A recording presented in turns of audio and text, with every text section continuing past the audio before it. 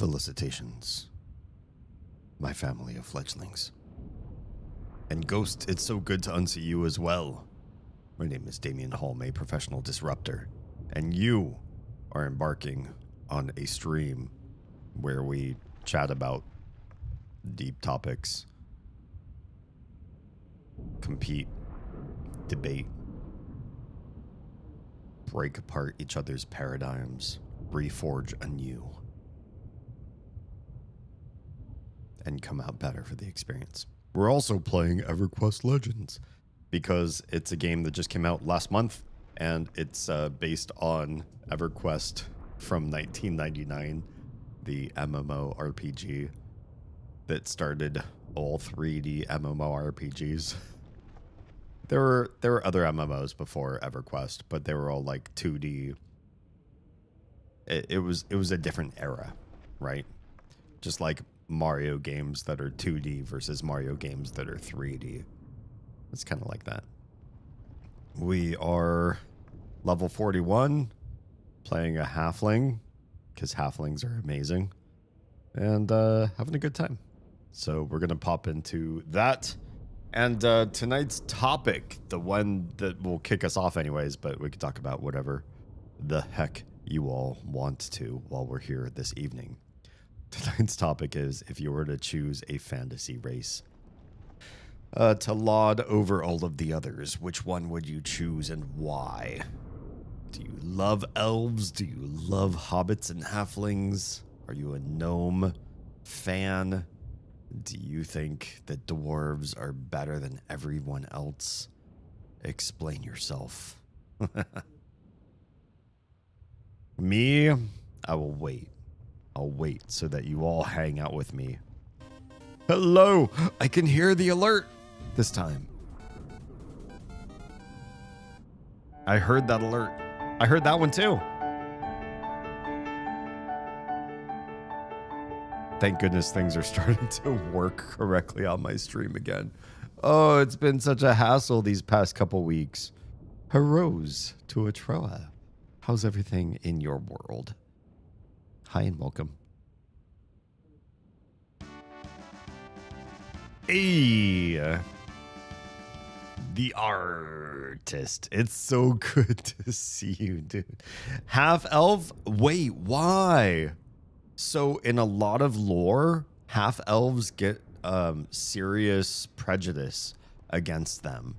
Like the elves and the humans look down on your parents, basically. I don't think half elves themselves are getting they're not getting the shade because they're a half elf. They're getting the shade because of what their parents did to make a half elf. And so you get like proxy shade. And your humans and your elves are both like, I know what I know who your parents are. I know what they did, and I don't like you. I just don't like you existing because of all that. So why would you choose half elf specifically? I mean, I personally agree there's some great stats there. And some great maybe diplomacy in your future as you work to bridge the gap between the all too mortal and fast and crazy humans and the slow and immortal or longevous elven culture. Yeah, there's some stuff that you could work with there, I think. I'm doing better than yesterday. Oh, good, but still a bit ick. Trying some deep fried gyoza therapy. I don't know if fried anything is necessarily the answer to good. But it might make you feel good in the interim. That's exactly why they understand from both sides of the fence, so they're already aware of the bullshit to sum it up. Yeah, I guess, yeah. If you started out already having the world sort of against you or combative in some sort of way, like they're ready to be prejudiced, they're ready to hate you, they're ready to judge you based on something that you can't control. You were just born that way. It was a decision your parents made. So, you know, what the heck can you do? The best thing you can do, and you probably ought to do, I suppose, is show the world your merits, the benefits of being a little bit cooler than human, a little bit more lax and free and fancy free than your typical elf. Yeah, there's some good stuff to be had there. Knowing that makes you stronger. Yeah. I would agree. It's a Lycos. Hi, welcome. Thanks. I'm so excited to. I hope everything's working all right, or will work all right for you. I gathered a lot of so many first chats. Hi, Stuart. Yeah, I gathered some guru knowledge to make sure that if you're going to capitulate with me, I get you the best source material possible to make things to give you exactly what you were complaining about wanting a workaround for. So I hope it works. Yeah. Tro says there's a race that takes all of the best of elves and men, as well as inborn magical ability and physical prowess that outstripes either. They're called Valheru. Interesting. I mean, that kind of sounds like a half elf. So, kind of curious what the difference between Valheru and half elf would be. How do I points with Chatterino? Yeah, I'm not sure about that one. We might have to work out some sort of system to make that part happen. There are things I can do to skirt around limitations that you dislike, but it might come at a cost of the point system might not work the same way. I'm not quite sure on that one. Can't discuss in depth, says Stuart, but always a fan of half breeds in media. Why can't you discuss in depth? Oh, are you at work? Having to seek with not. Are you doing text to speech? Having to seek with not fitting into other or your people is always an interesting theme. I do like the concept of you may be heroic, you may be somebody who is trying to save the world, you're going to go on big adventures, but the world does not immediately love you. You're not being fed by the masses. You don't have people throwing panties at you on stage and naming their firstborn after you. It's hard. It's rough. I like those sort of stories a little bit better because being a hero that's not well appreciated gives a better metric than somebody who's beloved by all is kind of cliche and trite. Yeah, just overplayed. Got it working good enough so far. Excellent. Just need to figure out channel point stuff. Okay, cool. They're not related to men and elves in any way. Oh, they evolved before either existed. That's interesting. If I can't use points, that's not too bad. I can do a lurk on a stream in the browser and actually watch via stream. I mean, that's true. Yeah, you could make it happen both ways, I suppose. Might be a little more resource intensive, but not terrible. I should have probably taken a quick bio break before I started stream, but I didn't. So I'm going to do that now. Let me be right back. Empty my bladder bar. I have 99 out of 100 points. And if I sit here much longer, it'll hit 100 of 100, and then I will pee myself. And then I'll be sad the rest of the stream. And all I will talk about insufferably is how wet and smelly I am the entire rest of the stream. So, yeah, I'll be right back.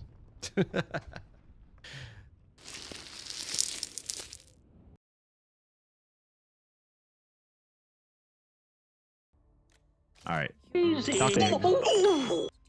Doc playing as Doc. Be healing. Gato was asking if we wanted to fuck Mickey Mouse's Goofy. best friend. Goofy. Thoughts on Goofy the dog. I see what you say. I mean, if we were alone on a desert island or something. There's nothing else and no one else. I guess we're chuckling along. Yep. I mean, I heard his cover of Evanescence, and I'm not gonna lie, it's probably the best cover of Bring Me to Life I've ever Fucking heard. hell. Wake me up. You haven't heard this? Go look it up. Go YouTube it. I'm gonna post it on this. Yeah.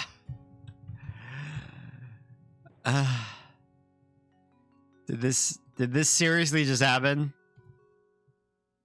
Did this seriously just happen? Sophia, you put your note in a shovel, Sophia. Okay.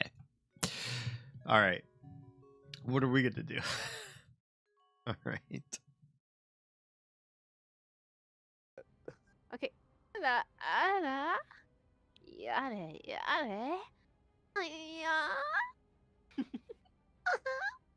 There you go. Bath salts, things like that. Bath salts. Sorry, that just maps to something else in my brain. But then if you say you're probably wondering what the fuck is my pee-pee, that's something very different. Hey D, what's your pee-pee? Oh.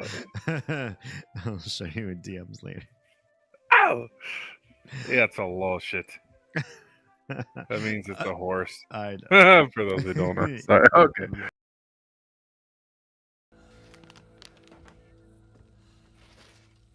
Cool. All right. What are you wearing? I don't know. I just picked whatever. You don't actually unlock anything fun for a long time. What was that? And welcome back.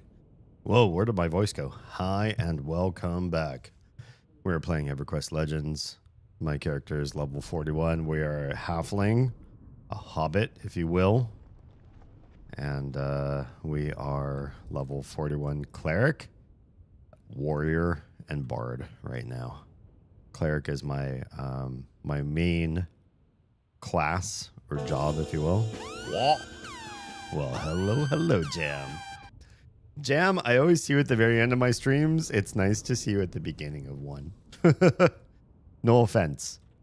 You could do what you want to do, but yeah, it's good. It's good to have you. That is a lot of lava down there. I don't want to accidentally fall down there. We're gonna be doing Solasec I think. What's Solasec B? Is that I or is Solasec A I? Wait, with an American accent, R&R. R&R. It's true. R&R. Bum, bum, bum, bum, bum, bum, bum, bum, bum. Races that are unique to the story, they're in also interest me. Oh, unique to the story they're in. Yeah, I would say so too. Like if the world is mostly human and then there's a dark elf, it's more interesting. If the world is all dark elf and then you got a little like gnome in the dark elf city, like what's that about? It's more fun to be more rare. Whereas if everybody's doing the same thing all together, I feel like in EverQuest, for example, there are so many ogres because ogre is so OP when it comes to melee classes. Like there's just so many freaking ogres. It's crazy to me. So being anything other than ogre is very controversial. It just comes down to stats that you start with, which later on it doesn't. You can really spec your character out into so many other things. It's not really a big deal. But yeah, it's awkward how many ogres I meet. I'm always at the beginning too. It's nice to know. It makes me feel good to know that you're hanging out. Even if we don't see you, even if we don't hear you, you're there. Love that this question kind of comes up in the DCC books. Can you explain what you mean by that? I don't even know what DCC stands for. Lumity, hi, welcome on in. Man, yesterday I had so many YouTube chatters. It was crazy, although most of them were trolling. So I was like, do I ban them or do I just like mute them and let them talk to each other? there are a couple people I muted so that they were still in chat, but I didn't see their chat, which was funny because they were just trying their hardest to be, I don't know, whatever Toby Fox games make people be.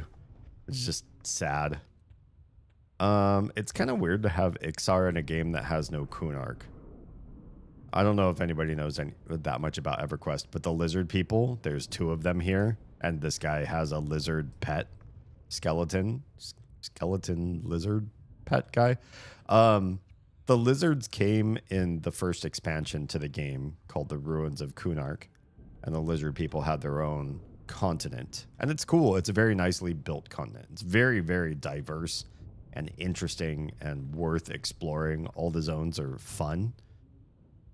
But that expansion hasn't released on this server, and so we're just playing on the vanilla game. But they let people be lizard people, as well as the Froglock race, which didn't come till later as well. Stuart says in it apparently like 80 to 90% tends to stay their original race. I don't know what that is. Dungeon Crawl Classics. Dungeon Crawler Carl DCC. Gotcha. Interesting. Dang, Jam 65. Do you see what I see? It says Jam Gobar has been watching for 65 consecutive streams, and then below that says almost 69. Did you add that? Is that we're almost there? I'll hold my breath if you do. No, I will not hold my breath for 4 more streams. I'll probably die. In the DCC books, once you get deep enough into the dungeon, you can choose your race and class, like in an RPG. All right, that sounds fun. Yeah, we're going to hop in here. First, we're going to rebuff. Doesn't rebuff mean to, like, push somebody away? But it should also mean to cast your buffs over again. Sadly, there's a certain amount of Deltarune fans. I don't think it's just Deltarune. I felt the same way about Undertale. Oh, they just ruin it for all of us. The thing of it is that they can say spoilers, and if I don't really know the game, and I don't, then I don't even know if they're spoiling anything or not. They're just saying random shit in chat. And to me, honestly, there's a high chance I just forget what they say. Because they say things that don't apply in any way to the point of the game where I'm in. So to me, it's like I don't even catch that they're being a bad egg. It's weird. Yeah. All right, is everything properly set up here? Psalm of Cooling, that's the one we want for this area. Yes, yes, yes. This is cooling. We can use that one. These are good. All right, I think we're probably rebuke versus rebuke. Yeah, maybe it's rebuke. No, doesn't rebuff mean something? Or no? Yeah, I'm right. I'm right. A rebuff is a blunt, sharp, or unfriendly rejection. I am right. A rejection of an offer, a request, or a friendly gesture. So you can say, she tried to help, but he rebuffed her. Which is weird, because also in my playing too many fantasy games mentality is like, you know, she tried amorous advances toward him, and then he cast all of his buffs on her again because they were almost expired. Yeah, rebuffing someone's advances is to turn them down. Yes, yes, yes. That's what I was thinking. Usually in a very rude or contemptuous manner. Oh man, why are there so many people here at the entrance? I can always, in this particular version of EverQuest Legends, the one that came out 1 month ago, the one that we're playing tonight, the Poison for Cusco, we can make our own instance of Nagafane's lair. I think Solosex I must be Soul A, and this is Soul B, Nagafane's lair. We're not going to go try to fight Nagafane. We're only level 41 41 or whatever. Yeah, 41. So we probably can't fight a dragon. But there's so many people here at the entrance. I would suspect that we go in and we start trying to fight anything, and nothing would be alive, right? The whole zone. I don't know if it's true, but I feel like the whole zone is probably camped. This is also, we're getting into a part of this game, frankly, where I don't know what on earth is happening. Oh, that's like a big, that's like a, is this a trap? Can we do, I have disarm traps. Can't use disarm on that. I can't? Ow, it squished me. It squished my head. Why do I have the disarm traps ability if not to use on this? Oh, I did it. I did disarm traps. Well, we're going to maybe use the... Wait, it says you can't use disarm on that. There, it went up to level 3. Anyway, yesterday was full of some crazy people. Just absolute jerks. And I don't understand, like, if you love Toby Fox games, wouldn't you want people... Oh, I can just click on it? I don't have to use disarm traps as a skill. You use disarm traps as a skill and it says you can't do it. But if I just click... Wait. Let's open up skills. This is honestly kind of sad.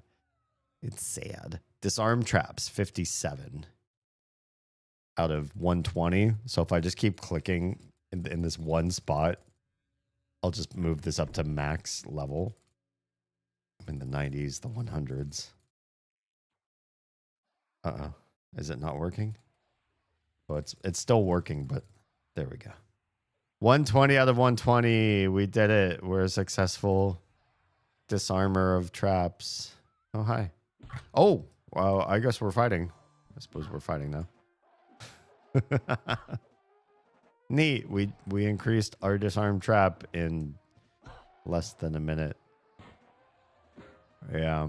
No, it's crazy to me. If you're a fan of a certain IP, why would you want to ruin it for new players? Is that really important to people? Does that make sense? That if you really like a game, you hope other people decide they don't like it because the community is so toxic? I'm trying to understand, like, what people's thought. Maybe people just don't think about it. They just hate. They just want to mess with people online. And I mean, there's a demographic of people that they go online, they're hiding behind a keyboard, they've made a burner account, and so it super doesn't matter what they say or how they act. If they get banned, they'll just delete that account and make a new one. So to them, it's for the lulz. Maybe if they see somebody get upset, that's enough to keep to do it again later on. And I wonder if that's the Toby Fox Games community, is just a whole bunch of people that like to step into live streamers situation and just give them a real bad time. Just make sure that they have the worst possible experience playing the game. That's what it feels like to me, anyways, based on yesterday's stream, based on what I discovered through Undertale as well. Yeah, usually Undertale fans, Deltarune fans are synonyms. I imagine if you loved Undertale, you wouldn't stop there. You wouldn't say that's the only Toby Fox game I'll ever play, right? And similarly, you'd never play Deltarune by itself. That wouldn't make any sense either. It's because Undertale and Deltarune fans of a certain type just don't get it. Like, the fact that the community is known to be toxic doesn't stop them from doing it more. from trying to be from continuing to be more toxic in their future so that people do not want to live stream the game. Honestly, I will probably at some point, if I haven't already, I probably did it already, but I'll probably continue to mention this, that whenever I'm live streaming, I'll probably warn anybody who's in content creation, if you're going to stream a Toby Fox game, have a heart of steel, be really willing to ban and be fierce with the people that enter your chat. Or honestly, just play it as a VOD. Play it with no live audience, period. I imagine most people who want to play Undertale and Deltarune would benefit the most, would be the happiest they could be, playing the game with no audience. That's what I think. What do you guys think? Oh, hi, friend. These kobolds are very low level. I don't know if this is what I really wanted. Sounds like I missed a doozy yesterday. I don't know. It was just like a lot of juvenile attempts to like spoil the game's story for me. And a lot of what they said, because I don't know the game, just went over my head. In one instance, I eventually encountered a scenario where I was like, oh, somebody actually said this out loud in chat earlier. And now I see it in the game.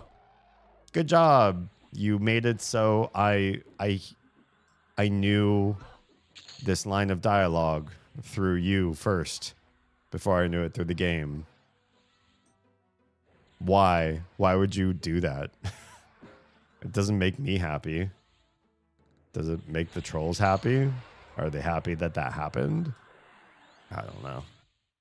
Found a cool animated fight from Deltarune. May send it to you after you beat it. Okay, cool. I'd argue playing Deltarune without Undertale isn't too wild, but uncommon for sure. Interesting. I mean, if you're kind of out of the loop as to how the games relate to each other, maybe I could see it. Is somebody in here? I feel like this is a room where you would definitely find several enemies, and we find 0. So maybe there's someone here clearing the camps. Because, yeah, this definitely feels like... Uh-oh! I'm walking into Solisec A. Solisec's I. Yeah, we don't want to do that. This is lower level territory. We do not need to be here. We want Nagafine's lair. Well, it's a chaos. Hi and welcome. And one of these for you, for Shiggles. Chaos! You fucking shit! One thing I've seen streamers do is play through them as just chatting. It's a consideration. Honestly, I'll consider that.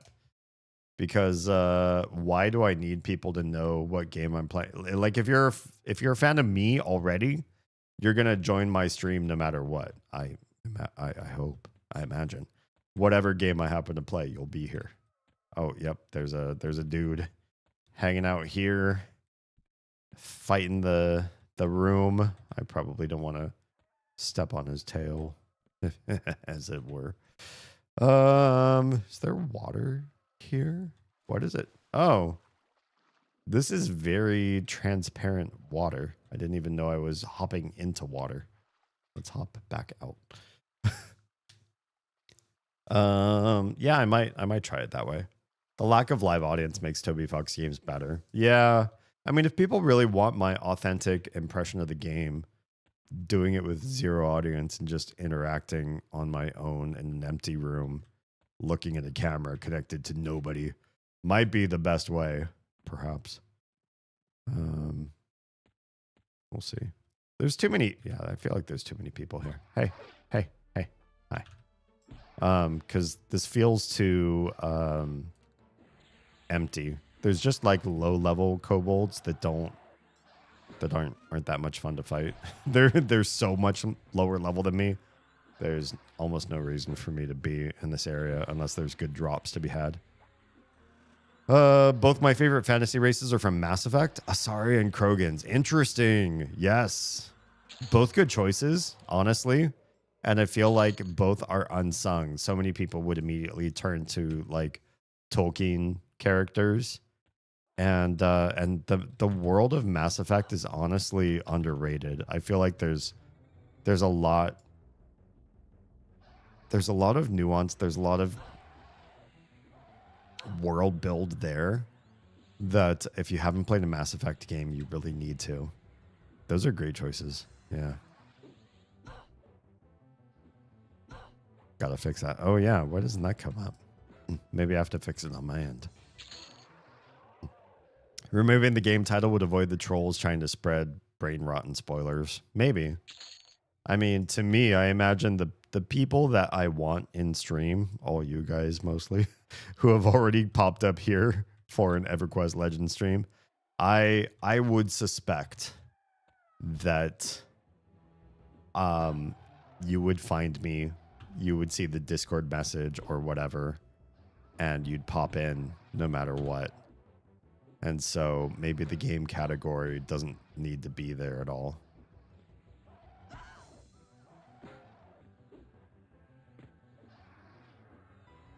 Yeah, that might be what saves toxicity. The only thing is like, for how many people I was exposed to while playing the game, I will also say that bad exposure is still good exposure. Like if I get exposed to 400 or 200 unique chatters on stream and they're all trolls, that still it tells the platform in question that I'm algorithm worthy and they should push my shit out to other newer audience members. Sometimes that can be a benefit even if I had a rough stream to make that happen, if that makes sense.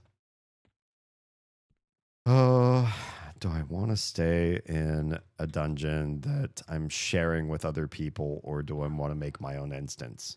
Well, hello. I think so far, just having other people around feels kind of nice. I honestly, when the world of MMOs started to do instanced dungeons, does it mean you get what you want? Yes. Does it mean you don't have to compete with strangers? Yes. That's very beneficial to a lot of people. I think a lot of people like that and prefer that gameplay style.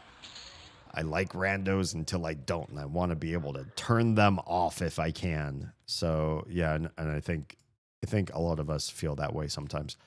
But I see in the combat window a spam of people casting spells and stuff like that.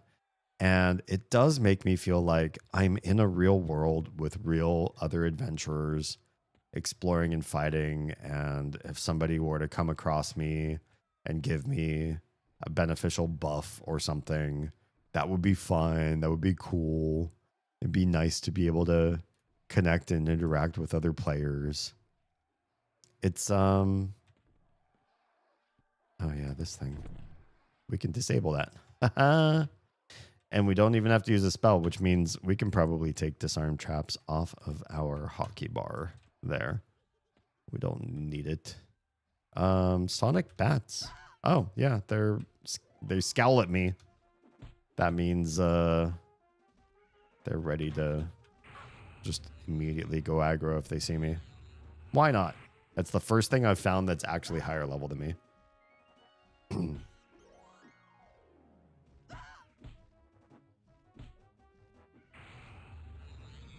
Yeah, to me, living in a world like Norath, like EverQuest has to offer, and being completely alone in dungeons all the time, I think would wear on me over time, honestly.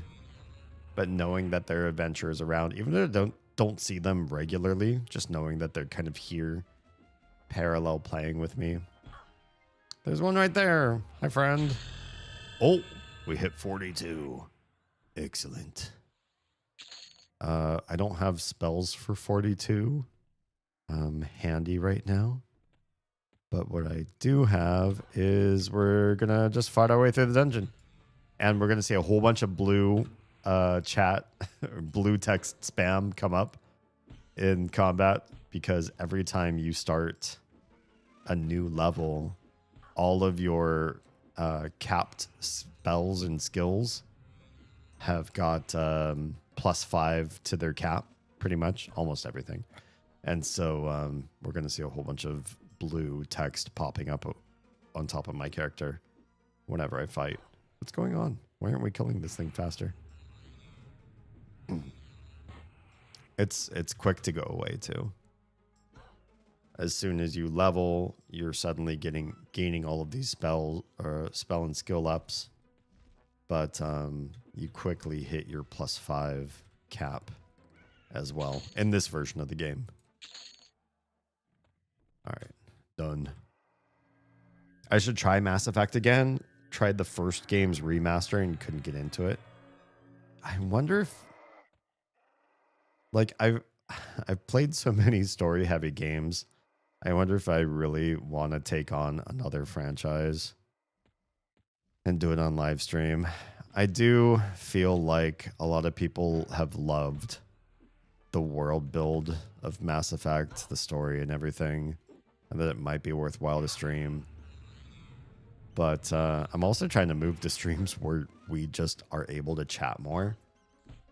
I think our favorite chats, or at least my favorite chats, were during streams where there was a game and maybe it was even a story heavy game, and therefore I just stopped.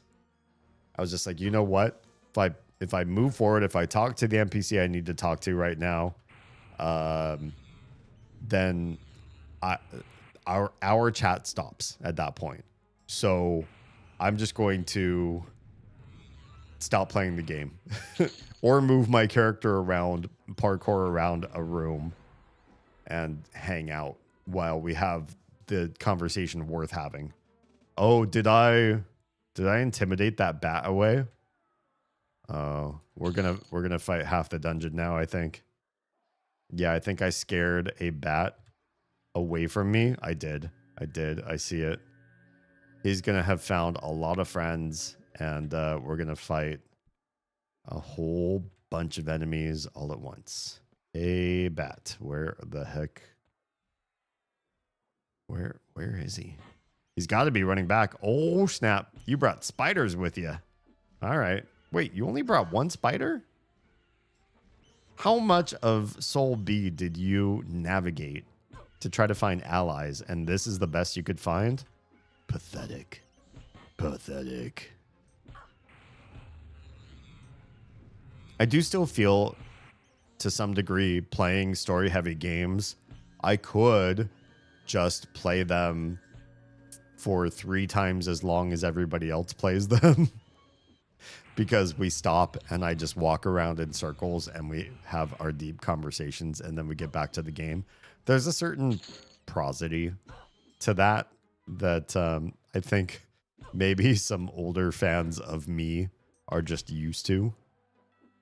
But I'd also kind of rather focus more on games like Factorio and Minecraft and EverQuest, where I could just do most of the game and not focus too much on playing and focus more on us chatting and hanging out and conversing and be more of an experience where I'm present.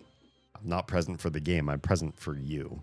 And the game's just like parsley. It looks good on the plate.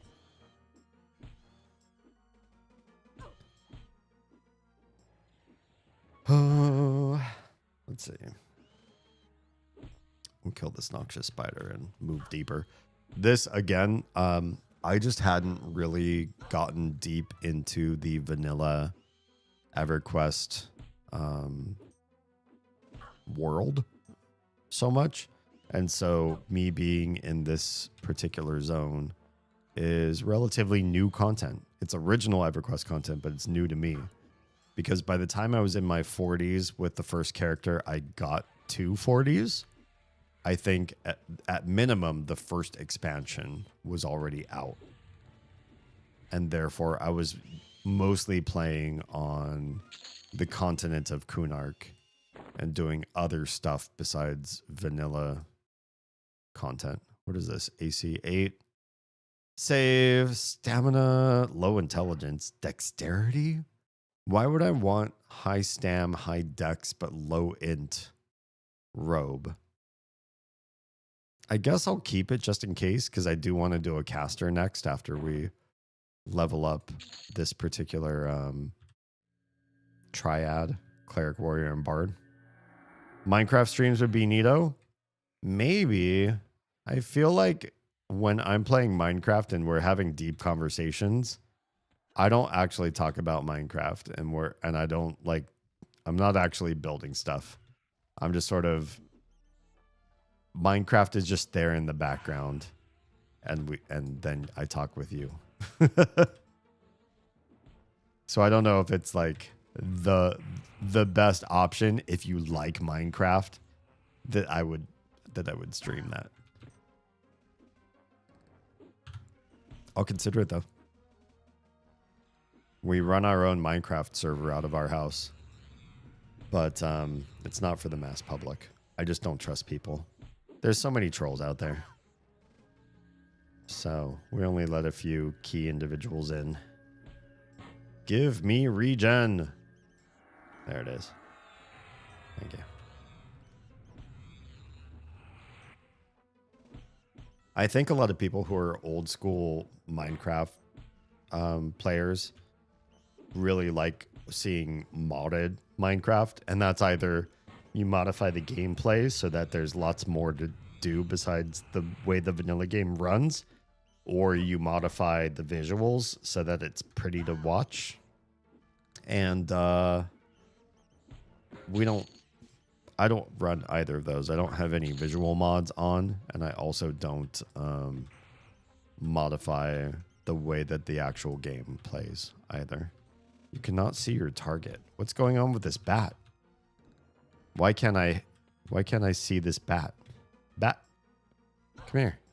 Come above ground. So, okay, it looks like I think there's slash you now. Somebody behind me too? I thought I saw other combat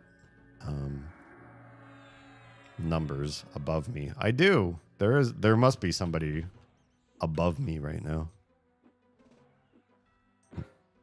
I made a big mess on a server and called it a city. No, it's great. Nobody dislikes what you've done.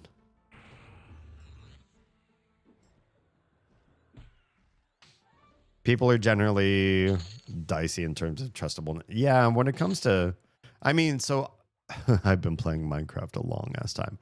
I was in the Minecraft beta, if that says anything. Might have been in the alpha, actually. I've played Minecraft a very, very long time. And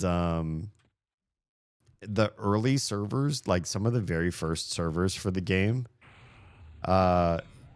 you'd be playing, you'd join the server and somebody would have destroyed spawn. So you spawn in and your character falls to their death. I was like, oh, okay, well, that's rough. But, I guess that's the way this server works. And people were constantly undermining and destroying each other's works. Somebody would build a really interesting thing, and then somebody else would come along and basically do Minecraft graffiti on it. Is there somebody else behind me? There is. There's more sonic bats. You guys are not really good loot sources, and you're all lower level than me. So I also don't think you're great experience. What I need to do is find the next more interesting place than this one. Because this ain't it, fam. But yeah, I think we learned early on that playing Minecraft on public servers especially meant you were subject to the worst of the worst of gamer communities. People that were just interested in seeing, not even seeing, in just ruining other gamers' experiences and not actually seeing it for their own eyes. That's the weirdest part, is because in those early Minecraft servers, you didn't really know who you were messing with. You would just see something beautiful that somebody crafted and you'd be like, all right, well, I'm gonna add some magenta blocks here. I'm gonna take out a quarter of the blocks over here. And we're just really gonna mess with them. Death beetles. Okay, we are fighting something different. Hi, friends.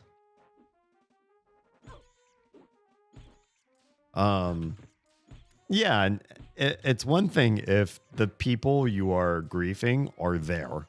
You can see their reactions, they can type in chat, or you can hear them over voice, or, you know, if you're actually playing with other people in real life. Like, that kind of stuff is interesting to some people.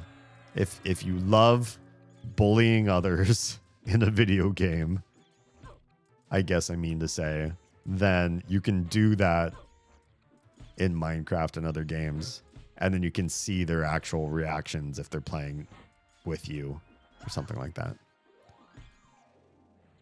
But most of the time in the early Minecraft alpha days, people were just destroying other people's works because it was a thing to do. They were bored, so why not? For me, it was a Tuesday. You know what I mean? That's maybe the one reason why we don't make our server public, is because there would inevitably be somebody out there that would just want to come in and ruin things for the sake of ruining. I just want to see the world burn. I don't know why. Just do. The thing about being a warrior and a cleric, warrior means I can take so much damage from so many enemies all at once, and it really doesn't bother me. And the cleric part is, even as my health slowly erodes away, because I'm not doing crazy damage, I'm just here slowly whittling away at my enemies, but I do eventually take too much damage, I can just heal it all back. And all that hard work that they put in to try to destroy me, I just spend a little bit of mana and negate. It's sad. I feel bad for these guys. Also, I logged into normal EverQuest, and I found that the original Winnie is still very much alive and well. EverQuest, the company that runs the plain EverQuest, they don't delete any characters, although I might have let a character or two.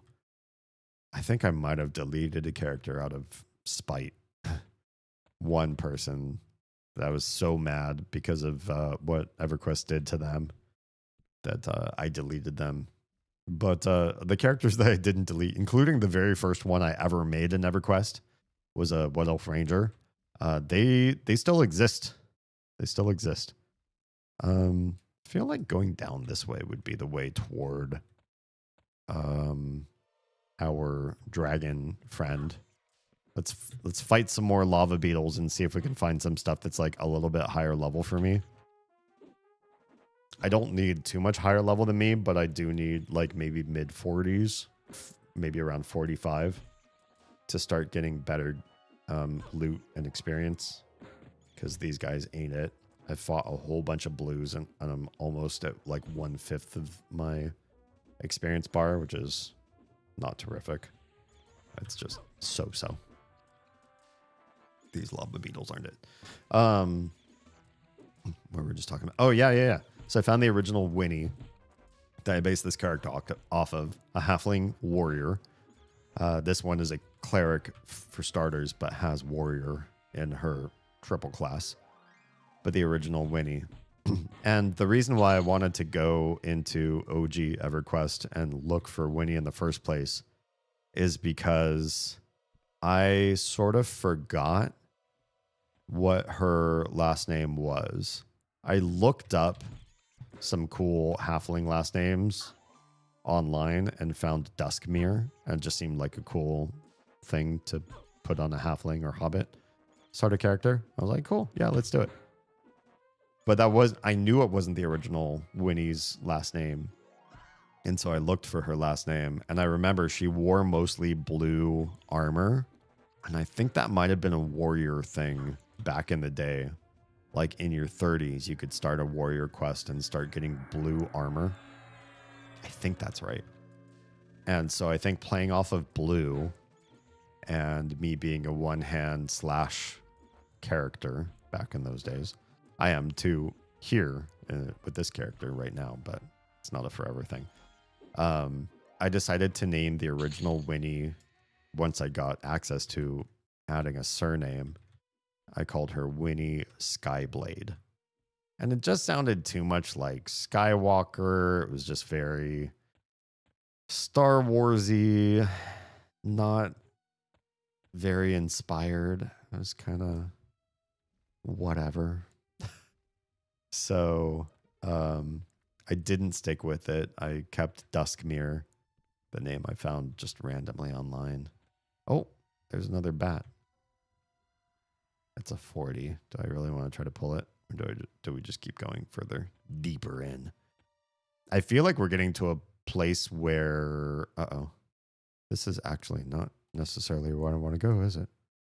Because this will lead me back to Soul A, which is the higher... the lower level creatures. Oh, there's another spider here. The spiders are actually not bad experience. They're yellow, which means they're higher level than me.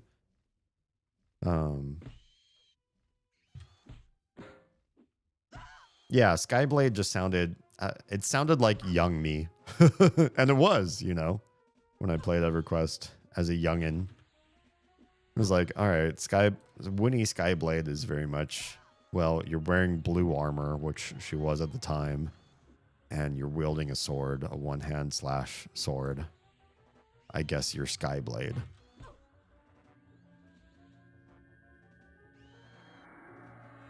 But here, Duskmere sounds more nuanced, more deep, more mature. Miss Winnie has seen some shit.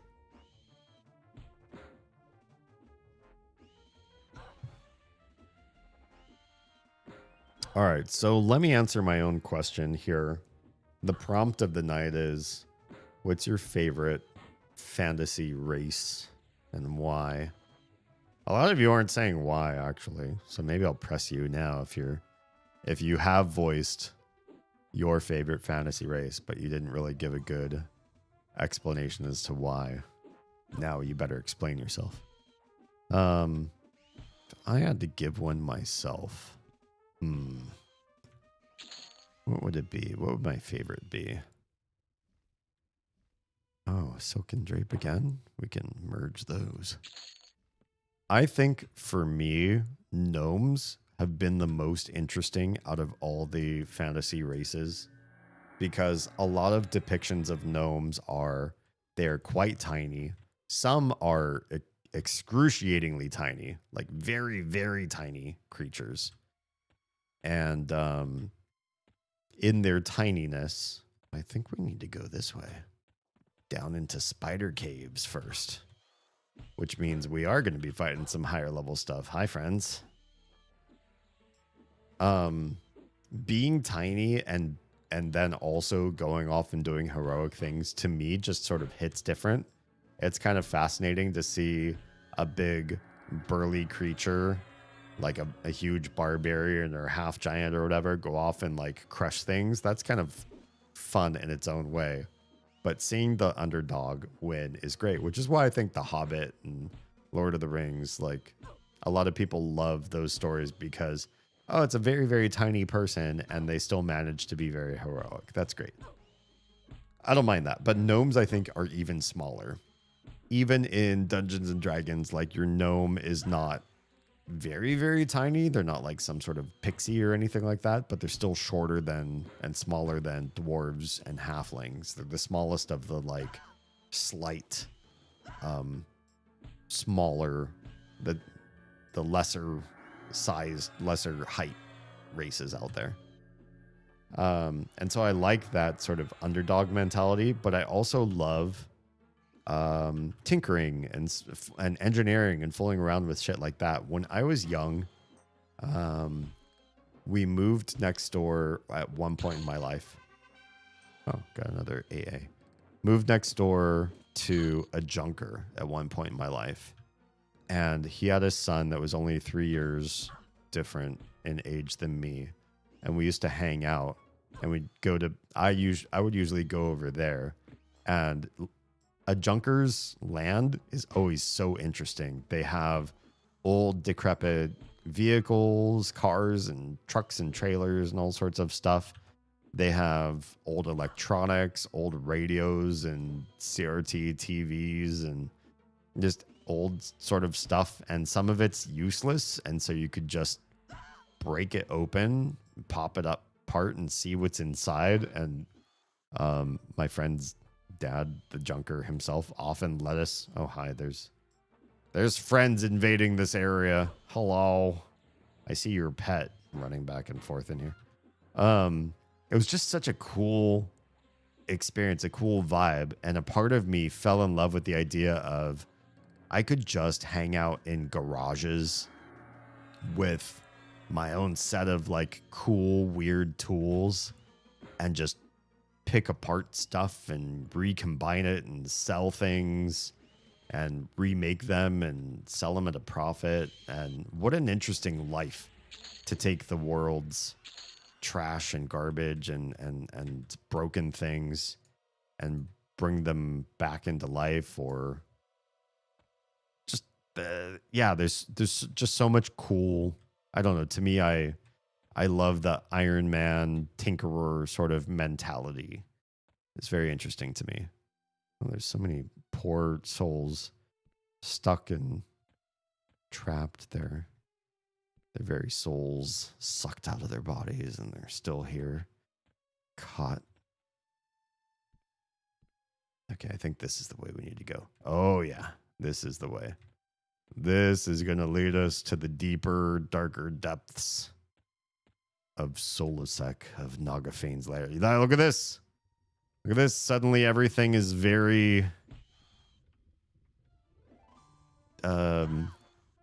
It's not caverns anymore. It's civilized. That's what I was going for.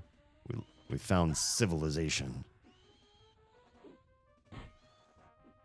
Yeah, and my point, just a very long way around getting to the point where gnomes are often depicted as tinkerers, and people could just like take bits of metal and scrap and this and that and turn it into really cool. I love that part of the lore of gnomes.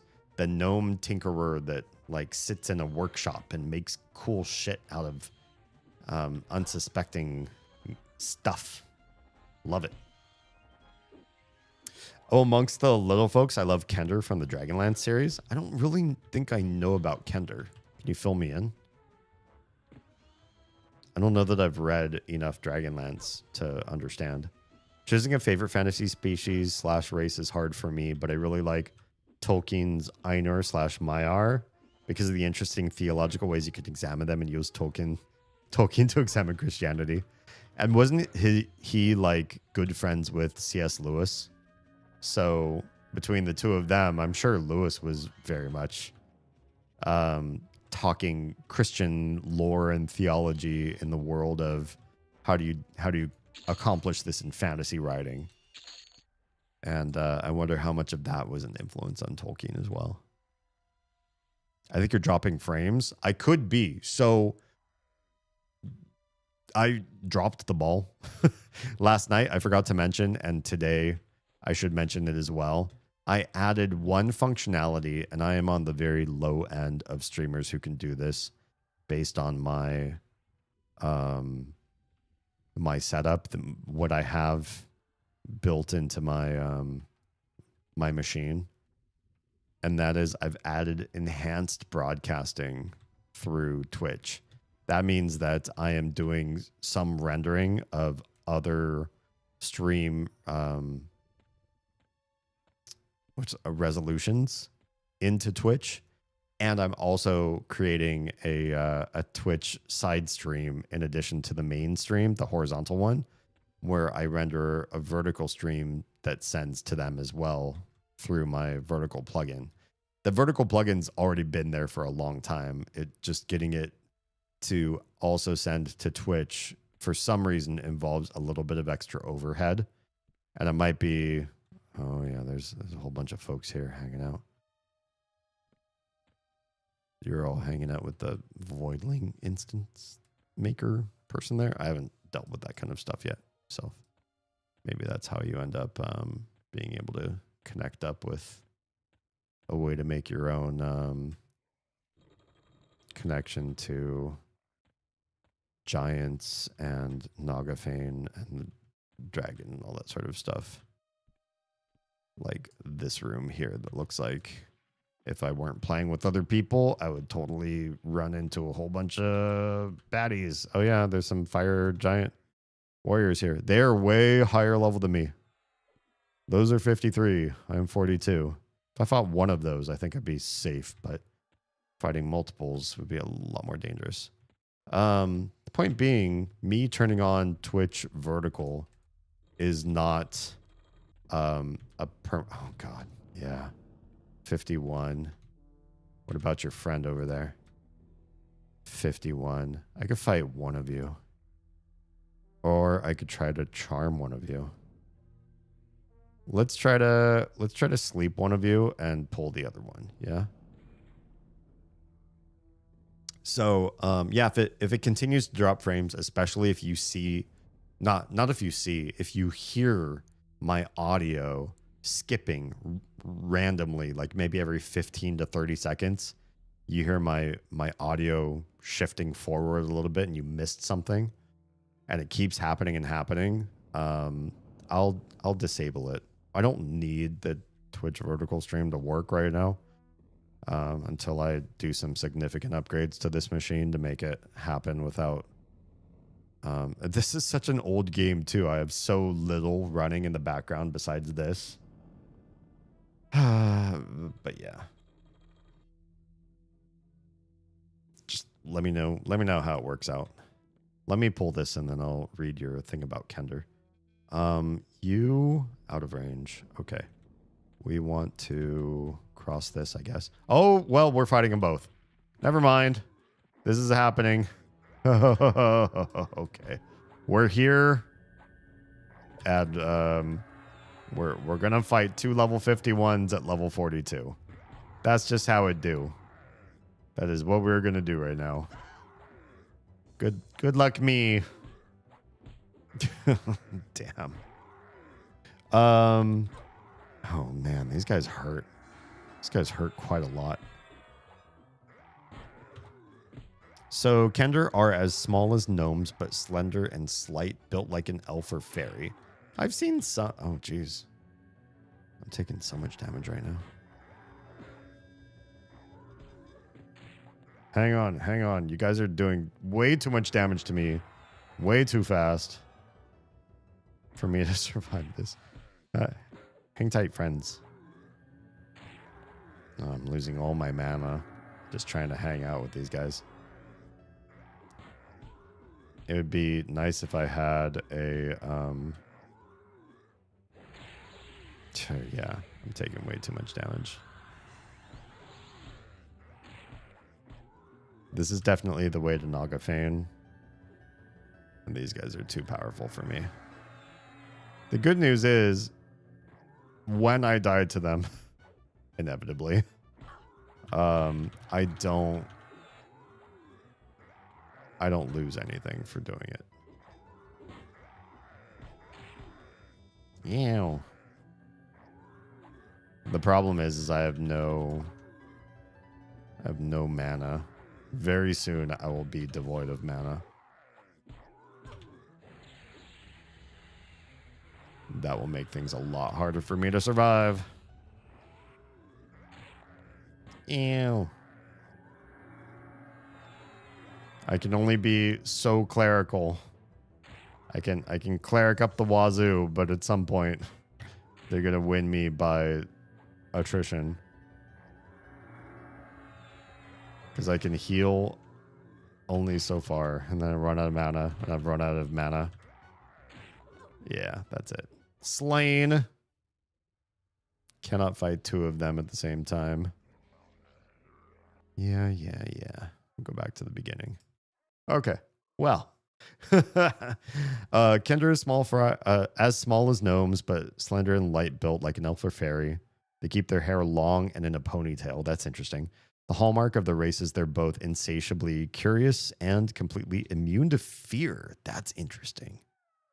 Most of that curiosity turns them into irascible rascals or thieves, but if ever caught with something stolen, are surprised as the victim because to them they were just satisfying curiosity in a perfectly well-intended way. That's cute. It's like, don't hate me. I didn't know what I was. I was so interested in learning about you and your stuff that I've put in my pockets. You've had the spinning circle a few times. Okay. So that's like a buffering issue and not so much a drop of frames. Like when I'm talking, you might hear a word get skipped over, or the audio feel like it got squished where parts of it were dropped. That would be the biggest thing. Is if I'm dropping frames on my side, I do see a 0.3% dropped frames, which is higher than 0.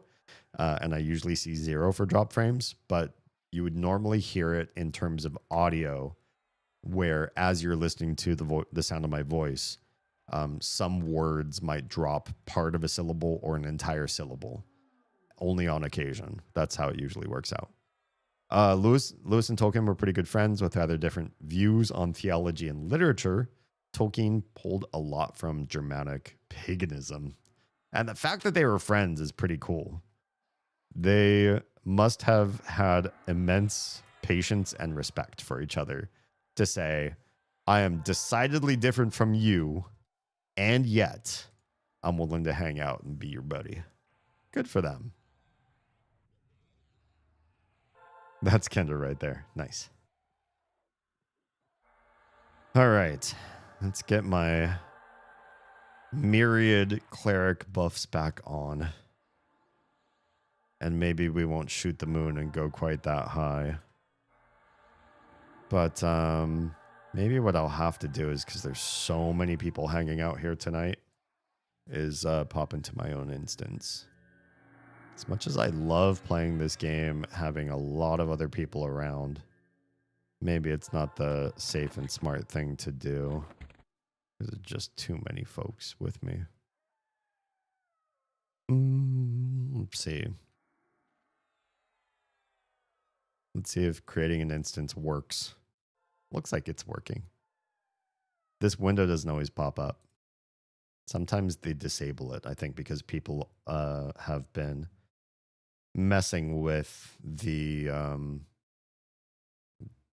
personal instance stuff. I don't know why, and I don't know how they're doing it, but there might be some exploitation occurring.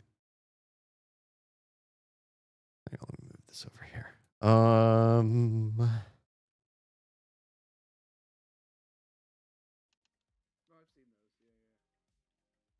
For those of you that don't normally watch the Streamer of Oz because of the games that she might choose, she's currently tonight doing diamond art.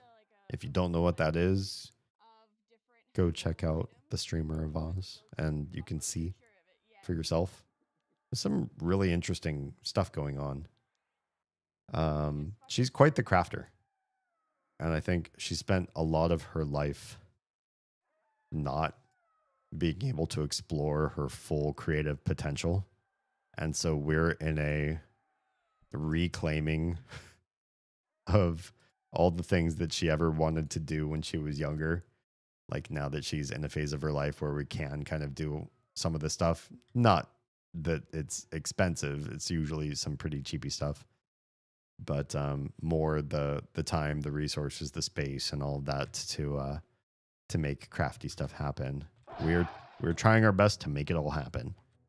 Be like, Oz, you deserve a world in which you can show your creative prowess and just be the powerhouse that we all want you to be.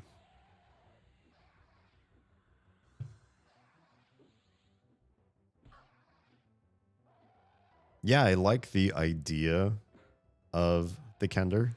It sounds like Gnome on steroids. Like what I like about Gnome plus just everything else that would make Gnome even cooler. It's like, yeah, it's basically like a very cool version of Gnome. I don't know if this is the place I really want to be. Everything's so low level here. Maybe the gear's good, though.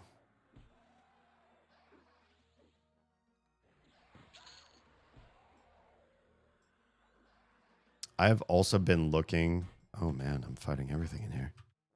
I've also been looking at the possibility of streaming from Oz's machine, like during daylight hours. I said a long time ago I wanted to catch up on streams that I missed in July, but trying to figure out a way to do that when school started for the kiddos, and time and budgeting of resources have been hard for Oz and me lately.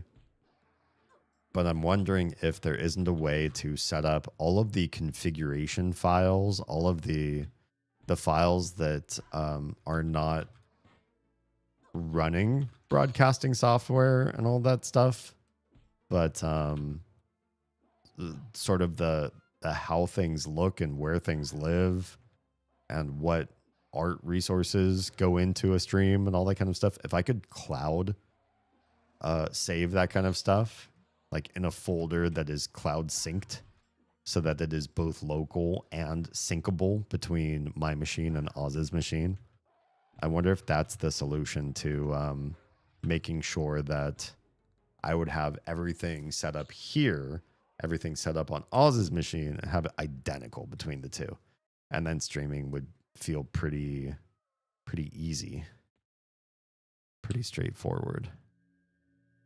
I could just go live anywhere. And then if I made a little change, like, oh, I want to, my chat window is a little off kilter. Let's fix that.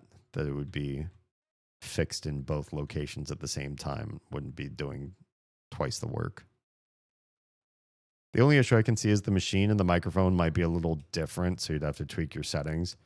I suppose that's true. Oz's machine is better than mine, though. So if I do all the setup originally on my machine, then having that transfer over to Oz's should be easy. It's then I have more resources, more video card support, and more everything to do something on Oz's machine than I would have on my own. Historically, when we had budget or a friend to step in and say, hey, I want to help, and I've got this old graphics card or some extra RAM that I want to provide for you and help you guys out, it used to go to me first. I'm not quite sure why. I guess that's just how things were between us. And we both agreed. I was like, I don't particularly like this. I prefer if you get stuff first and then me. It's just how it just makes me feel more comfortable. And she was like, yeah, I like to get stuff first too. I was like, well, then it's decided. You want a better machine than I do. I want you to have a better machine than I do. We'll both be happier if you're happy first. And yeah, that sort of decided it for us. I think every relationship needs to have those kind of conversations. You know, there's equality where two people are receiving exactly the same thing in a relationship. And sometimes that's the right answer between two people. All things as equal as you can possibly get. But in some relationships, and ours is this way, we don't need equality, we need equity. And I hope I'm using these terms right. That we don't necessarily receive the exact same inputs and the exact same outcomes and support, but we receive based on our needs. And it took us a while to get comfortable with this, but we both sort of agree that Oz has greater needs and deserves greater support so that she gets to her baseline first. I am less requiring. I want to say like less needy, but that sounds really negative. And we don't perceive this as a negative situation. But because where my standards are I say, you know, I received this, this, and this, and I'm good. For me, that's enough. That's sometimes what a relationship really needs to experience so that both parties are happy. And for us, that's exactly what it is. That as long as one of us is a little bit more supported than the other, we both feel equitable in the relationship, that we're both receiving the right amount to feel relatively comfortable and supported and ready to go forward based on what we're receiving. And neither one of us feels resentment toward the other person. Like, oh, you're being treated like a princess and I don't get anything. What's fair in that? We don't feel that way. We don't feel that way. We feel like we're doing well. We're both receiving what we need to receive, compromising where we need to compromise, and it all feels proper for us in our relationship, that is. Possibly there's a chance that some weirdness happens, and even though your machine isn't as good, you'll have issues you don't know about. I'm willing to try and then do live production. There's been so many times where I've started a stream and been like, oh crap, this doesn't work, that doesn't work, I can't hear this, the audio's garbled here, or yeah, it's not routing properly there. And then we figure it out eventually.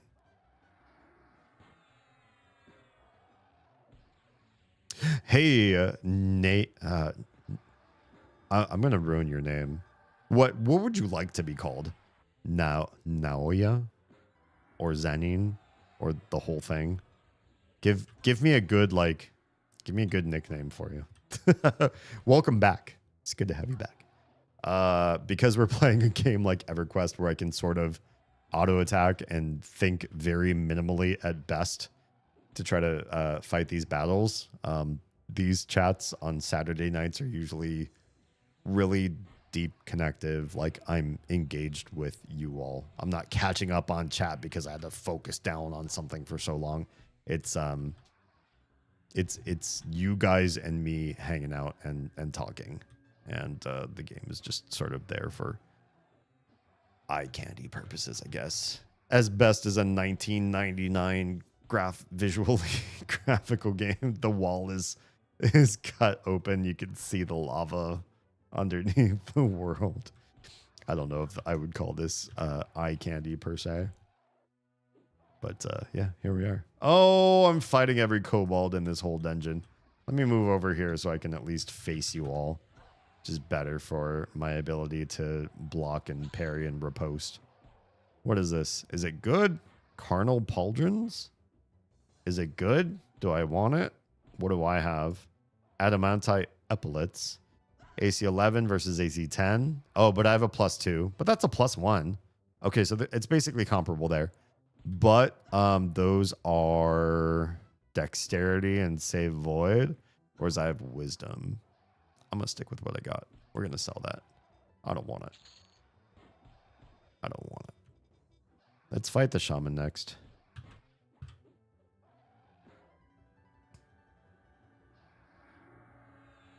You used the terms correctly. Excellent. Excellent. Yeah. I feel this way. I think I learned this from other friends' relationships before Oz and I met each other.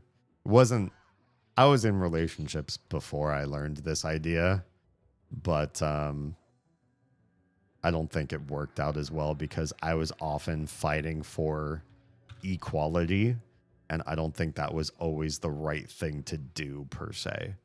I think equity is the better standard. But yeah, especially I have friends who, when they became parents, they have one boy, and they quickly found out that in their relationship, the husband had a requirement of like 7 to 8 hours of sleep every night. Without that sleep, he was just a mess, a wreck. Things were awful. Oh, Kobold King, can we just pull you? It's going to be a really bad decision. He's right there. I think I have line of sight on him. Who the hell is this guy? Targan the Rock? He's mad at me. He doesn't like me. I think we're going to pull this guy and pull everybody else along the way. We're really going to mess this up. Let's just do it. Why not? Why not? Boop. Come on. Oh, they just teleport. Okay. I mean, that's kind of better because they could pull everybody between me and them, and they didn't. I took a lot of damage right then, though. But that's interesting. That is very interesting.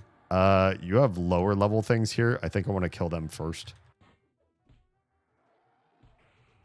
But yeah, the husband, he would need, 7 to 8 hours of sleep a night. And the wife, she would only need like 5 hours.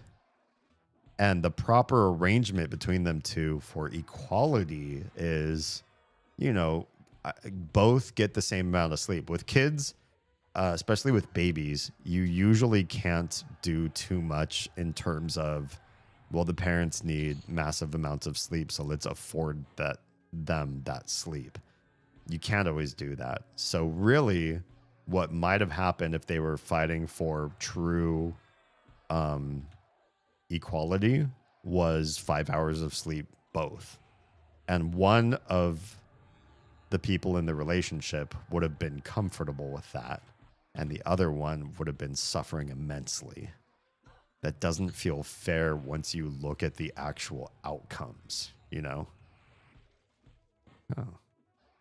Let's get Targan the Rock. Why is there a human monk here? Why are you upset at me? Why do you not like me?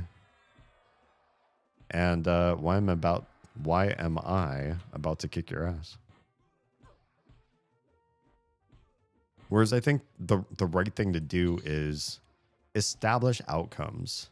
You and your partner, you and whoever you're in a relationship with, you and the world should recognize that people have different needs. And if you are lacking in resources and you can't meet everybody's needs, that's okay. Maybe you only can meet 3/4 of everyone's needs. That sucks, but it's something. It's a start. And so you try to meet 3/4 of everybody's needs. So everybody is lacking a little bit, but they're all lacking equally. So they're all having the same bad time. If you were to go with equity over equality, you're guaranteeing that everybody feels like at least the outcomes are fair. Or as if you go with full equality, you get this idea that we're all receiving the same inputs, but it's not taking into account the way that the output affects us and how much worse this is for me in the long run than it is for you. It's just, honestly, it's just using empathy a little bit more than what I think people do on a day-to-day basis, unfortunately. Okay, so we've already got a few interesting things here. Code of Zan Phi. What is this and why? Why do I want it? It gives only 2 strength and it goes in one of your hands. So I don't understand why you would carry this ever. But we have it. I'm going to sell it. Probably. I think I'm just going to sell it. Fine Steel. Painbringer. That's a named sword. It has ratio of 0.304. It is nowhere near as cool as my short of the Yakesha, however you pronounce it. So I think we're sticking with what I got. I'll probably sell that too.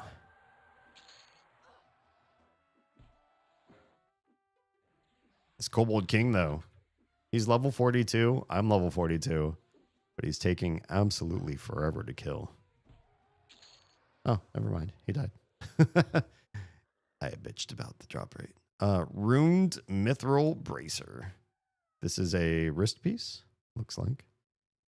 So here's my wrist. This is AC 7. Do I want AC 5? I think I actually do. AC 7, I drop by 2 AC, which isn't ideal, but I get 4 strength, which is fantastic. I get 6 wisdom, which is cleric main is fantastic. This is absolutely better in almost every way. And I get some other stuff here. Focus exaltation. Can we talk about what this is? What is focus exaltation? This allows me to get reagent conservation 3. Reduces the chance that spell reagents will be consumed by up to 15%. Oh, neat. This bonus will decay on spells over 80 or over level 60. Okay, nice. That's just an absolute win in every which way. So let's loot that and replace my iron shackles. Iron shackles are no trade, I imagine. Yeah, we don't have to do anything with that. We'll just destroy those.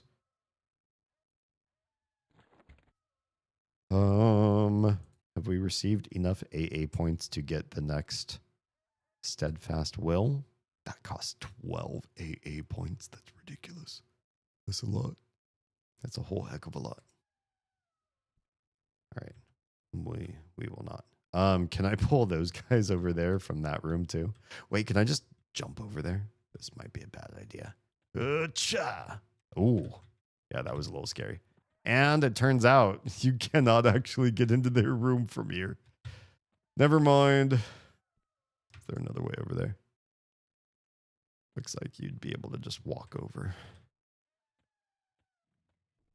Hi. Hi, hi. Oh, a priest started to respawn.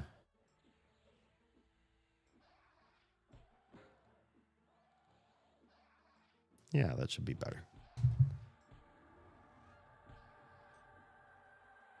Yeah, and I think this is true in all things, right? When we look at systems where 2 people are going to be sharing an experience together, we often look at ways of making the situation equitable, even if equal isn't an option. And I'm going to pick something that's incredibly waspy and ridiculous to explain this, but let's talk about golf. If you golf with friends, which I do not and I've never, but let's say you do, you establish ahead of time what kind of experience they have and you have, and a rough understanding of how well or poorly you can do a golf. And then you play together, playing the same game, the same holes, with your, albeit different equipment and different skill set, but you figure out how to even the playing field so that whoever wins is based more on how they did against their own personal skill than how they did against their opponent, which might be somebody ridiculously better or worse at the game than them. And so, yeah, you're evening the playing field, right? A handicap is what it's called in golf. So why wouldn't we do that for more things in life, especially in our relationships? Everybody takes on a handicap. Probably in relationships, people don't want to use that particular term. It feels weird. But the concept is sound. It's the idea of, I want to be as exhausted as you at the end of the day. I don't want you to be more exhausted. I want us to be the same exhausted. I want you to feel as productive as you are able by the end of the day. And I want to feel as productive as I am able. And if that's 50% our total productivity, I want us both to feel at 50% of our individual productivities. And that feels fair and equitable that way. That's what I'm talking about. It makes better sense than holding everybody to absolute standards, because absolute standards just don't work. There's a reason why when people play first-person shooters, I'm just going to use everything in the book, every weird analogy that doesn't necessarily make sense, but we're going to do it anyways.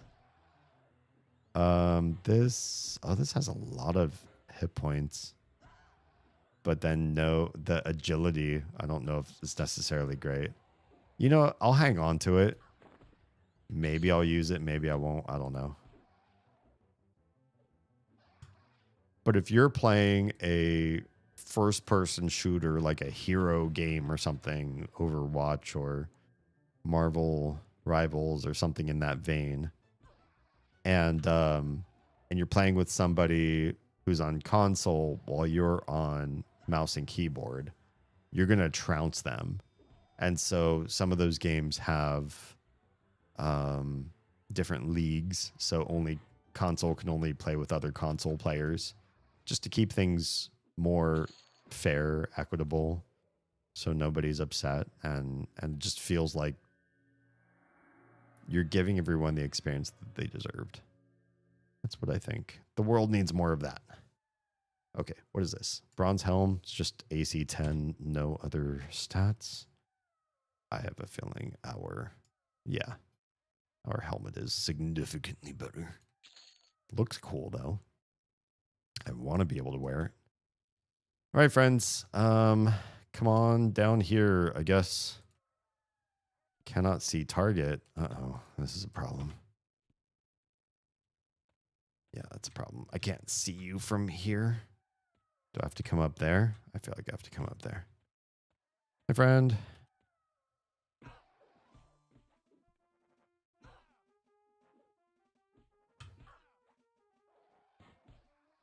Oh man, lots of stuff came over.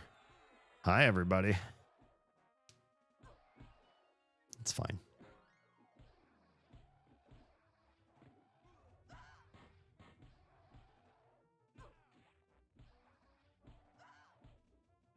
It raises an interesting point that somebody wrote an article about, and I actually read this. I don't know how I feel about the fact that I read this article, but I read this article, and now I have opinions. Somebody who works for OpenAI, that's the company that makes ChatGPT. They were writing an article about the possibility of the future of AI as maybe a means to lead governments. And you might think that's completely antithetical to the United States. We would never do anything like that. And you might be right. Maybe the US would never have a... well, I don't know. Actually, it sounds kind of plausible.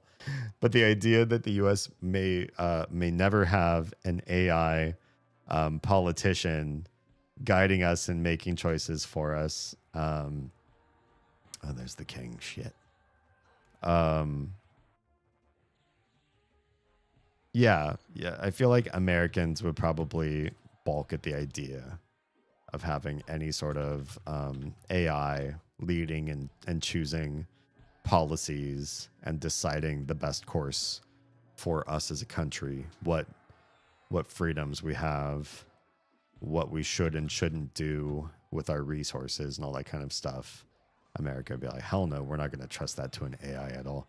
And yet I also, on the other side, feel like politicians, especially senators, when it comes to reading the plain text of a bill that they have to vote on or veto or whatever, not veto, but just they have to decide upon whether to pass it down the chain of the legislative branch, that they would probably today be more prone to say, hey, Chat GPT, tell me, summarize in one paragraph what this bill is trying to get across and if there are any dangerous riders. And then tell me how my constituents feel and how I should vote to keep my job. and then maybe that's how they work it out. I don't know. I'm just guessing. That's not necessarily how everybody in politics runs, but a number of people for many years in Congress have decided that they will do things at the lowest denominator, the lowest possible amount of work that they can while still keeping their jobs. And so maybe it's not too far-fetched to think maybe AI would replace a number of politicians. Maybe not at first overtly, but that we have a politician and they don't tell you what they're doing behind the scenes, but instead of them hiring a human assistant to do the work, they just use an AI assistant, and it's like the same thing at some point. All right, let me pause and see. Is this shield that I just got better than what I've got on me? Spiked Buckler has a wee bit more AC and some saves that this one does not. But this one, Shield of the Slain Unicorn, is also piercing. It's AC, but it also does damage. I kind of want to try it. I kind of want to try this. Is that weird? Can we try it? I'm gonna loot it. I'm gonna try it. That is just fine steel. We're gonna sell that. We're gonna merge the runed mithril wrist. Now it's a +1. Can we put this in the... Yeah.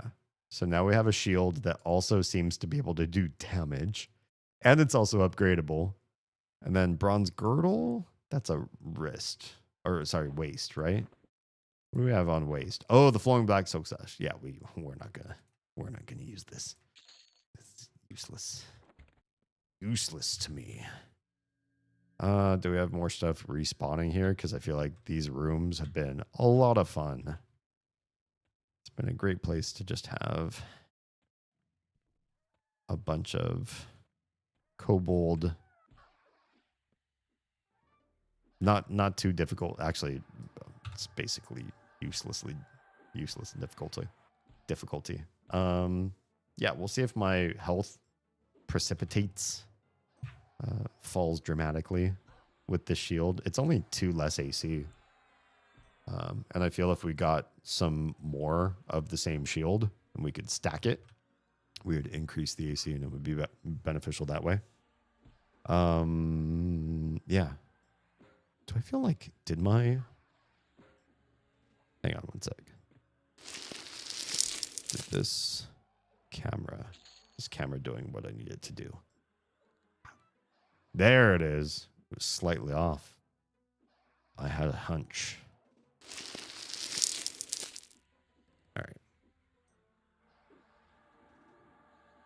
So I did say earlier, before the stream started, that there's a reason why we're starting stream late again, and that I would actually share it with the audience, because why not? Just to keep you in the inner loop. And the fact is, a town in the next county, city, whatever you want to call it, in the next county over, was having a festival of sorts, like music festival. Oh, cool. So we decided to get together and head over there. And they had a bunch of different acts kind of all over. There's one part of the city that is sort of like an old historic area with old historic houses. They were able to cordon off all the stuff so that you could just walk the streets and you didn't have to worry about cars. And there are a lot of vendors there selling their wares, lots of music. And yeah, we just wandered around, listened to a bunch of different music and hung out and did a bunch of different things. It was all outdoors and it was all hot. It's still very much summer here where we live. And at least we really wore out the kiddos. There was even a like a children's center that happens to be in this neighborhood. And so we got the kiddos involved in children's center activities. And that included crafts and play and a bunch of other stuff. They were able to meet up with the other kids and hang out and do stuff with them. So it was good. It was a fun time for all. And we then needed to get food, needed to get gas. We got home. It was super late. The kiddos were not so tired, but actually kind of like amped up. Oh, great. Amped up. That's not exactly where we wanted you to be by the end of the night. But they eventually got sleeping. And that's why I'm late this evening. I'm usually late most evenings since 2024, maybe. I feel like me being late to streams is just a regular thing. But also, if I set my stream time later, I feel like bad things will happen. So I do want to keep my stream time set to earlier because I think it's an incentive for the universe to hold me more accountable, and that I am not as late as more than an hour if I can help it. But yeah, we had a fun, wholesome time. Kiddos had a good time. Oz and I had a good time. And we saw a lot. We heard a lot.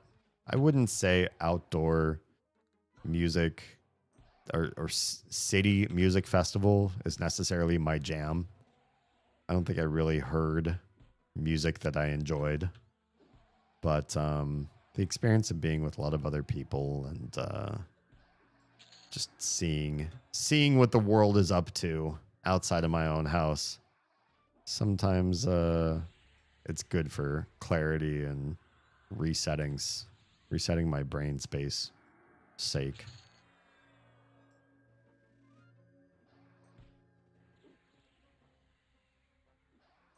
I also feel like the world just really does not we don't engage with each other. It's dexterity and mana. I don't know why anybody would want this. Shadow Knight, Bard, not really. Not for cleric or warrior. Why would I need dex? That's not how I really want to build this guy.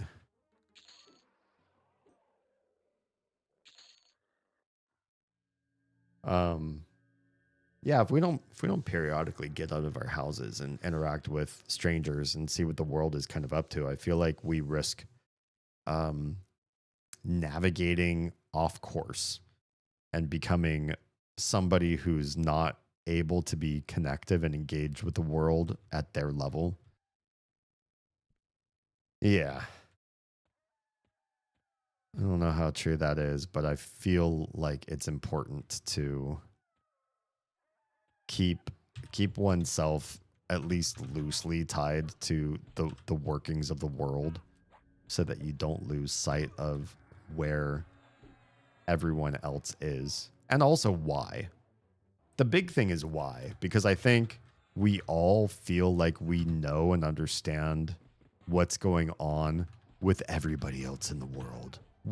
I know what you're thinking. I know why you act the way you do. And well, not why. I know what you're doing behind closed doors. I know what you're thinking, what you're telling your friends, all that sort of stuff. I understand you. But the why is the part that you really need to talk to people in order to keep yourself aloft, to keep an understanding of what's going on. If you... Oh, who am I fighting? Am I fighting the right person? Does it matter? You're all just greater kobolds and a kobold champion. So I guess I'm doing the right thing. It's fine.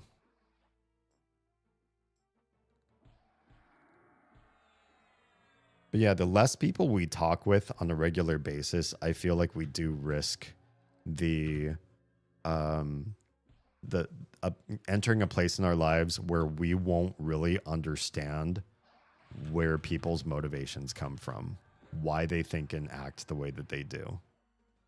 And that can be really dangerous. You know, I'm going to loot this. It's like free real estate and it doesn't cost anything for me to have it. I'm taking way too much damage here.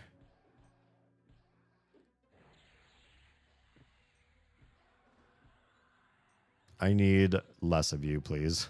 I should probably add an AE damage spell. I feel like that's in order.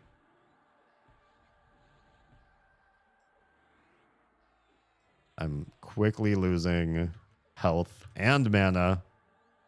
And the mana parts, yeah, that's ruining me. But if I kill more of them, then I don't have to worry about my low health. Oh, I didn't mean to cast force. I just really want this guy dead. If I can kill one of these champions, I'll be in better shape than where I am right now.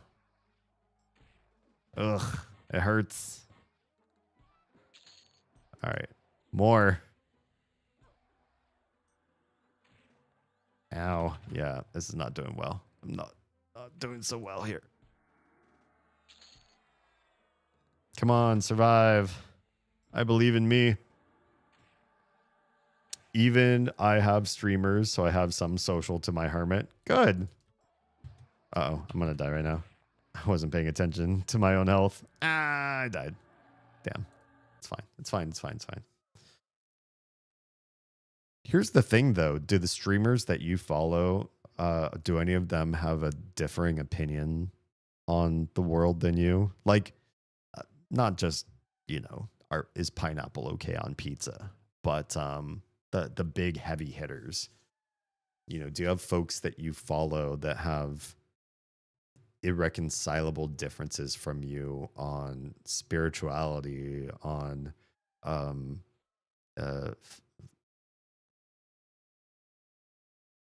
abortion rights, on LGBTQ rights and freedoms in a society, like the big stuff? Because to understand people that are dramatically different from you, I think is worth exploring. And I think that's something where we've really sort of lost the plot as a country, maybe as a world, but especially the US. I feel like maybe 20 years ago, we were, as a country, all a little bit more closer to center. And the extremes were extremes, and we really felt like those folks were going too far in either direction. And now people are pulling away from center and saying, I can't make any concessions or any understanding or any appreciation for somebody who is so completely different from me, so vastly confused in the way that they believe in how this world works. How could we possibly have anything in common? And I hear that from both sides. That's not, you know, just I hate to say both sides. Both sides have become such a meme.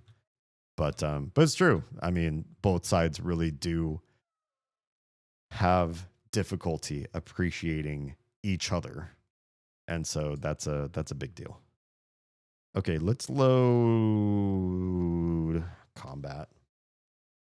Not to say that everybody needs to be well understood, but I do feel that everybody at least needs to be, their motivations need to be heard. Because if you don't understand somebody's motivations, you run the risk of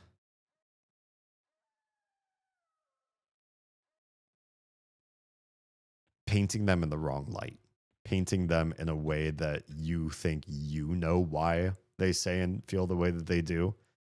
And you could be very wrong. Yeah. Let me check on something here. If I go to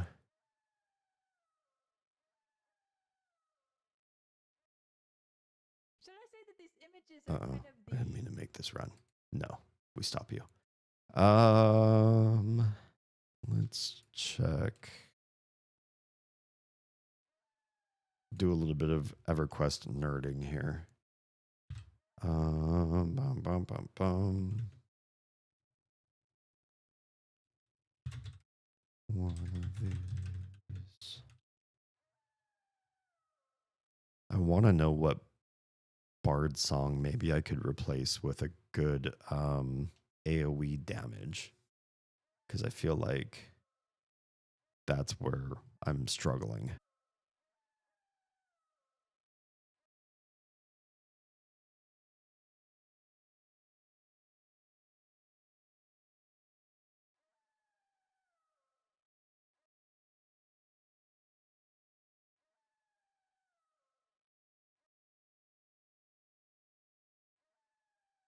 So I have Villia's Verses of Celerity.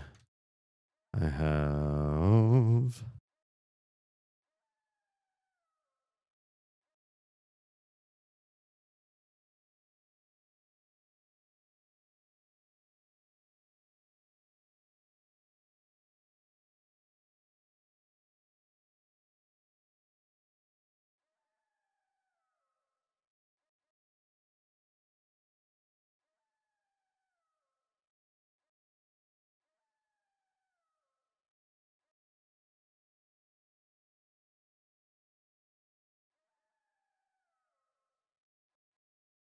Let's see. Let me fight my way there, and we'll take a look at what spells or what songs actually have.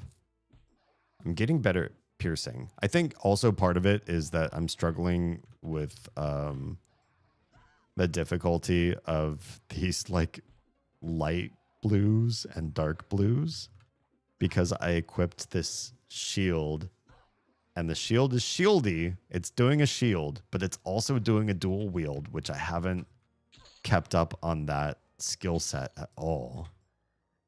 So where's my dual wield at? Dual wield on this character is 144 out of 210. I could do a lot better with dual wielding. Hello? Who's sending me what now? Oh, whoops. I turned off combat. I've done this so many times with this game. Just turning off fighting the thing that I'm supposed to be fighting. We want to go this way to get there. Yeah. Nope, not that way. This way. Somebody following me? No. Go this way, down, this way. Oh, that leads to a dead end. Yeah, not that way. Up the ramp, down. These 3 rooms have been full of great enemies to fight. But the other thing is that the shield, because it is a unicorn horn at the end, shield of the slain unicorn, I imagine I'm using the unicorn horn to pierce. That's my best guess, because it says skill one-hand piercing. My skill in one-hand piercing is even worse than my skill in dual wield. It's pathetic, because I haven't used a piercing weapon at all in this game. And so piercing should be here, shouldn't it? Uh-oh. Don't run away from me. Is it called one-hand piercing? Is that why? That must be it. One-hand piercing. 218 is my cap, and I'm at 93. So I'm like less than a third what I could be. Yeah, it's pretty bad.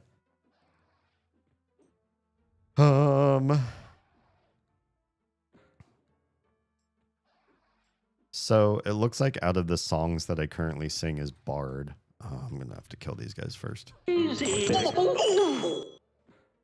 Oh boy. Yeah, I pulled an entire room, didn't I?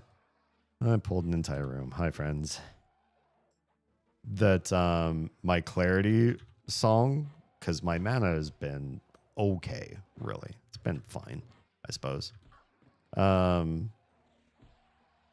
What I really should do is take away the mana song and replace that with an AoE. Because these fights where I'm fighting like 3 or 4 enemies, I've already got a damage shield up, which is great. That's a good start.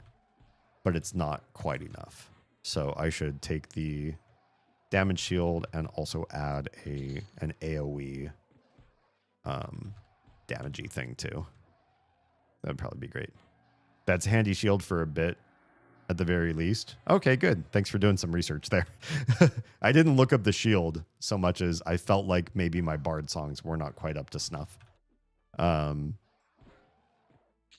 But it's good to know that the shield's doing that. It's a decent shield that I'm working with here. Because if it, by the time I leveled up my skills, it still wasn't really keeping me alive as well as Spiked Buckler, which was just, it was gifted to me. Then I'd probably go back to the Buckler.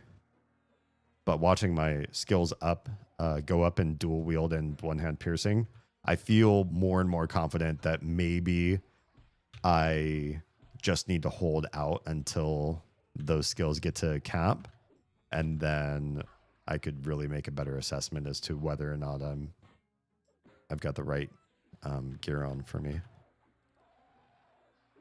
It is a little bit of a drop in my defensive abilities, but it doesn't seem too terrible. I'm fighting a whole room full of blues here. Lower than me, but something to start. Oh yeah, I feel like we need to change the dimensions of my chat. I thought my chat was set up so that you couldn't really see it on stream, but it looks like when I updated my UI and everything, I did not do this part justice. That's better. Give everybody some anonymity. Boy, because of the priests in this group, it is really hard to just sit here and fight forever. The priests take up, they basically use up their entire mana pool while you're fighting them. Otherwise, they will continue to heal forever. So having priests in the group basically means a war of attrition.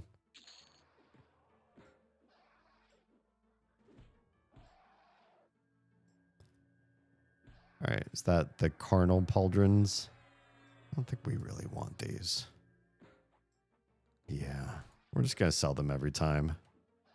The other thing, just a regular amulet. That's fine too.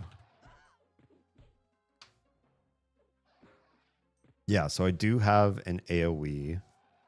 I'll have to look. I think I did move some of the things around in my spell book so that a few things are easier to find than they used to be. I am trying. I'm trying to do better.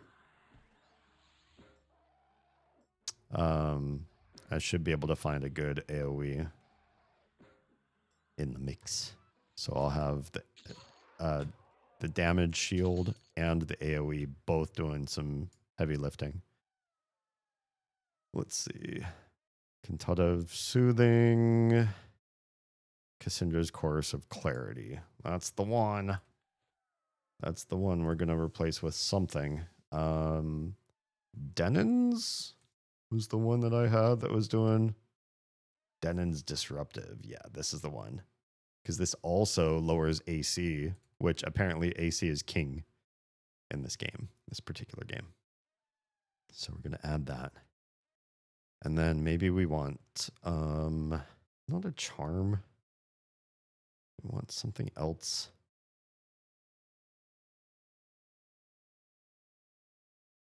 Something else we can cast. Damage to an enemy makes them more vulnerable to magic. Maybe this one instead of sleeping someone. We'll give that a shot. Save. Combat. Save over combat. Yes. And then as a result, because we're changing combat, let's change this, and this. We'll put clouding. We'll put cellos. And we'll put invis versus undead here. And we'll call this my travel set. Excellent. Now that I'm invis, and I'm here in the middle of this dungeony area. Oh, I've been using my hand drum this whole time. That's awful. I'm going to take a quick bio break, and we will come back and see how well we clear rooms now with a few minor changes to everything. Be right back. I'm promising you on this stream, which will live on YouTube forever in the live tab, so you will always be able to come back here and quote me on this, that when I'm making enough money to run this household, I will come back to the principles that I stand by. You could break a hip. You could and may break a hip, especially if you are able to bear children. Every child you bear takes a little bit of the calcium out of your bones, and it's that much easier to break a bone from just standing to falling on the floor. All right, PSA over. That's my big thing. All right, let's help her up. Let's help Alma. She must have fallen while getting off the commode. Obviously. Of course I can't move forward.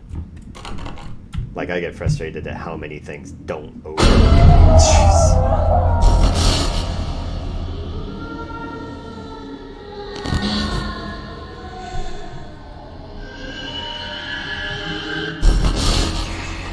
I have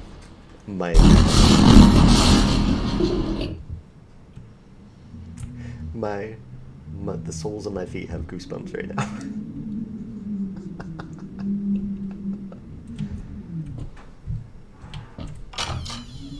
And of course, the door that was locked now just opened. Oh my god. You could break a hip. You could and may break a hip, especially if you are able to bear children. Every child you bear takes a little bit of the calcium out of your bones, and it's that much easier to break a bone from just standing to falling on the floor. All right, PSA over. That's my big thing. All right, let's help her up. Let's help Alma. She must have fallen while getting off the commode. Obviously. Your mouth moves faster than my fingers. Yeah. Ooh woo. Ooh woo. Akumu? Yes. He's mine. Actually, he's Cribs, but then he's mine. Oh wait, no, also Ozus, but then he's mine. You know what? Fuck it, you can have him. He's mine with technical issues. With Yes. Did you say tentacle issues? Technical. Okay, I'm weird, but not that weird.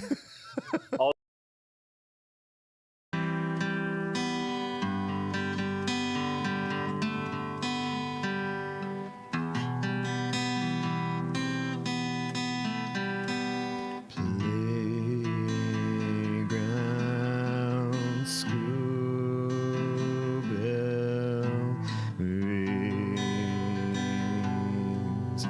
again. Ring clap.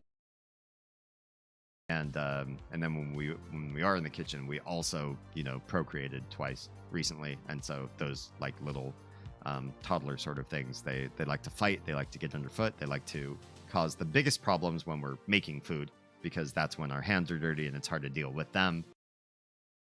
Welcome. I didn't even put on clothes. I just we're robing it tonight. Robe is clothes, so I'm clothed, but with robe.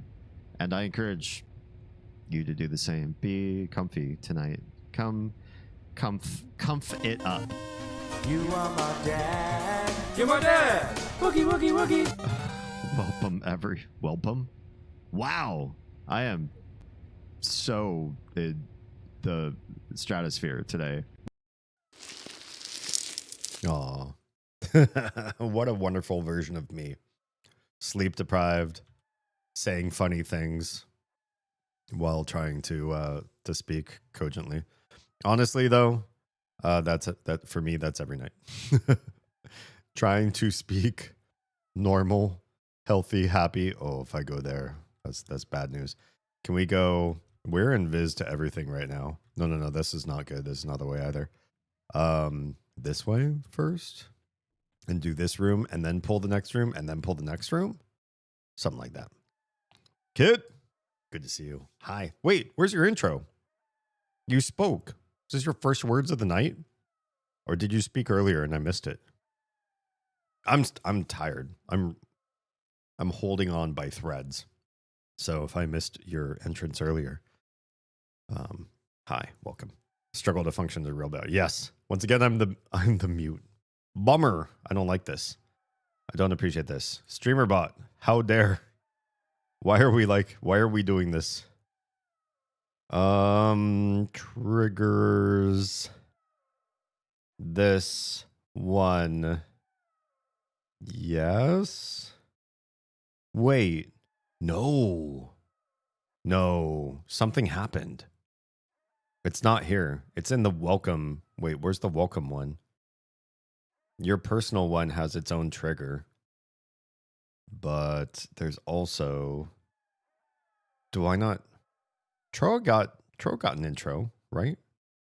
Troa got a regular old classic healthy, happy intro. There's announcements. Welcomes. Here they are. Welcomes. Where is Kit? Dun, dun, dun, dun. Right there. Right there. You didn't change your name. No, everything's right there. If you come in and those are your first words, then the action plays, and your action hasn't changed names. There's the name of the action. What the heck? I'll have to figure this out some other time. There's a whole section of StreamerBot that looks like it should be working perfectly, and it is not. Right? Why punish? Mine played like normal along with first champion. Yeah, those work. The welcome command or the welcome trigger seems like it's doing what it's supposed to do. Oh, no, I messed up. I made a drastic mistake. I am in lava. I do not lava this. Oh no. There, you cannot climb this? This waterfall? No, I feel like that is a no. There is no climb waterfall ability. Oh crap. Where do I, oh, hey. I came up right in the same area that I wanted to be. I guess falling in lava is really not that big of a deal. That was mute too? What the heck? It didn't play anything?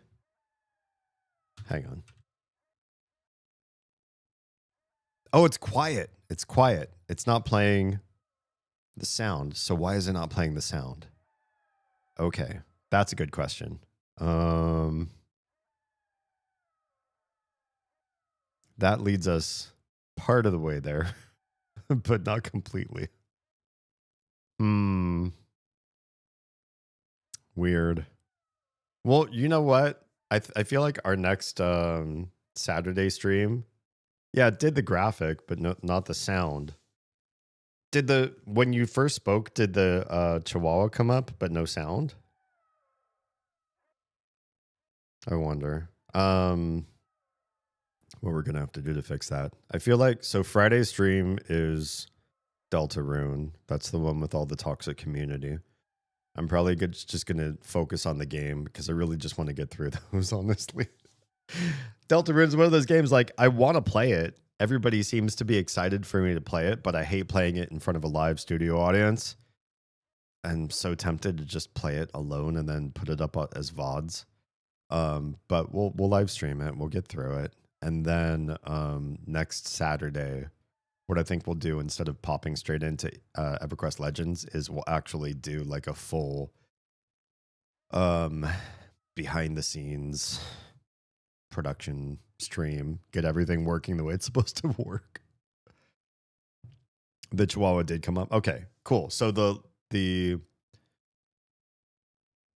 things that StreamerBot does, the actions that they're supposed to push are actually working.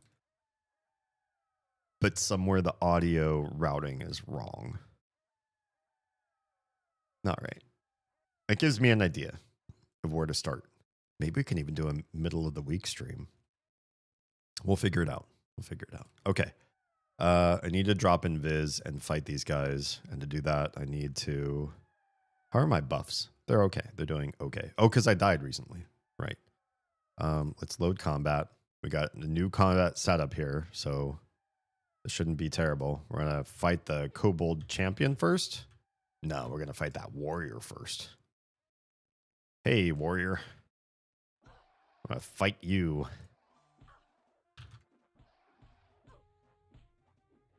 Oh boy, there's a whole bunch of stuff going on here, but I've got lots of damaging spell stuff happening to these guys. So maybe we can survive better. We do all this. I'm taking big damage already, though. It's not terrific. Our Chihuahua Twilight Sparkle, love the name, was playing with her cat friend and ran under the bed. Thunk! Uh-oh. Don't like thunk. Kitty Nocturne Noggin. Twilight very quickly sat all pretty like, wasn't me. Of course. A likely story. Poor thing. All right, we got an extra little 34, level 34 pupper here. We're going to thunk them on the head. On the noggin, as it were. Yeah, my one-hand piercing skill is still pretty abysmal. I think once we get everything that this stupid new shield with the weird unicorn horn thing, once that all works out, then maybe things will be better for us.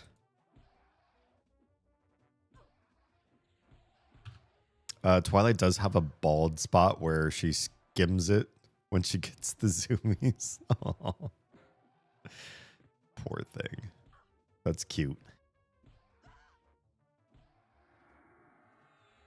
All right. Health is kind of dropping. Let's be cleric for a hot second here before we go back to being more bardic. The cat knows it's there. Still tries to chase the rat-sized dog under the bed. Oh. Oh, yeah. Look at how low everyone's health is. The greater kobold here, less than half once we finally get to it. So, yeah, the AoE stuff is helping. We could probably put curtailing chant somewhere better than this. I don't love it there. And finally, the kobold champion.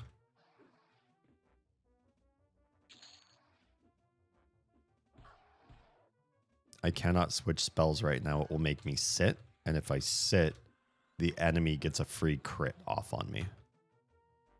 But I feel like curtailing chant ought to go where turning of the unnatural is, because there's no undead in this dungeon. There's that. Oh, hey, and another Shield of the Slain Unicorn that we can also merge in. If we get enough of these, we can really turn this into something good. 2 more Shield of the Slain Unicorn. It's going to upgrade to +2. That will be great.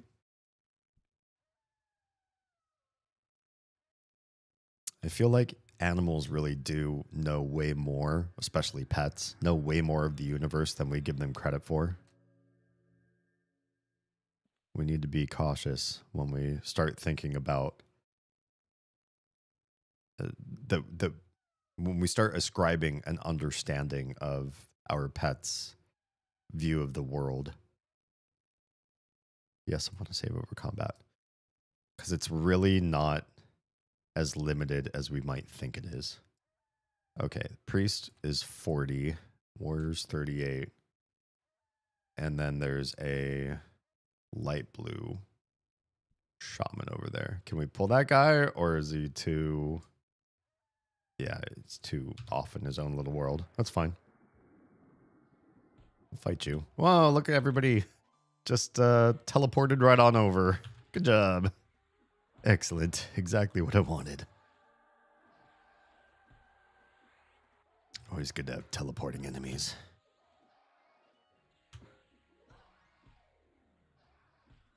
It's been a day. One of my huskies ate most of a rabbit. Oh no. I had to retire the head and throw it away. I caught her before she could finish her kill. How do you feel about that? Like, if an animal's already been mostly consumed, there's not much to save. Do you feel like you need to punish your pet, or just let them finish what they started? Or how do you feel about that? Our cats sometimes consume the local wildlife, regardless of how well we feed them. They still have that instinct of doing harm upon the greater neighborhood as well. But I don't know how to react to it. I don't know what to do to them, or do for them, or whatever. Stop casting stuff, you shaman. We're gonna get you. For health purposes, I don't know what... Oh, that's true. Yeah. You have no idea what kind of stuff's floating around in the rabbits in the neighborhood. What kind of things they're carrying. I don't punish her other than to yell for her to drop it. Gotcha. Yeah. If she just kills it and drops it, I'll tell her she's a good hunter. Oh, there you go.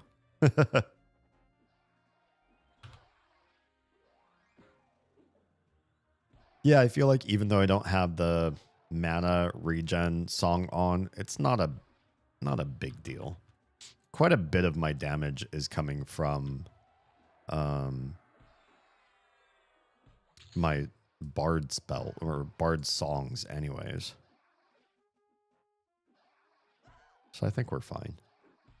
We don't need the mana so much. The mana is really to heal me when things are going south. And I'm not using the cleric spells for damage. If I'm fighting undead, that's one thing. But these guys are not undead. So.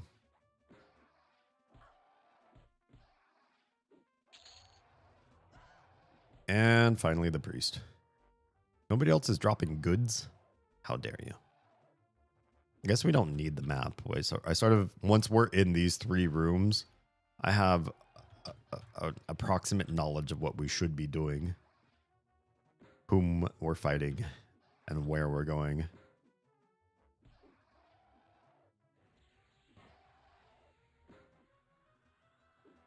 Yeah, I feel like clerics, when you fight a cleric in this game, they'll just heal themselves forever until they can't. It's probably what I would do too if they were fighting me.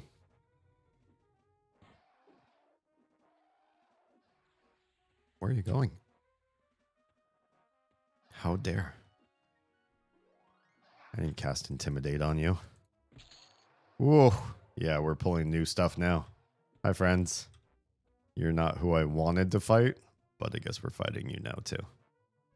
Trash.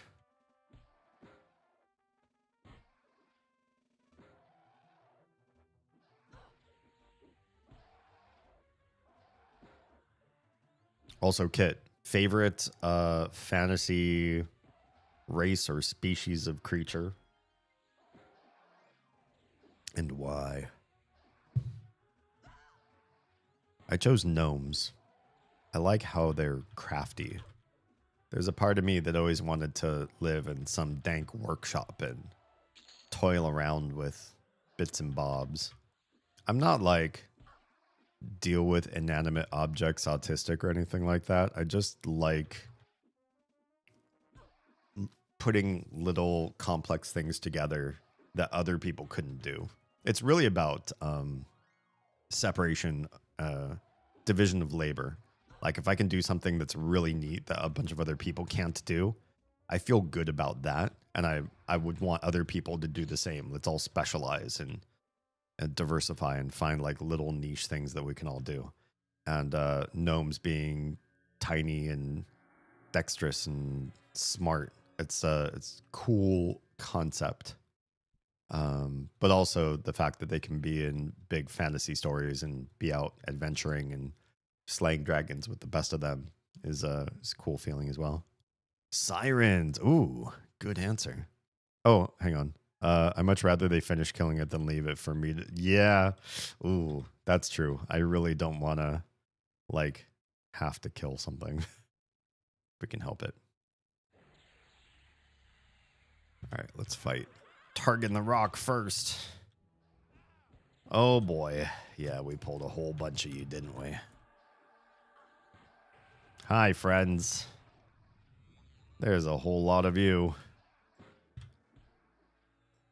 This is the fight I've died to on occasion. Because the amount of damage they do against the amount of healing I can do, that's been hard. But I should be doing significantly more damage now in these fights, including big AoE damage. So sirens because mermaids, but scary. Yeah, to me, mermaids are just sirens. You know, siren is just the real term for the thing that everybody tries to gentrify into this. Well, it's pretty and maybe they'll kiss you and give you their air. Like, no, they want to drag you down into the depths and have you suffocate and die. I like vampires and elves. I feel like vampires are just scary elves. You know, the game that we're playing right now, I think agrees with you. There is a vampiric castle that you can come to. And when you enter and fight the denizens within, a good chunk of them are just dark elves. But they like gave their souls up or whatever. And so they grow pale and sharp teeth and doing the whole thing. Doing a vampirism. Targan, why won't you accept my my debuffs? He's very strong against my spells. We're gonna keep merging his book. I don't know why. Maybe if you merge his book a million times, it actually becomes useful. I don't know. Tolkien elves, not Santa elves. Yeah, for sure. I agree. There is something sort of like dark and ominous about them anyway. And so if you add the soul-sucking aspect to a Tolkien elf, I think it's very plausible that could be an addition. Oh no, this room is spawning now too. Oh boy. Hang tight. Let me get some cleric spells off here. The drow disagree with my assessment, which is fair.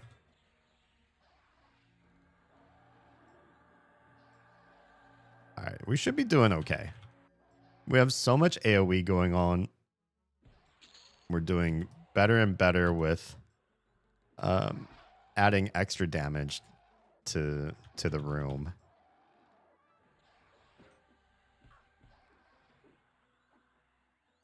We just got to do more damage than them in the time allotted and not worry too much about mana and all of that. We're doing very minor stance dancing with, or song twisting, whatever you want to call it. Because we want to mostly focus on keeping ourselves healed. But we also have a dot. If it will land without getting resisted, magic resist. And then a single target damage in addition to the AoEs and stuff that we're doing. Oh, there's another merge for the shield. That's tier 2. That's tier 2. Nice. Great. We'll compare it to the other shield now. I have a feeling like it's more apples to apples comparison now. Celestial Health. Let's get an Echo in here too. Excellent. All right, Kobold King. Just you and me, and then whatever else respawns in this room, because we've been fighting for so long. I feel like respawns are going to make this fight more dastardly over time. I saw a skit about elves questioning how humans manage to keep certain architecture intact for so long. I don't think we do. A lot of human architecture fails the test of time. Sad to say. Concept of artisan guilds is explained. The elf goes, wait, you teach other people how to do that job? We just have Fred. The one guy that makes all the beautiful architecture. That would be interesting. No, don't leave. I'll read the rest of the comment after I chase after this guy. I guess we're going to start fighting other things in the dungeon. Oh boy. Hey, friend. I think I'm lagging. Oh dear. He's going to pull the whole rest of the dungeon. Friend, stop. Stop. You're going to make me aggro everybody. I hate you so much. There. Jeez. All right. Where are we fighting? Y'all come with me. Let's go back. Where am I? I need to go this way. This way. Let's fight in this room. I at least know where this room is. Oh boy. I have some mana, some health. It should be okay, I guess. For these guys are lobies. They're not. It's not fighting the same caliber of enemy we were just fighting. Because they're a long-lived, such a long-lived species in comparison. Who needs more than one Fred? Yeah, that's true. I was talking earlier about the idea of diversification. That oh yeah, I think you're already in here. At the time, the idea that if you could really just become so great at a particular skill set or proclivity or whatever. That's why even if I get old and crotchety, I still think I'd want my own personal tribe of people around me that are great at different things. And I'd probably still want to stay close to, a hospital or whatever. I think old people that move away, far, far away from hospitals, y'all know what you're doing. You're forcing a certain fate upon yourself. Jade earring. It's just selling fodder. It's fine. But yeah, I like the idea of being fantastic at something and my friends, my inner circle, my tribe also being fantastic as well. And we all have our own little thing that we're great at. We do that thing. They do their thing. I don't want to learn every skill in the world, despite what a jack of all trades I am. I don't want to learn everything. There are some things I'd love to outsource. Especially now that we're really getting deep into content creation as a career path for Oz and myself. There's so many things I'd love to be able to afford to pass to someone else. Be like, hey, I don't want to do this myself. Why don't you do this for me? How would I pay you to do this?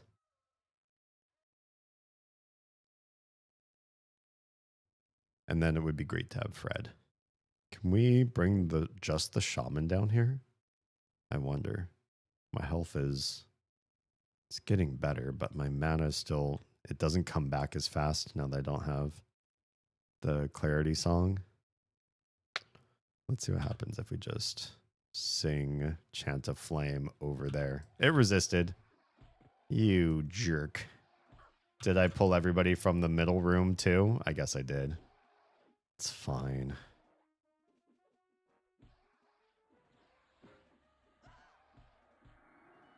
Have you ever been the one go-to person that people were looking at? Like, yes, we really need this person to do this thing. Nobody else will do.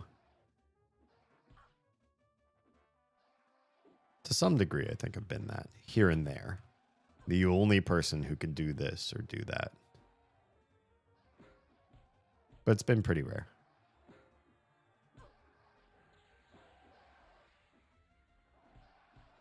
I will usually, if I feel like I'm not that special in a workplace, I will usually try to figure out what that workplace needs and try to become that workplace expert at this one thing that clearly is going to be beneficial, required for the business, or makes the business run better. I watched a content creator create a second brain. Like, she has her own brain. It works fine. It's doing the thing. But she says she's got such complexity and so many things to study and learn and talk about and everything that she wanted to make a separate external brain. And she was using the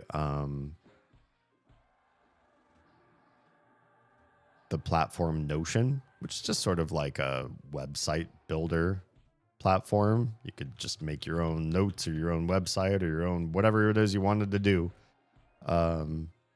through that.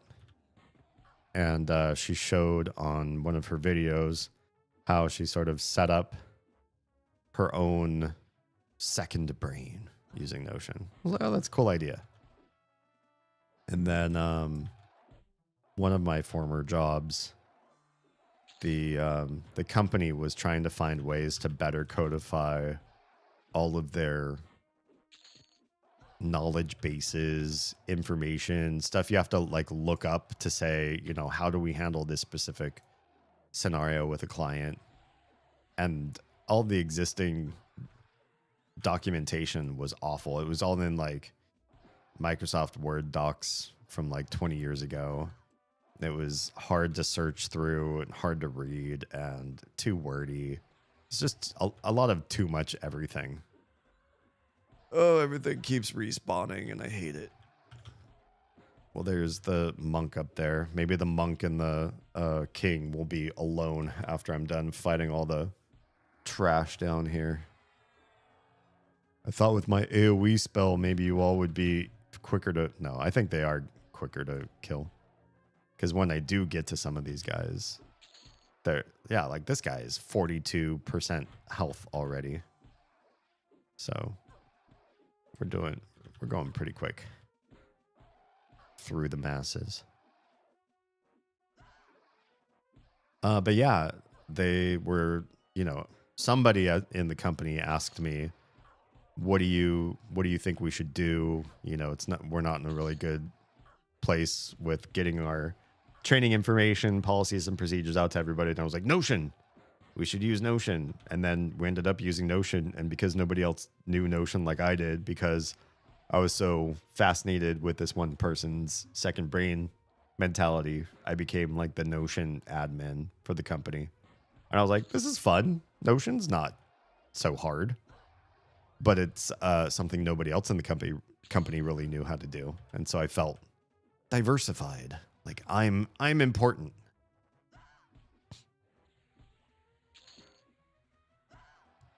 Oh, I'm hurting. Let's get some heals and I'll catch up with chat after we stop fighting every single respawn in this area.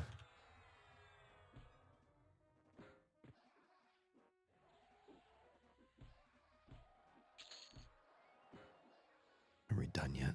We're still not done. Just this one?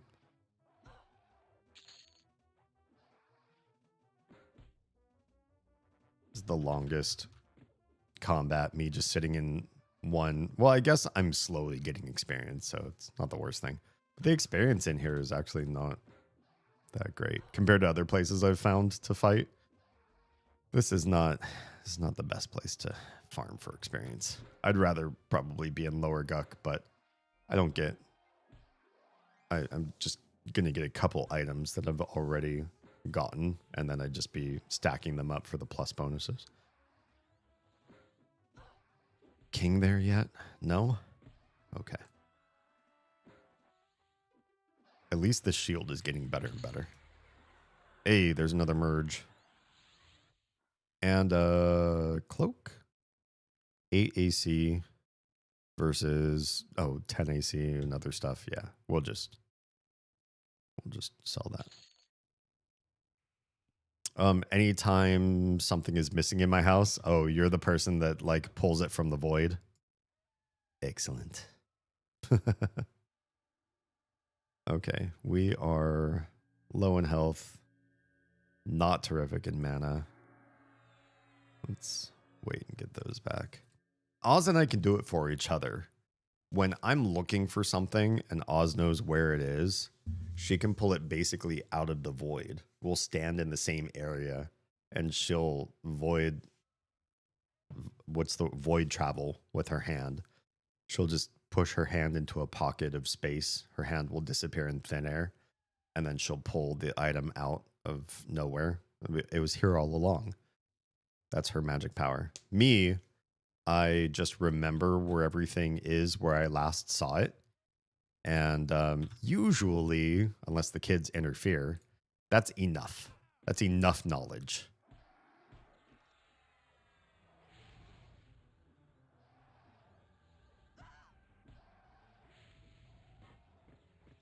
But me memorizing where things are, once we started having kids, that became a lot less of a superpower than just being able to reach into the void. Because they've definitely moved stuff around. And then when you ask them, at least the kids, our kids at their age, they just shrug and be like, I don't remember. Yeah, I saw that thing. Yeah, I moved that thing. I don't remember where I put it. How convenient. A likely story. Yeah, we'll just keep merging the book. I don't know. Maybe it's a good monk item or something. And maybe after 20 merges or something, it'll be fantastic. Who's to say? I find missing objects create meals when there's nothing edible in the whole house. I like doing that. That to me is fun. Oz doesn't so much. Oz is, she likes to make things off of recipes. And when I say make things off of, why am I dying so fast?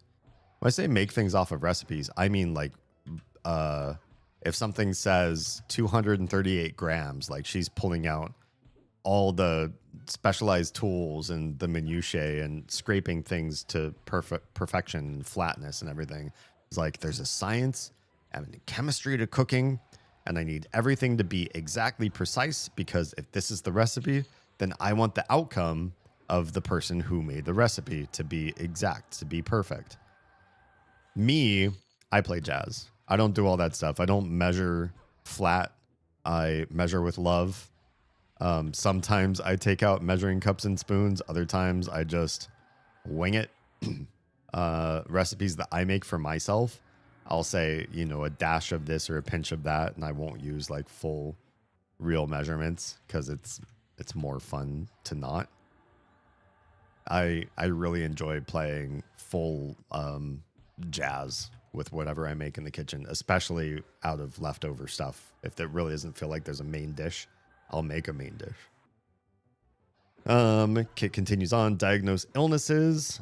Nice. And translate the personal emotional language of each person to the others. That is important. A household having a built-in therapist or mediator, I guess, would probably be the better one. Yeah, mediator between people. That's an invaluable skill for a household to have. Somebody with that skill set. I'm the domestic goddess of chaos. I don't know about chaos. I would say, you know, if anything, your order against the entropy. The entropy of the world of your household exists around you, and you're able to bring it into some sort of structure that nobody else can see. They are chaos? Oh, true. You're the goddess of bringing their chaos into order. My friend, do you aggro me from this far away? I guess so. I guess that's a yes. Why don't you all join me over in this room? I feel like this room's kind of like the safe room to just sort of chill and smack some friends.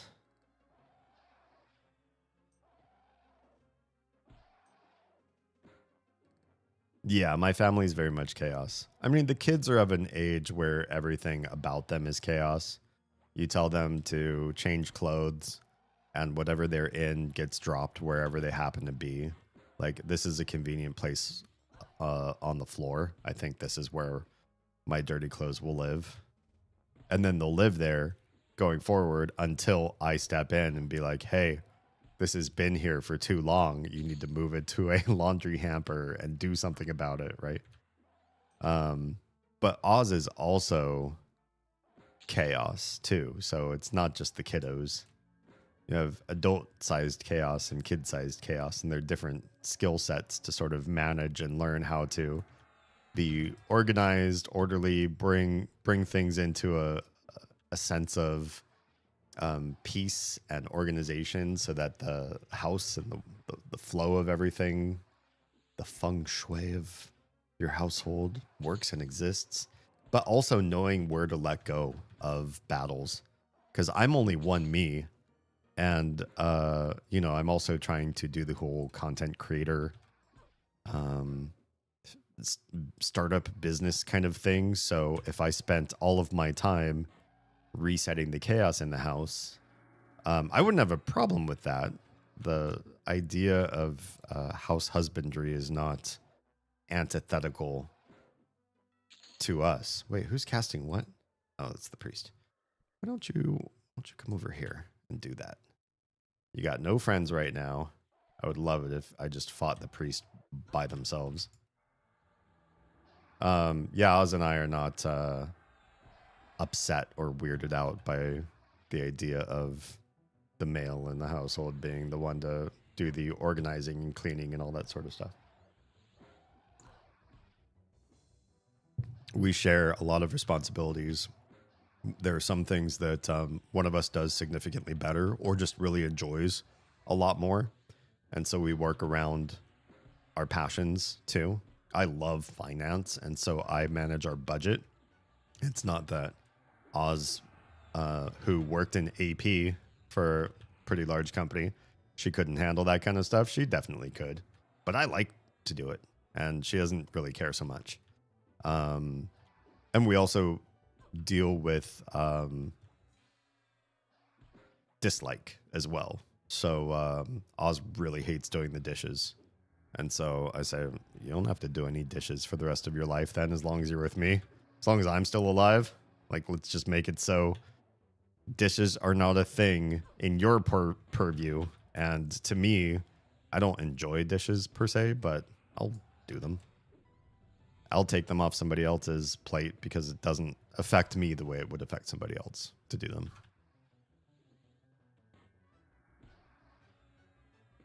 But yeah, I'm the order in a household of chaos, at least for now. When the kids get older, we'll see how orderly their brains will connect or not. I swear the digital age has killed my ability to think. Are you addicted to asking LLMs to answer everything for you?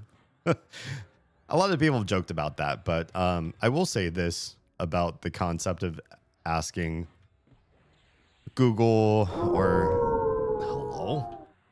Nico Crushing just subscribed. Hello. 07.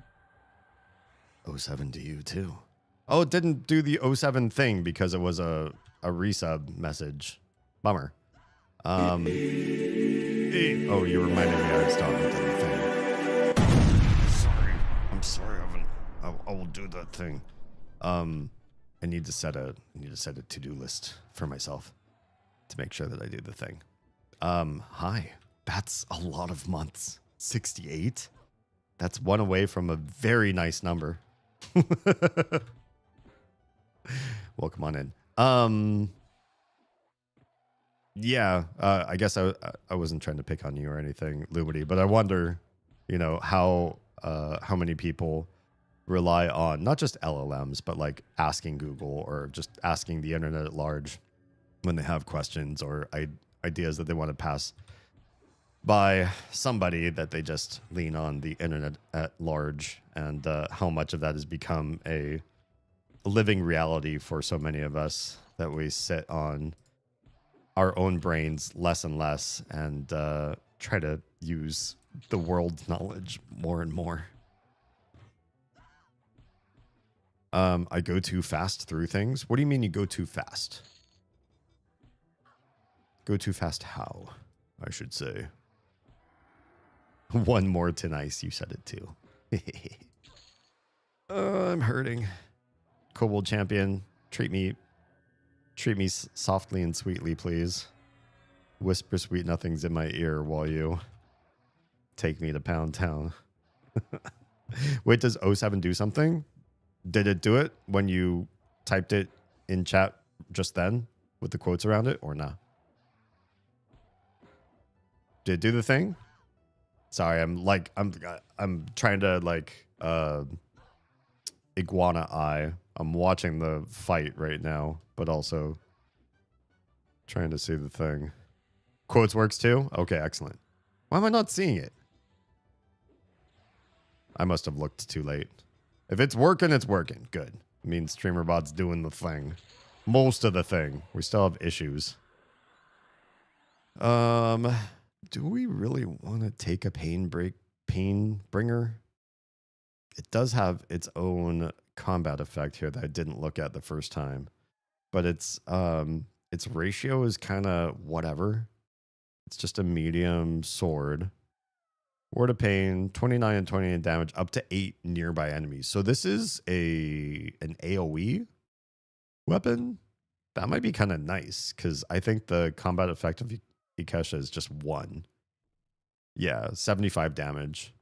Whereas this was how much damage? It was more than 75, wasn't it? Oh, dumb. It's way less. 29. But it's AoE, so that makes sense. I'll loot it. Worst thing, I mean, I could just give it to a newbie or something if it turns out to be not terrific. No, I don't want that one.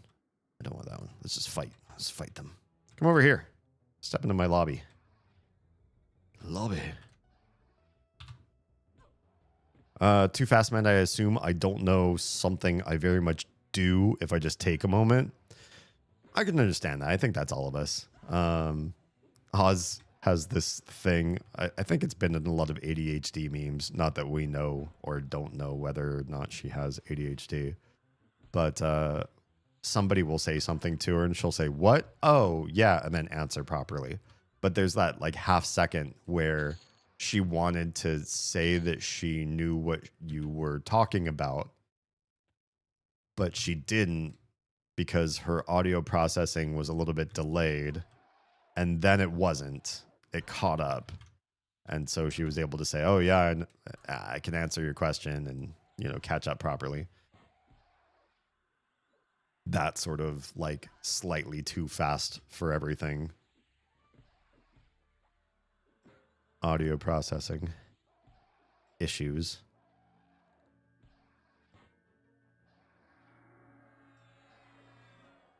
I feel like I know a lot of answers and then want to go do research because I'm finding, honestly, only in like the last year of my life that a significant portion, and I'm curious if any of you have experienced this either recently or earlier on in your lives, significant portion of the knowledge that I've gained over the course of my life has been bad data.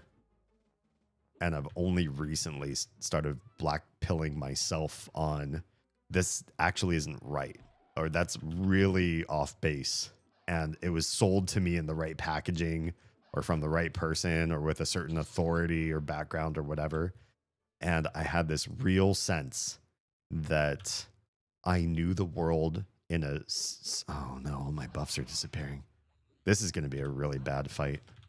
I didn't look and I'm now seeing all of my cleric buffs are expiring on me, which is going to make this particular fight way harder. Oh, it's fine. It's fine.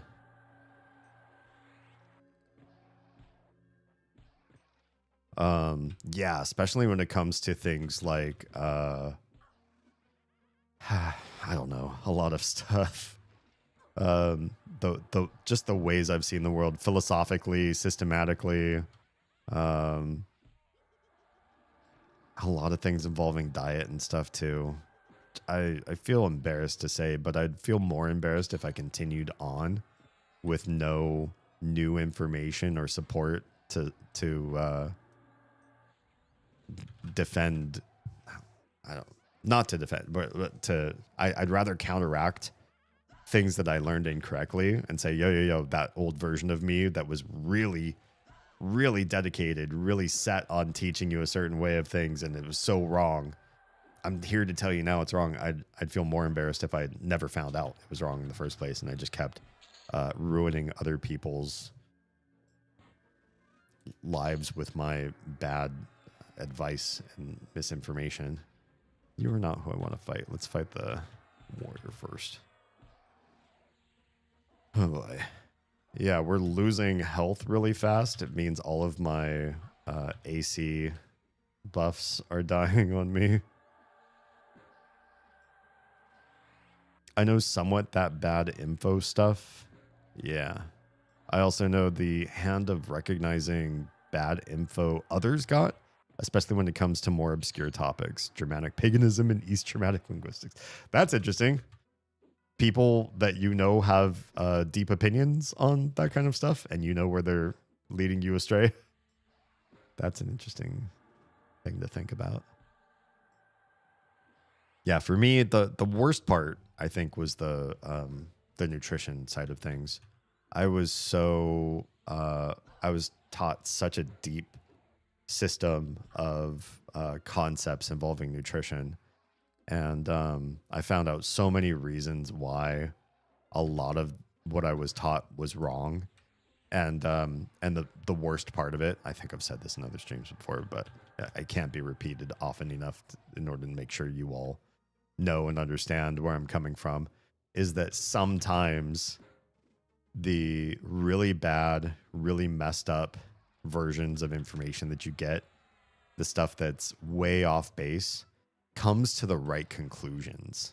Like with nutrition, it could be, eat more vegetables, increase protein, decrease carbohydrates, especially carbohydrates that are highly processed, that kind of stuff. You might come to the same conclusion, but coming to those conclusions and then explaining them in really wrong sort of ways. Wait. Let me make sure that this is saved as combat. Yes. Explaining them the wrong way is almost worse, because now the information that you're giving other people is insidious. You have this basis of knowledge. You're going to be wrong later on, but first you're going to say some really right conclusions, and then you're going to explain them in a way that might be way off base, way pseudoscientific, but because it comes to the right answers and people go, oh yeah, that makes sense. I've heard other people say increase your vegetable intake and you'll have better outcomes or whatever. But then when you start explaining it through really bad false premises, that's when you could reprogram other people in really dangerous ways. Well, if it isn't Sans, I'm so happy to see a couple of you guys who came over from last night's stream. There are like hundreds of you that were there to hang out, and some of you to troll what was going on in Deltarune. But to have you all here to hang out, and this game's whatever. This game is just here as background while we chat about other shit. Oh, fuck. Oh, no, this is really bad. How dare you? This guy stepped in. I have no songs. Son of a bitch. Should I just run out? Or I could just run into the lava. No, if you run into the lava, it's not going to save me. This is not a great place for respawns now that I have no spells saved. Damn it. Hang on. Here I am saying, oh, this game requires like none of my attention, or now I have no songs memorized. No way to stop these guys from bashing me around. Yeah. I also run into the issue of just not having been taught things because the school system isn't the greatest. I've had some of those issues in the past as well. Bad schooling, stepping in and doing wrong by me and my friendos and compatriots. Now we're fighting 3. It's fine. It's fine. It's fine. I could probably do this. It's just going to be an annoying, somewhat slower battle, and hopefully it means that we can still beat respawn timers. If I fight just these 2 and get them down super quick. I can't even heal, actually, now that I think about it. Fuck. This is not ideal. I do not love this. A new game, huh? This is an old ass game. Well, actually, this is a new game. This game was released last month. It is called EverQuest Legends. It is based on the 1999 EverQuest MMO, but all of the rule sets for the game are updated to be more like a more interesting modern MMO than the old school awful MMO rules that made grinding and everything so horrible. Death mechanics horrible. Everything horrible.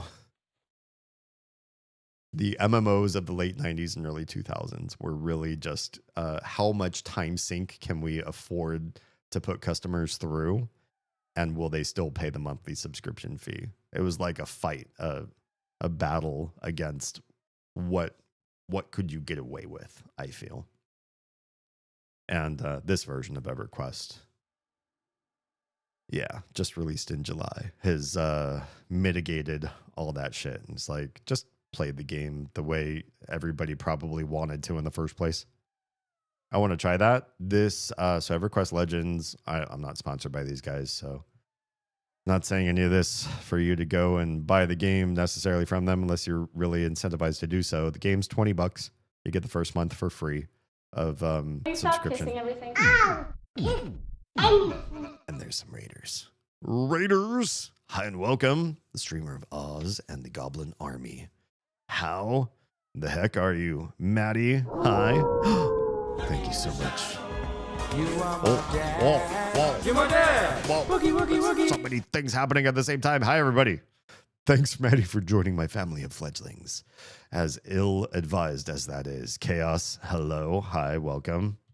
Love your faces. You messaged me on Discord? Oh, hang on. Sorry. I don't have that one open. Move? Oh, like now? Or like eventually? Crims, hello. Hi, stranger. Hi, everybody. Welcome on in. Yeah, do you want me to move her like now-ish or eventually? Also, let's shout out Streamer Buzz. One. But designs can always be worked around. At least I hope. How do I get inside? I need to activate it somehow.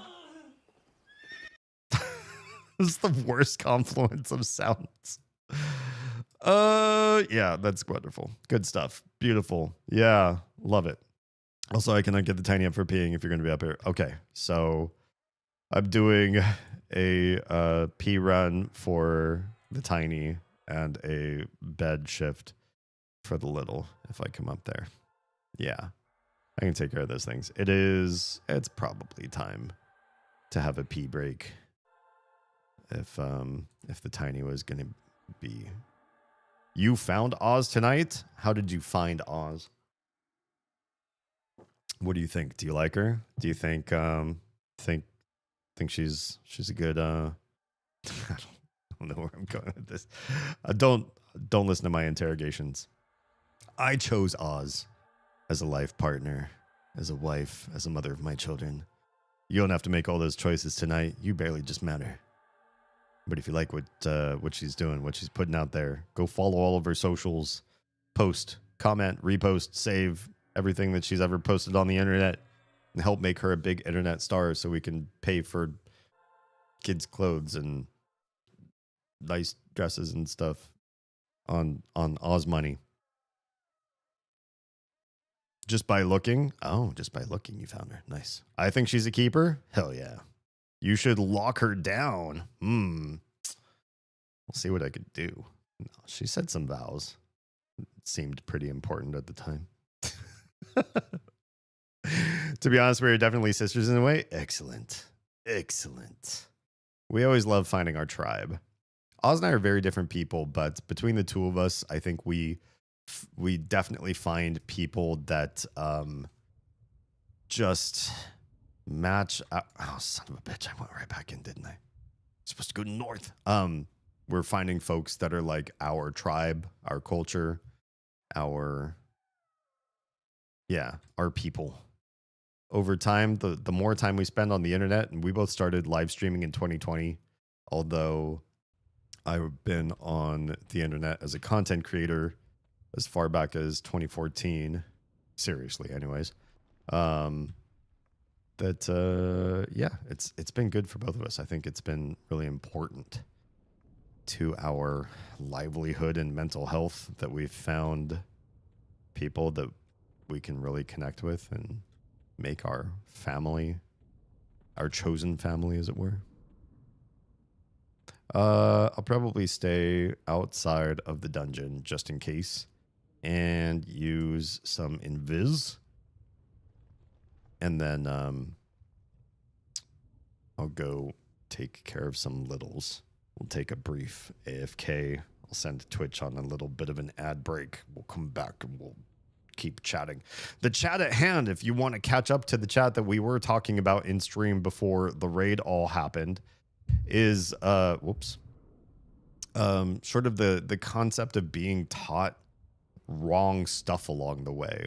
If your teachers or your parentals or whoever happened to step in your life really gave you misinformation and you had a like a coming of age for real truth again later on in your life, and you're like, wow, I have so many people to apologize. I've been misinforming them of everything. I was so sure. I so believed what I was taught, and it was all a lie. And now you have a deprogramming period of your life. What was it, and how was it like? Yeah, Tro has been watching for 3 consecutive. Oh no, Tro, we just can't. Twitch just does you dirty. I don't know why they hate you so much. It's awful. Important in a way. Suspicious. It's a trap, says Crims. Yeah, it is. It is a trap. Yeah, reasons I can't say. Oh, that's fine. Twitch is continually hollowed out by Amazon in the back end. Well, also, the stream streak feature that they have has been in beta longer than some of my favorite games. All right. I'm going to go take care of some littles. I got one to move back to her bed, the other one to go wake up and go use the potty. I'm going to do that stuff, and we'll come back to the game. So be back in 2 shakes of a lamb's tail. Bye.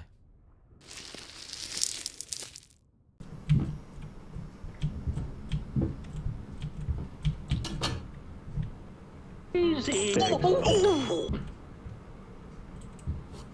Nope. Nope. Don't look back.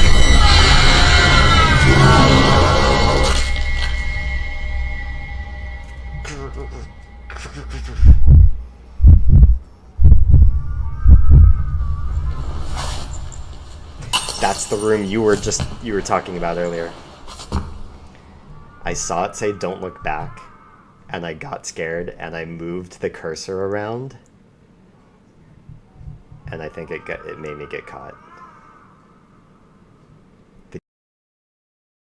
Together, rub them until you get some friction, and then talk about one topic or another. Where are we exactly in Rhodes? Okay. I really don't like how many blips are on the screen. It does make it really hard to see. No, thank Maybe you. we should I'm afraid toggle I'm actually blips on the job right now. back off. What? Somebody said oh, no. Wait, what's going on? Who's this guy? Who is this guy? Fuck. I can smell you. Mary, welcome. Wait, it didn't play the video? Wait. Give it a second. Oh, okay. But it played the audio. The audio and the video are supposed to be matched together. Oh, it did play it? Oh, I must have been looking at the wrong part of the screen. when I heard I could smell you right in my ears, my eyes kind of darted around all over the place. I didn't see a video, but I also. Just save again. I feel like it. Oh, we can't. Okay. Good thing we saved before we got here. Although I'd hate to watch that whole cutscene again. I just want to be let out. I remember this area and I just want to be let out of the cage. Coming out of my cage and well, I'm not coming out of my cage. That's the problem.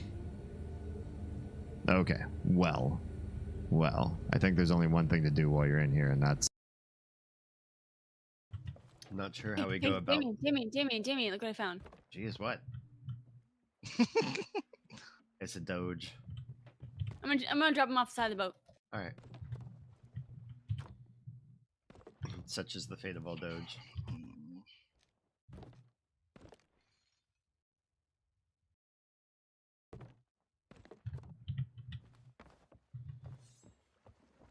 Not even a satisfying splash. Lame. Boo. Well, do we want to try locating some of these shrines and treasuries and see if He's peeing on the boat. Lovely.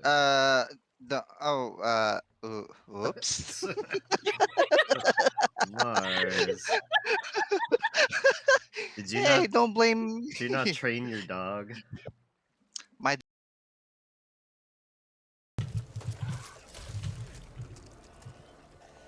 Streamer of Oz just logged in. Streamer of Oz. Hungry like the wolf. Hungry like the wolf. 5052329 pound 9579. Oh no. Hungry like the Oz. Who is probably also very hungry. Following ideas out here. Touched my guitar, now my hand is sticky. What were you doing with your? Why is your guitar sticky? I thought it was a dream. I didn't know. I only did that in dreams. I don't know what happened. Well, I'd like to thank you all for. Yes. I saw you coming and I was like, what is that? What a wonderful way to end it all. Look at all those umbilical cords. All at once. How glorious. If anybody wants it, just behind this big tall boy. Ooh woo. I see no tall boy. Oh, wide boy. Ooh woo. If you see a wide boy at the side of the road.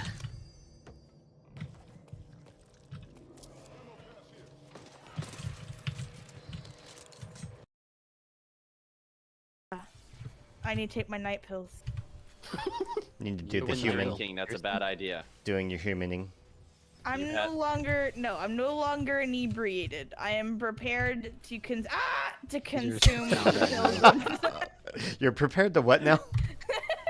Somebody's gotta clip that. Prepared to fucking perish, apparently. I know you could be watching this on VOD in your own sweet, sweet time. That's okay.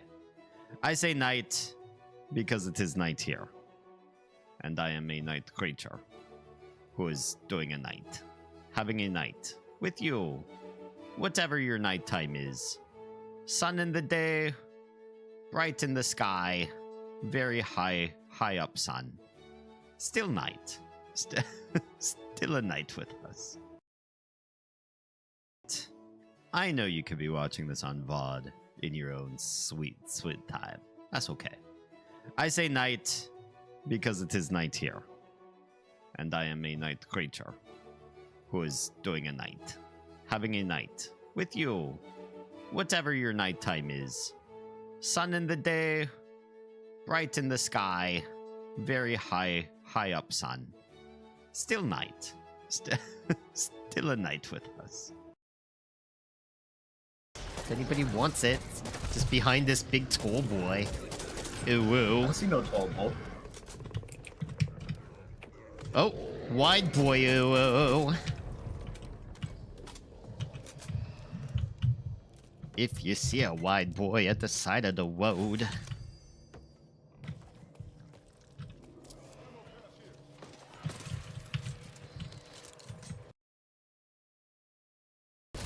Did I go New Yorker? I'm a New Yorker, uwu. Remind me to have Gray do both his Jersey and Uwu. Yeah. Free first aid. If anybody wants it, just behind this big tall boy. Uwu. I see no tall boy. Oh, wide boy, uwu. If you see a wide boy at the side of the road.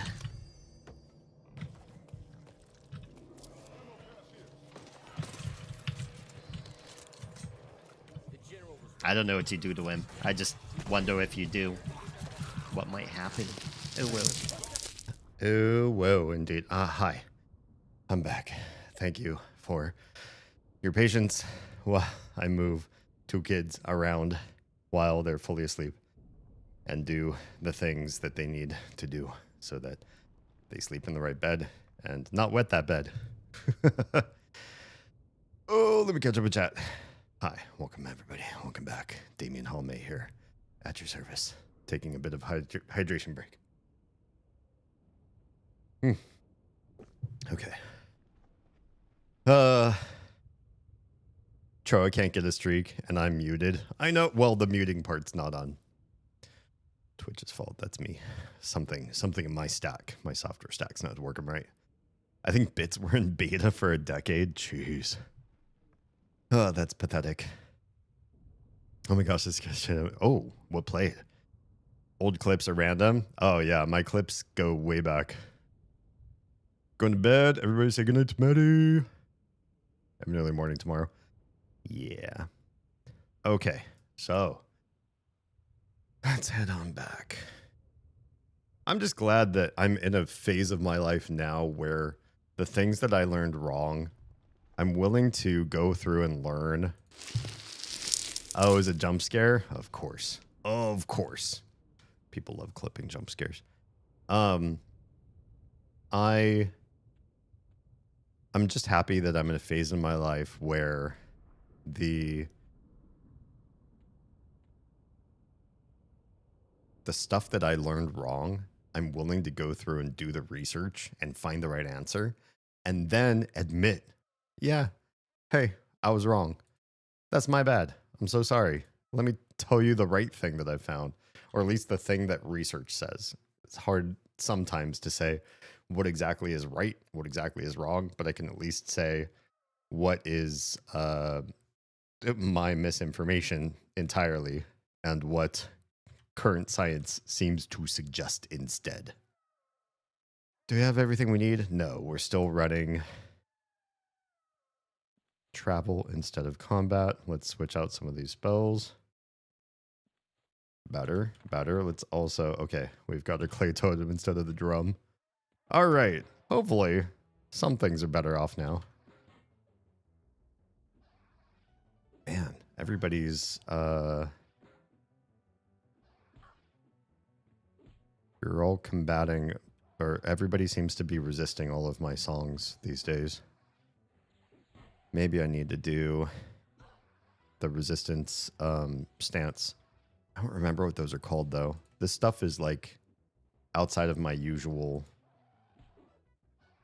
purview. Is it in here? Must be in here. What was the stance that I used to use where everything was is it inviolable? Why can we not see what these are? Okay. I need to look this stuff up. It's not coming up. What are these called? Invocations? Yeah. Invocations. Give me... What are the invocations and what do they mean?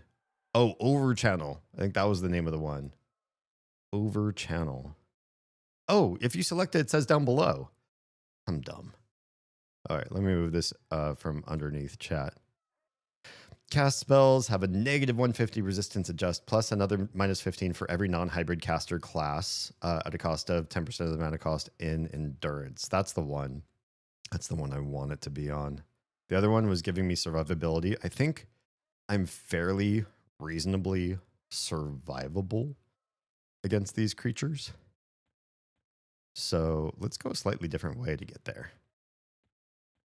It's my own personal instance. Everything in here will respawn on its own. Hi, friends. So it's up to me to fight my way through.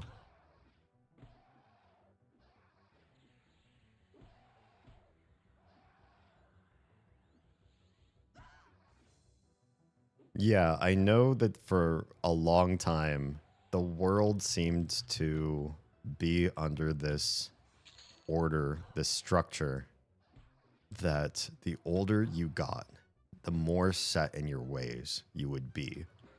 You would say, by my experience, by my wisdom of however many years I've been on this planet, I know things that you wouldn't know because you haven't had the years I have. And now, like the way we've collected big data, for better or worse, we know some things much broader than a single person's life. One person stepping in and saying, I know. You don't necessarily. Maybe you've had quite a unique experience. Or maybe you've had an experience shared with like 10,000 people. That's not 8 billion, but 10,000 is enough to get a lot of people to believe that you're on to something. How could 10,000 people be wrong? Well, what they could be is a statistic.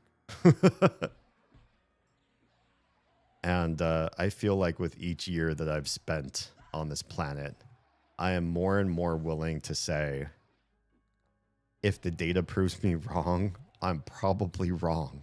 I'm just a person. I've learned things, and I've definitely learned things very specific to my little corner of the world, and that does not mean it's right in any way. And why would anybody be able to make a universal truth based off of something that they've seen or held in their own life? I had this argument with a former coworker. He was a coworker at the time, but we got in a bit of a very short debate, because as soon as he said this one thing, I was like, we're done. I was talking about the concept that people learn through one of 3 different focal lenses. You're either a visual learner, an audio learner, or a kinetic or hands-on learner. And if you're in a university or any sort of schooling scenario, your teacher would do best to find out what learning style you are, and give you a curriculum. Wow, geez, I've spoken English for a couple of years now. A curriculum based on your preferred learning style. And since that theory, which is old and based on some poorly sourced study work, data was not very good for what it was. Since then, we've learned we kind of could use all of it. Anybody who's learning something could use some audio. It's beneficial. We could use some visual. That's really good too. We all have, highly developed visual cortex stuff going on in our brains. And we could use hands-on. We could use practice, doing stuff ourselves, modeling the behavior that, we're being taught. We need kind of all of it, and it's all good to have. It's great if we get it from multiple angles. That's a good thing. And I was telling that to a coworker, because I think he was the one that mentioned, like, oh, that person is clearly a visual learner or something like that. I was like, actually, going into nerd mode. And what I said, like based on, you know, that study was poorly designed and science has really found this blah, blah, blah, blah, blah. How he replied was, and this is what shut me down. He said, well, when I was in school, I really found that that I was more visual than anything else. And anytime a teacher focused on visual teaching, that really worked best for me.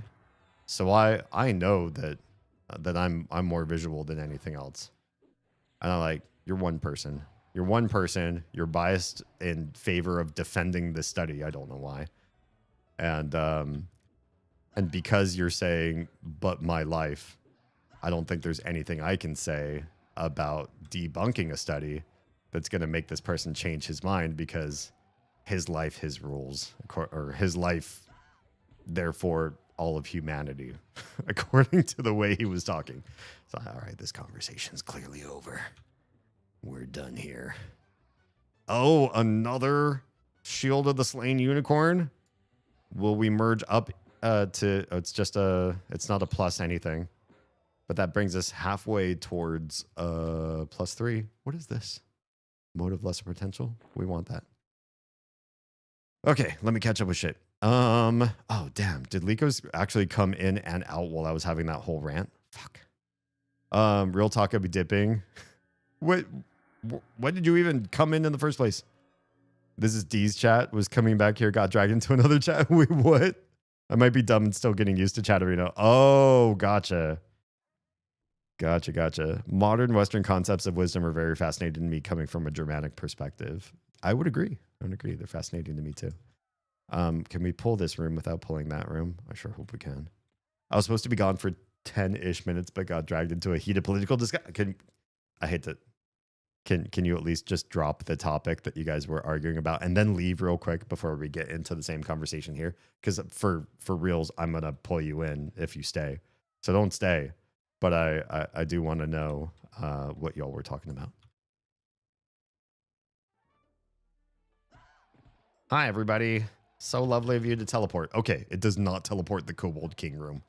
Good stuff. Now we can stay here and do the thing. We've got the AoE. Yeah, we've got Denons. And then we've got the single target. And we've got the damage shield. We're in a good, healthy spot to do lots of passive damage to big group pulls like this. This is perfect for me for this area. And these guys being blue. Oh, I should level up right now, actually. So at level 43, this area should be trivial. I should not die again. Although if I die, it's not a big deal. There's no death penalty or anything. Ooh, stay. Kid, how dare you? Likos has work in the morning, maybe. I don't know. He's got things he's got to do. We must respect the Likos.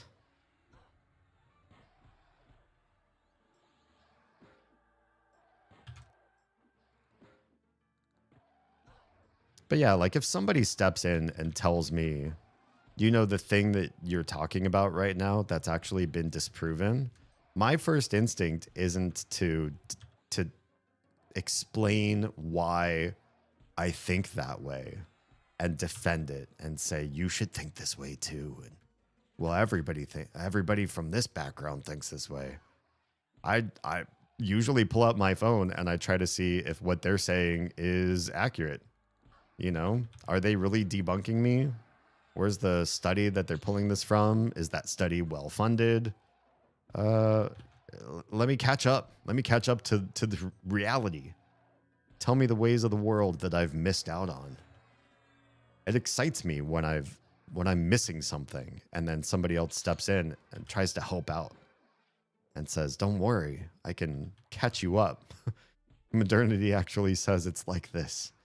And this is well funded, and this is double blind, and the controls are all good, and there's no bias, and yeah. That stuff excites me. All right, priest, you have basically no mana. I'm still gonna stun you.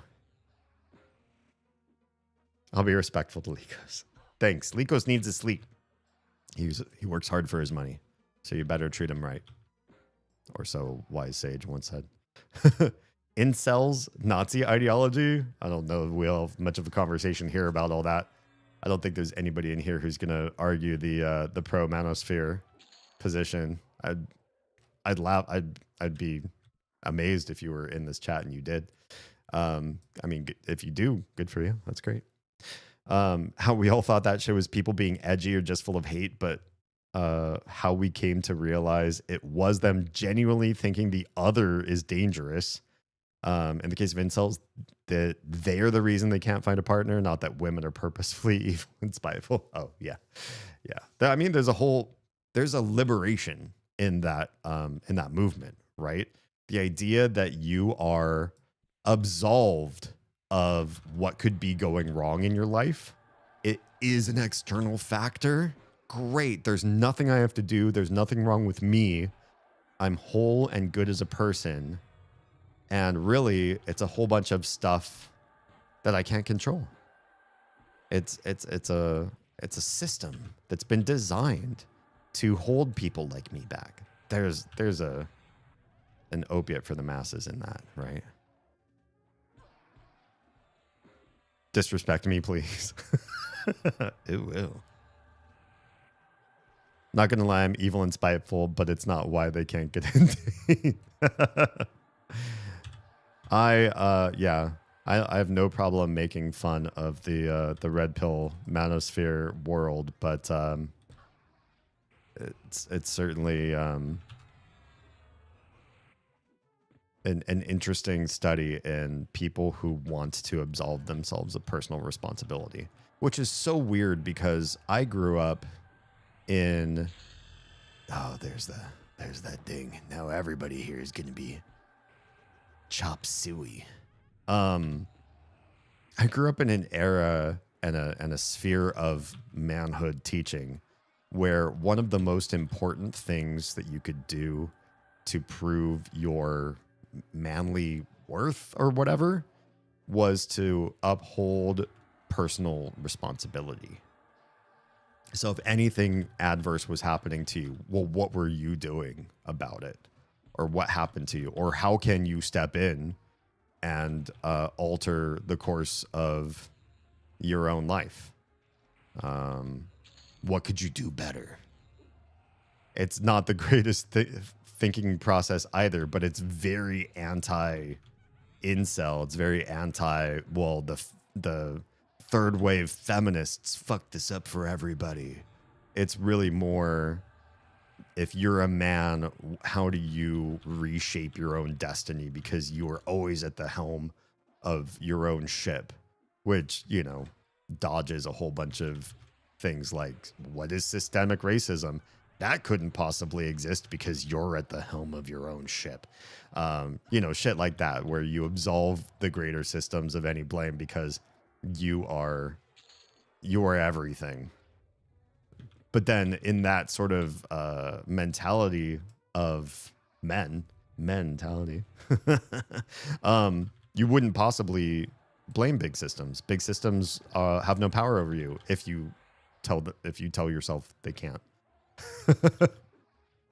And I feel like that version of what it is to be a man would look at the new red pill movements and say, oh, you guys are weak. You know, you're allowing sociology to step all over you like some sort of cuck. Why don't you just stand up for yourself? And maybe that's, I mean, I don't really know the whole Andrew Tate Bible, but maybe that's where he comes from. And he's like, you know, the only person responsible for holding you back and keeping you away from all these women and getting so many rejections, it's just you. It's been you all along.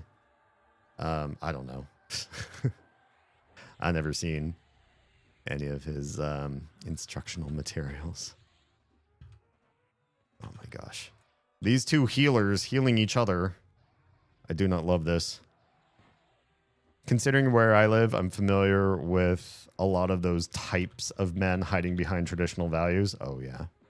I'm super not popular with them. Well, you know, that's just if you really want a good tradcon man like that, then you're gonna have to change your wicked sorceress ways. Stop being so pagan and woke. Sadly, because the incel focus example of that convo is a coworker of mine. Oh no, sorry to hear. Can't really say do anything to like stand up against him unless he does something at work to people. So my hands are kind of tied. Yeah, that's kind of sucks. Oh no, people are actually hurting me. Stop hurting me. Ugh. Let me get a superior healing off, please. Oh, my mana is so low now. I don't love this. Can't my damage shield hurt everybody enough that I could just survive this? I'm level 43 now. I'm a big boy.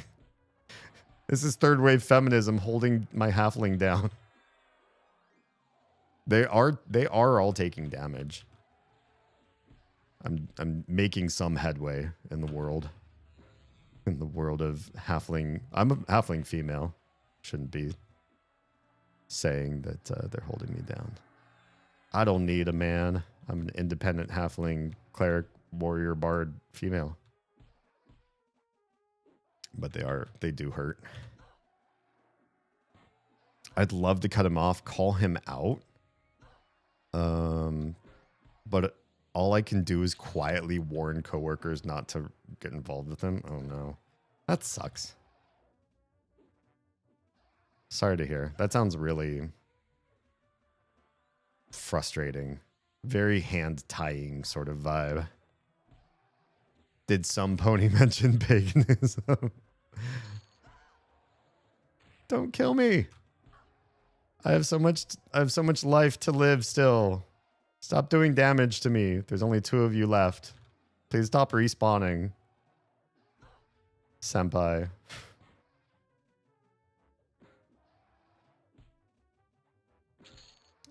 Okay, cool. Me and the Kobold champion. I think I can win this, maybe. Let me hunker down. I'll catch up with chat. I really need to not die. I don't know. If I die, it's not a big deal. But I want this. Stop. I can at least stun you for a second. Maybe that'll help me out. Oh yeah, celestial health. There we go. Got a regen off. There it is. Oh, got him. Whew. That was rough. Now, if anything respawns, I'm dead. But I can at least sit here and heal for a second. And catch up with things. My husband was told I ruined him because he's pro-choice and an ally. Oh, and he wouldn't have been those things without you, right? Which is not how we were raised in our hometown. Gotcha. Yeah, it's all your fault. Not that he grew and made his own growth. Oh, no, it's my fault. Yeah. I had this problem too. Oz and I have a bit of a age gap, and so everybody assumed, well, anything that she believes that's different from how she was raised, it's got to be me messing with her. I'm clearly standing above her, puppeteering the strings and saying, you believe what your man believes, or we can't date. And she's like, oh, no, I couldn't possibly find another man besides D, so I better just believe all these same things. And we don't believe this. We have a lot of debates and controversy between us. We disagree on things that don't matter intensely and agree on the things that really do matter significantly. But it doesn't matter. As she grew, people blamed me anyways. Guess I'm ruined as well. Yeah. Oh, yeah. I blame Kit too. Somehow, Kit probably affected all of us. The whole reason why I'm so bad for Oz is probably Kit's fault. I'm just going to blame her too. Saying I ruined myself sounds weird, but I also... Oh, shit. I thought something respawned. But I also came from a really conservative father figure trying to make me like that. Yeah. I mean, same. My 18-year-old daughter could probably help. She will hurt feelings with compliment and eviscerates incels. Nice. Eviscerates incels is something I would put on a resume for sure. Oh, we're full. Or full of mana anyways. My health is still low. That's kind of weird. Same with the side of religious trauma. Oh, yeah. I've definitely had a couple spoonfuls of that as well. Raised her right? I would say so. I don't don't know all of Kit's parenting tricks and tidbits and all that sort of insider track stuff, but based on outcomes, I would say if Kit decided to write a book on parenting, I'd buy it, 100%. Oof, you guys. You're trying so hard and you're doing so poorly. Level 43 me is doing significantly better at these rooms than level 42 me was doing. She's almost 6 feet tall. The intimidation is real. That part is so sad. I was just talking with Oz about this the other day because, she was wearing like platform heels that really brought up her height. And I think we've mentioned this before to each other, but our height difference is enough that it feels very traditional. Like, it's fine. I'm taller than her in the very expected sort of traditional, typical way. And when she wears the platforms and the heels, she gets taller than me, and that's fine too. They're just shoes.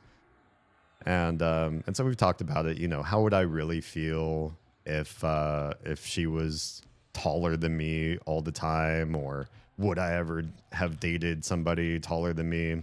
And to me, I don't chase that. I am shallow to some degree, but I'm shallow for like indicators of you caring about yourself.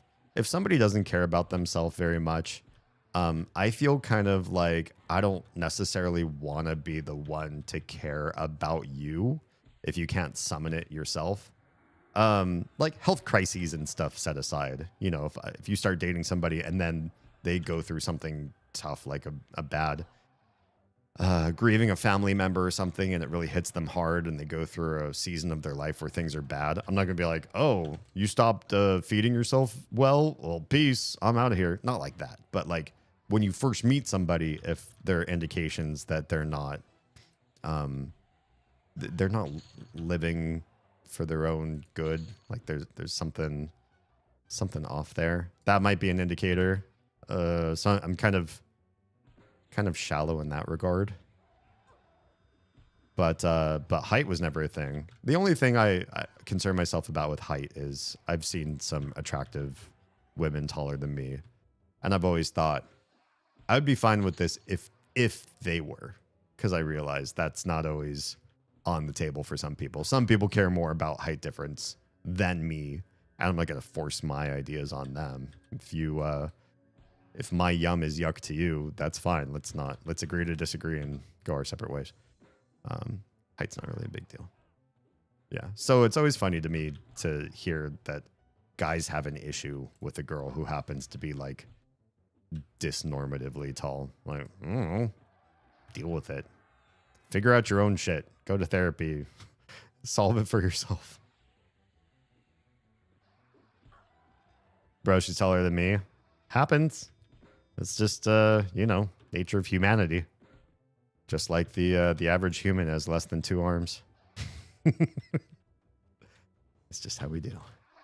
All right, priest. Thank you. Jeez, took them a while to kick the bucket there.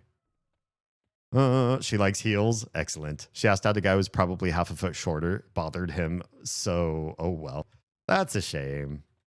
Especially when she's got the chutzpah to step up and make the first move. That to me is attractive because it's rare, you know? And to me, also, rare traits are an important factor too. If somebody shows that they have some quality that's rare or different than everybody else, as long as it's not, hey, I happen to have a really diverse firearm collection compared to all of the other girls you've met. You know, it has to be rare and good or benign. Then yeah, that should be, I don't know, a positive factor. I guess some guys are just insecure. It's weird to me that there's so many guys whose ego matter. Their egos matter so much. It makes me sad. You're probably missing out on a lot of life if you're constantly worried about how you how your self-esteem is for yourself, to the point where you make yourself miss out on opportunities. I couldn't care less about someone's height. Yeah, I feel the same way. All right, Kobold King. It's just you and me, buddy. I got so much love.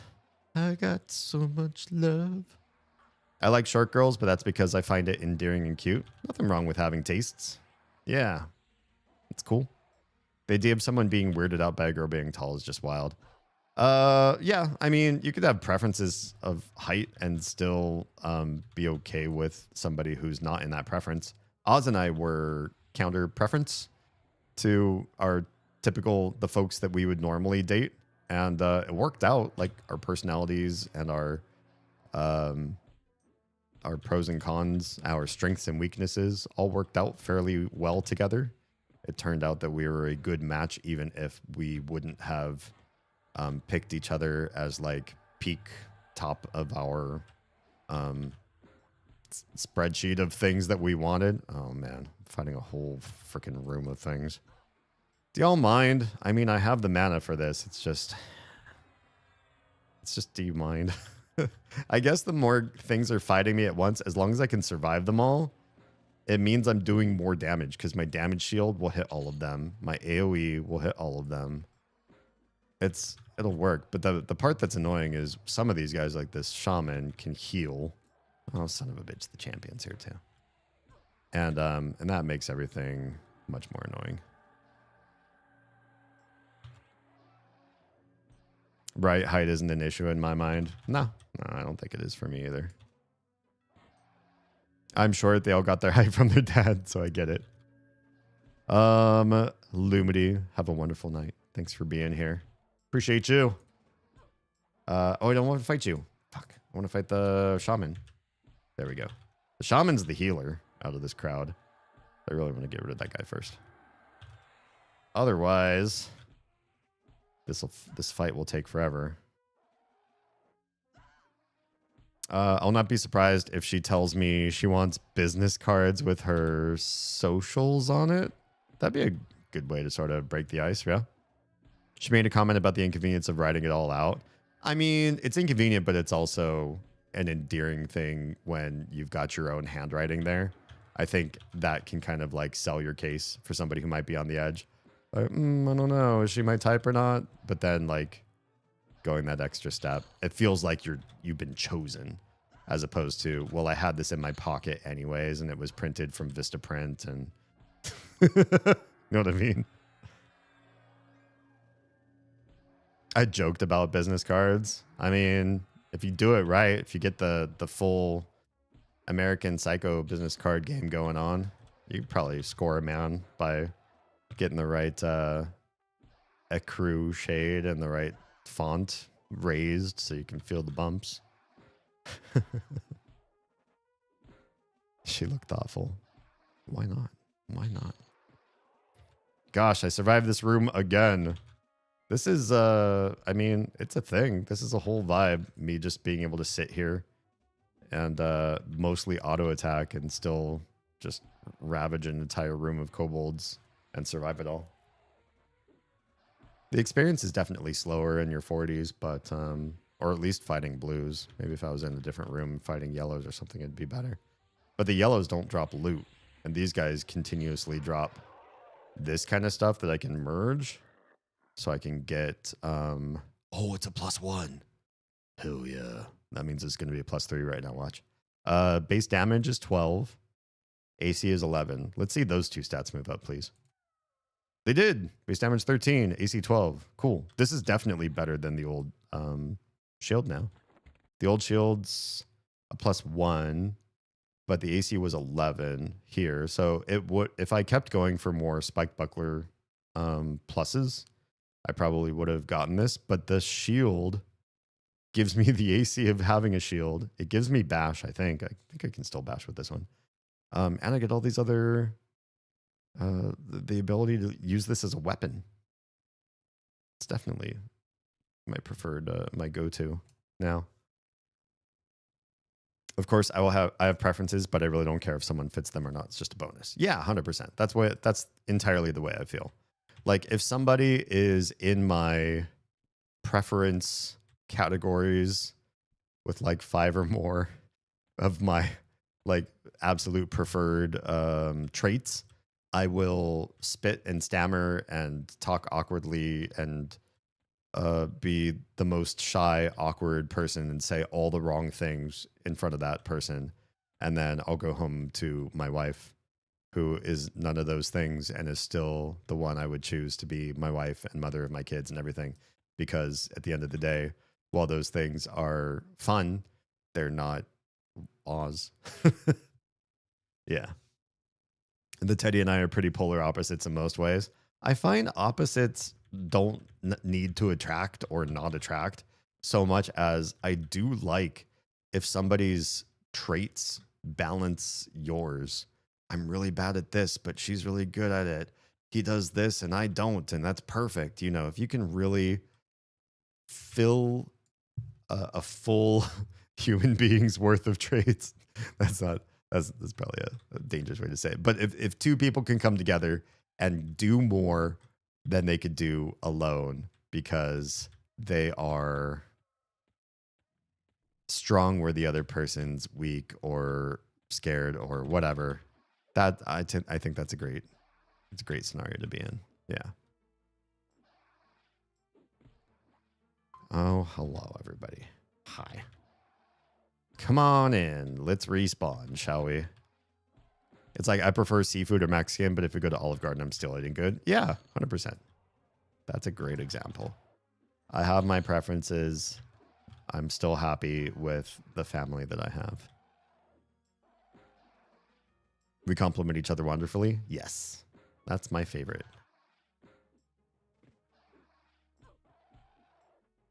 I really like having the knowledge that somebody has my back in the things that I suck at.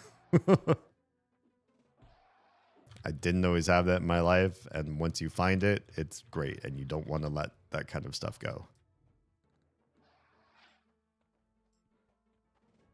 All right, looks like the king room's respawning. Oh, are you going to come down here? Hi, Targan the Rock.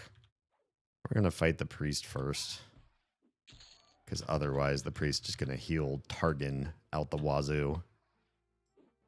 I feel like preferences change so much as you get older. That's true too. I definitely had a certain type, especially in high school. I was like, my dream girl is like X, Y, and Z, and that's perfect. And then as I grew up and got older, all the things that I thought I wanted, I didn't actually stick with, or they didn't stick in me. And later on, my preferences changed pretty significantly. And there are some things that, and those of you who have been in long-term relationships or marriages can attest whether you feel this way too. I think that the longer you stay with one type of person, there are certain aspects of who they are that become part of your type. I won't say that being with Oz overwrote everything that I like in a girl, but I will say that what I like in a girl now has in some ways been inspired or altered course a bit here and there by who Oz is or some trait of hers. So that wasn't by choice. I didn't decide, well, this is my wife, so things about her should interest me if I find them in other people. I didn't make that conscious. It just happened. Oh, this priest is so low in health, and they're just healing themselves through all of my damage. You're the worst. I only have so many stuns. I hate you so much. Listen, priest. You're just letting Targan the Rock rock me over here on this. Well, honestly, they're not doing a whole heck of a lot of damage. But, yeah, this is so annoying. I literally, for most priests, have to wait out their entire mana pool. Or what? Look, he got almost up to 50% health again. Son of a bitch. You jerk. in the horrible event I ever have to date again, I'm looking for compatibility of personality. Be a good person. I think so too. Yeah. I would much rather find somebody late in life. Well, I'd much rather not find somebody late in life. Just stick with Oz and call it. But if I had to, I would just be like, hey, I got systems in my life I got to keep intact. I got things the way I like them. Hopefully you like match up well with all of that, because I'm not trying to find somebody who looks a certain way and messes up the nuance to how I live.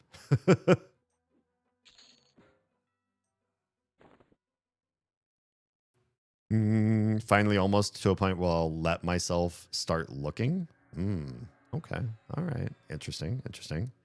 I've said many times, Fancy and I are extremely similar to Oz and yourself. Yeah, I think so too. I do, based on everything that I've learned about you guys over the years.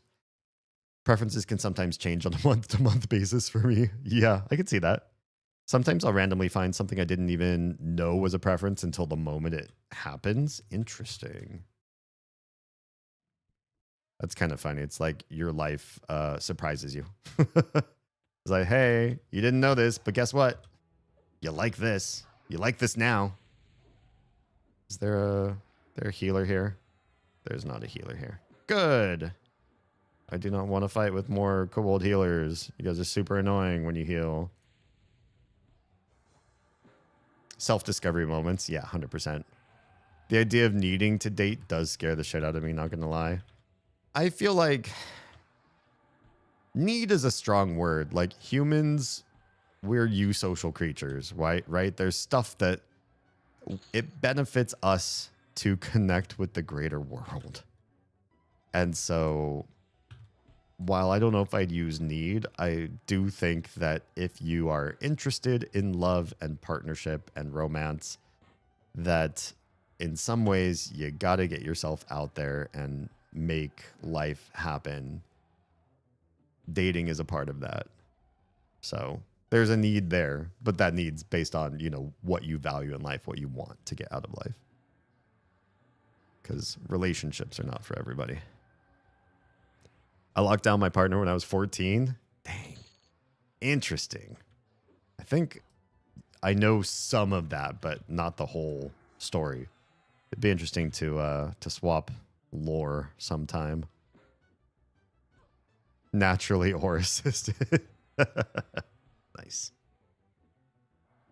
I mean, at some point, you got to ask yourself those questions. Oh, everything's spawning and everything's coming into this room. I did not want. And why are so many of you here in the king's room of all places? I hate it. And you're all healy-dealies. A whole bunch of you are healy-dealies. I better hope I can survive all of this. Just sustain. I hate it. I didn't ask for any of this.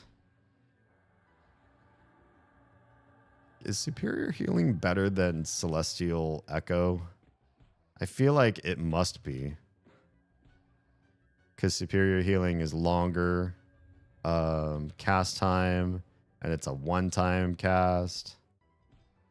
I feel like that means it's gotta be more mana conservative, but at the same time, I can't worry about that. I just gotta worry about surviving. The longer I live, they can all smack me around all they want. As long as I continue to live. And, yeah. Oof. Wait. There's a light blue here. Shit. Can we get that light blue out of the way? What is this? What did I pull up? Poles? I'm not about that. This guy. Why can't I click on him? Yeah, you. Oh, I'm gonna die right now. Fuck. I have mana. I still have mana. Hang on, everybody. I might survive this yet. As long as my mana keeps coming back relatively quickly, and I keep casting my songs and everything, I might actually survive this. Plus, look at how low everybody's health is when I get to them. Like, am I hurting right now? I sure am. I sure am. But when I finally get to these guys, their health is like 30% of what it was. And then knocking them down real fast is a lot easier, which means I take less damage. Oh, the unicorn shield again. More merge. Is this the final merge? To get to... Oh, I've already gotten to level 3. Maybe we'll get to level 4 tonight. Nah, I don't want to stay up that late. Hang on, Cobalt King. You're still lower than me by 1 level. I should be able to survive you just standing here and singing my songs. Oh, did somebody else spawn in or no? I feel like you're getting heals. Or no, maybe you're not. I think he's draining my health and then healing himself off of it. You jerk.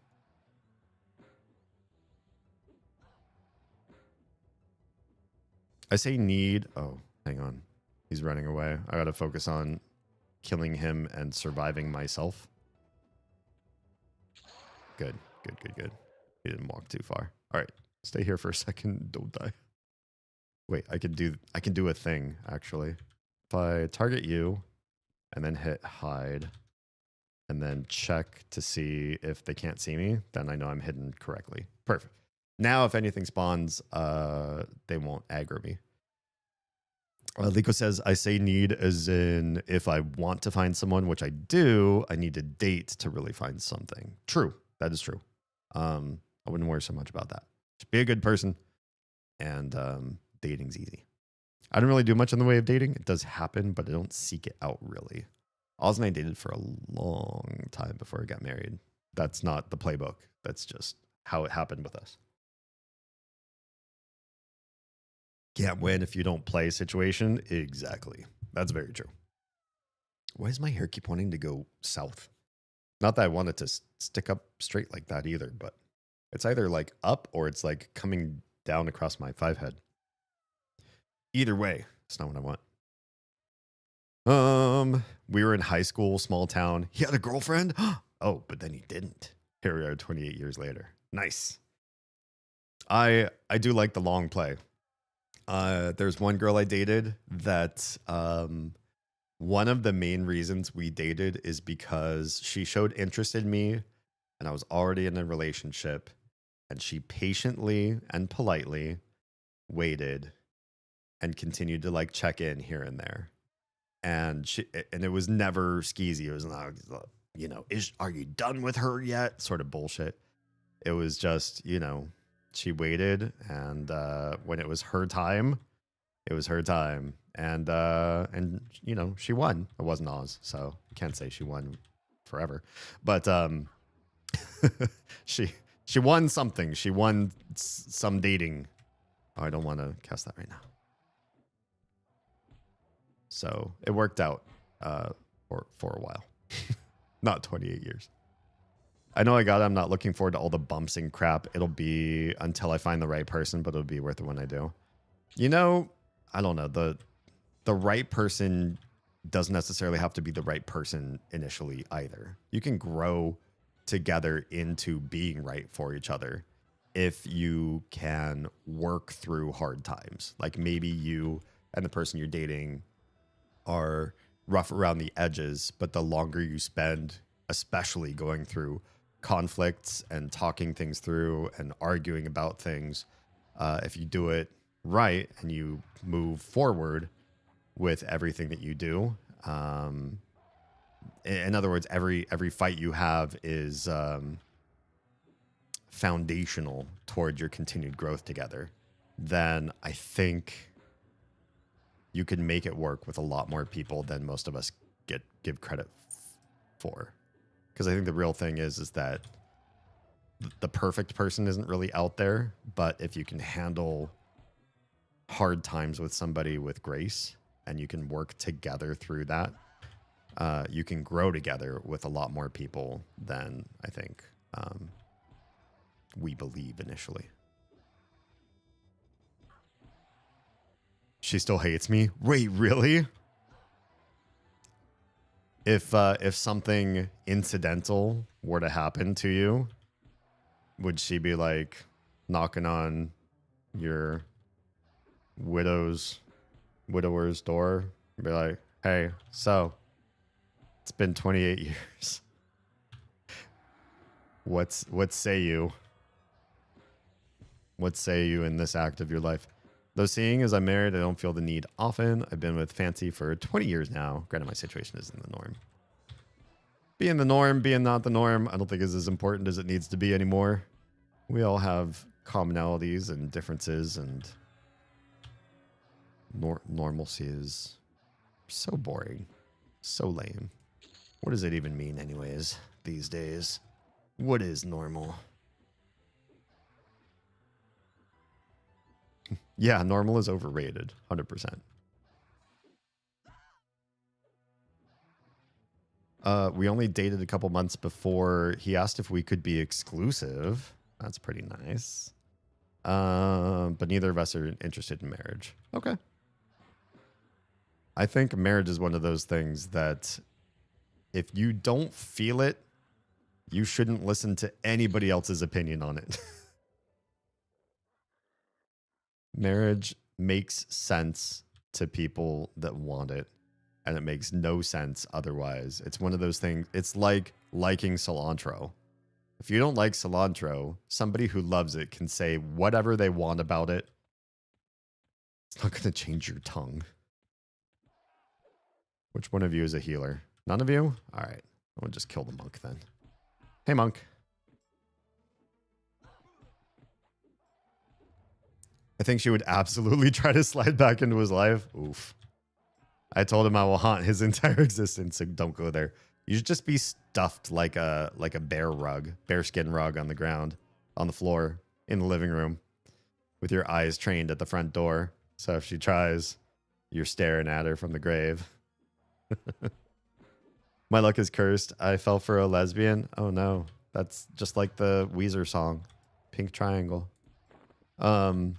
Still have feelings for her, but I kind of just ignore it. It doesn't affect me. Now we're best friends. Oh, cool. She trusts me even more than her actual partner, which is nice, but also slightly concerning. That's a little bit awkward. It's a little unfair to you in some ways. But you know, if you two can manage it.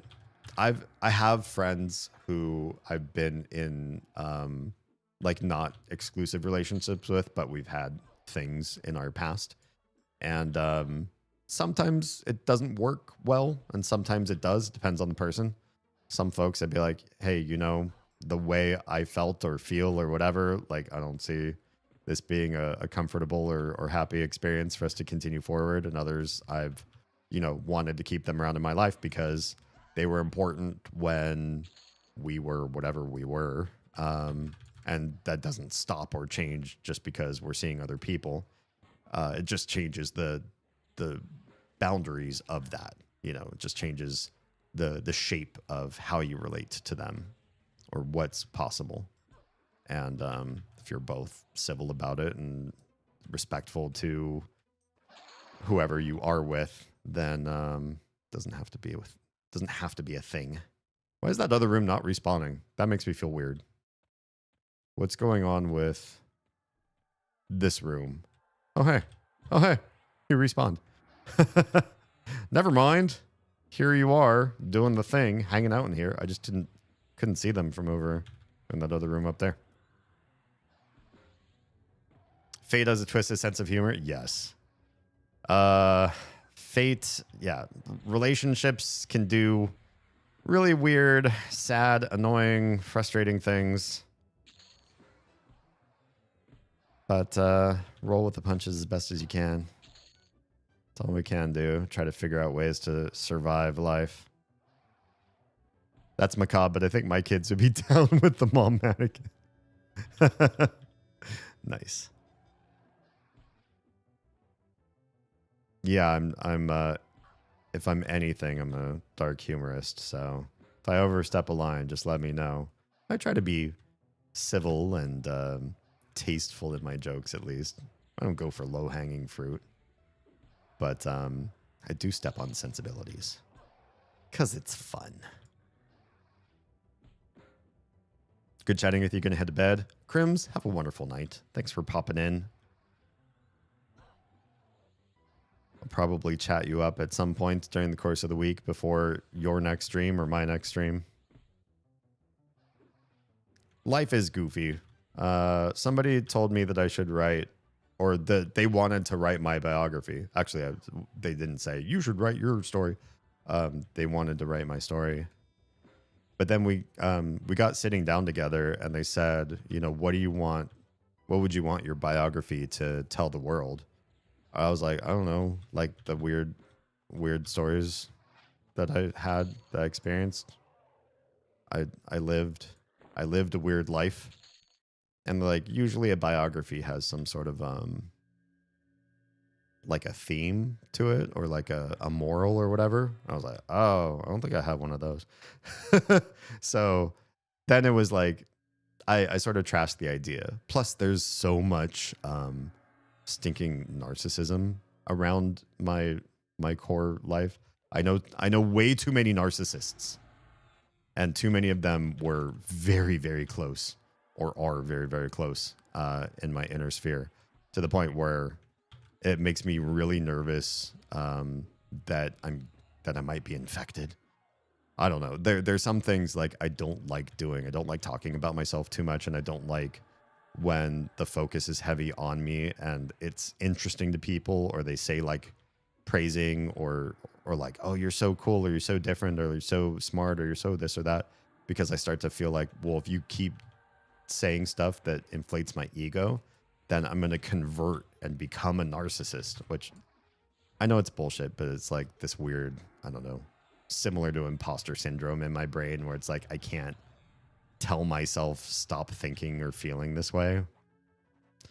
And so I thought, oh, if I write a book about myself and my life, or if somebody else writes a book about me, it's like it's all self-inflating. Like, look how cool Dee's story is. You should all pay him money to read about the life that he would have lived anyway. So I decided against it. I didn't think that the world should hear about my life. But then I realized that I have an issue where I find myself rather blind to narcissists, and a good amount of problems that came to me in my life about narcissism were because narcissists could get to me, if that makes sense. Like they could enter into my life, become critically important people, and fuck with my life because I'm so blind to narcissism. Well, Malkale, hi, welcome on in. Why don't I hear the raid? Oh, because you followed first. Is the raid about to play the thing? Didn't play the thing. There it is. Welcome on in. I'll tell the story about why I might write my life story in a second. But first, let's welcome our raiders. Hi, everybody. Welcome on in. How was stream? Hello, hello. For those of you that are entering this channel for the very first time, my name is Damian Holme, professional disruptor of the status quo. We do deep chats, podcasty sort of streams where we talk about the dark stuff about life, the universe, topics you're not allowed to talk about during Thanksgiving, or you won't get invited back by your completely opposite politics family members. You can talk about all that stuff here. And there's usually games happening in the background too. So, you know, visual fun while we dive into the rich depths of existence. Malco, what were you playing tonight? What's good in your hood? Also, if anybody's been on line for a long time and it's time to make a sandwich, take a shower, take your meds, go do some self-care, leave a lurk, go find me across all my socials. It's just my name, Damian Holme, everywhere. So you just search my name. You'll find whatever thing that you do. You a TikToker or Instagrammer or whatever you do the thing. You'll find me there. Go lurk, go do the thing. But if you are hanging out for a while, we were talking about relationships and finding the right one and the pressure to date and what it's like to find the one and concessions that you have to finding true love or at least somebody nice to date. In the meantime, let's do a shout out while we're here, by the way. Shouting out Malcolm.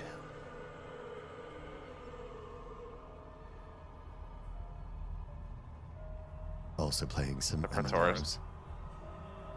The Praetors. You ready to go on the Shadow Hand if it starts coming at us? Spooky. I expect they're both going to come running for us. Nope, we're not in combat with those. Ooh, okay. Good. Hi. I'm short. Sometimes low-hanging fruit is all I can reach. That's nice. Thanks, about to hit. Hey, how are you enjoying EverQuest Legends? Honestly, it's all the nostalgia that I thought it would be, but it's also more. There's a lot of AA and spell strategy sort of work and finding the right places to farm the things that you want, what you want to get, and how you want to play. And for me, like being in places that I never did in the original EverQuest because they either were unpopular or for whatever reason, I just didn't go there with my friends or we just didn't do certain content.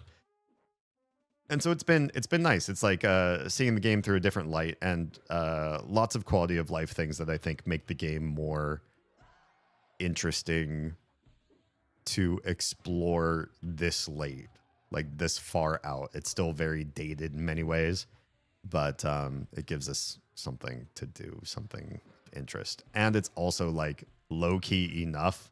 I can basically do combat with maybe 4 spells and skills. So we can focus more on chatting and hanging out, that kind of thing. Yeah. I don't have anything for a sandwich. Kit, can't you just pull something from the void? This is one of your superpowers. Anyway, yeah, by all means, go de-stream. Take care of yourself. If it's late where you are, sleep well. Thanks for popping in and trusting me with your community, as ill-advised as that is.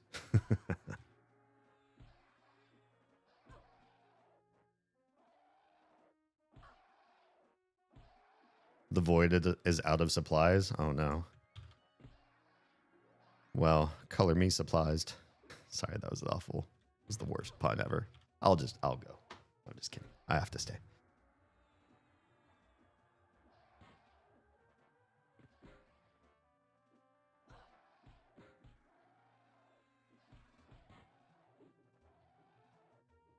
Now everybody's here. Wait, I don't remember pulling the king room. How the heck did all of you get here? You jerks. And one of you is a healer, aren't you? Somewhere in there. Somewhere in that mess of names. Maybe not. You're just you're taking a frustrating amount of time for me to slowly damage shield and dot my way through the lot of you. Sure, join in the fun. Let's just fight every kobold all at once.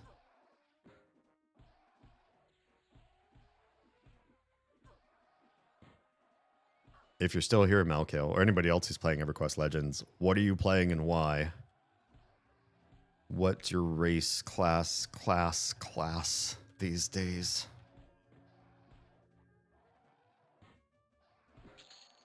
Just let me have one Celestial Echo. Just one. Thank you.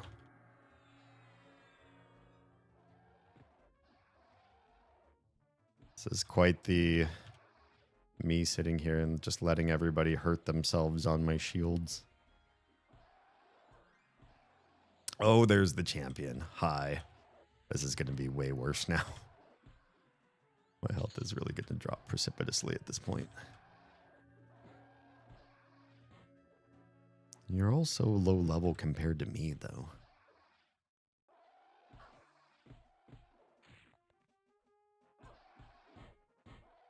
I think we can make this work.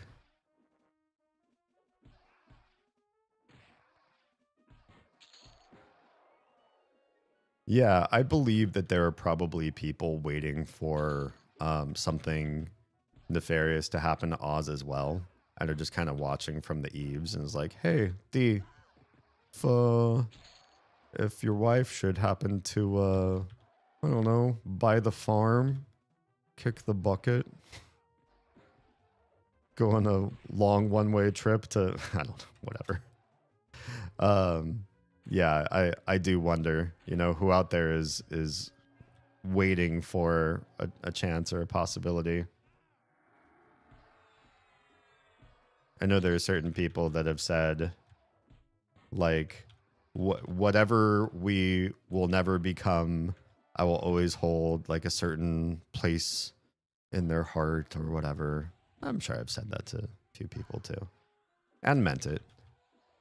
But at the same time, you know, there's only so much of you to go around, even if you are poly.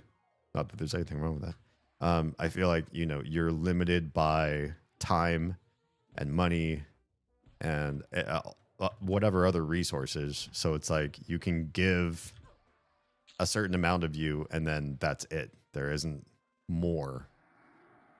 Nice. That's just fine still. Cool. And so at some point you got to say, as much as I love X number of people, that could be 0 or 1 or whatever number.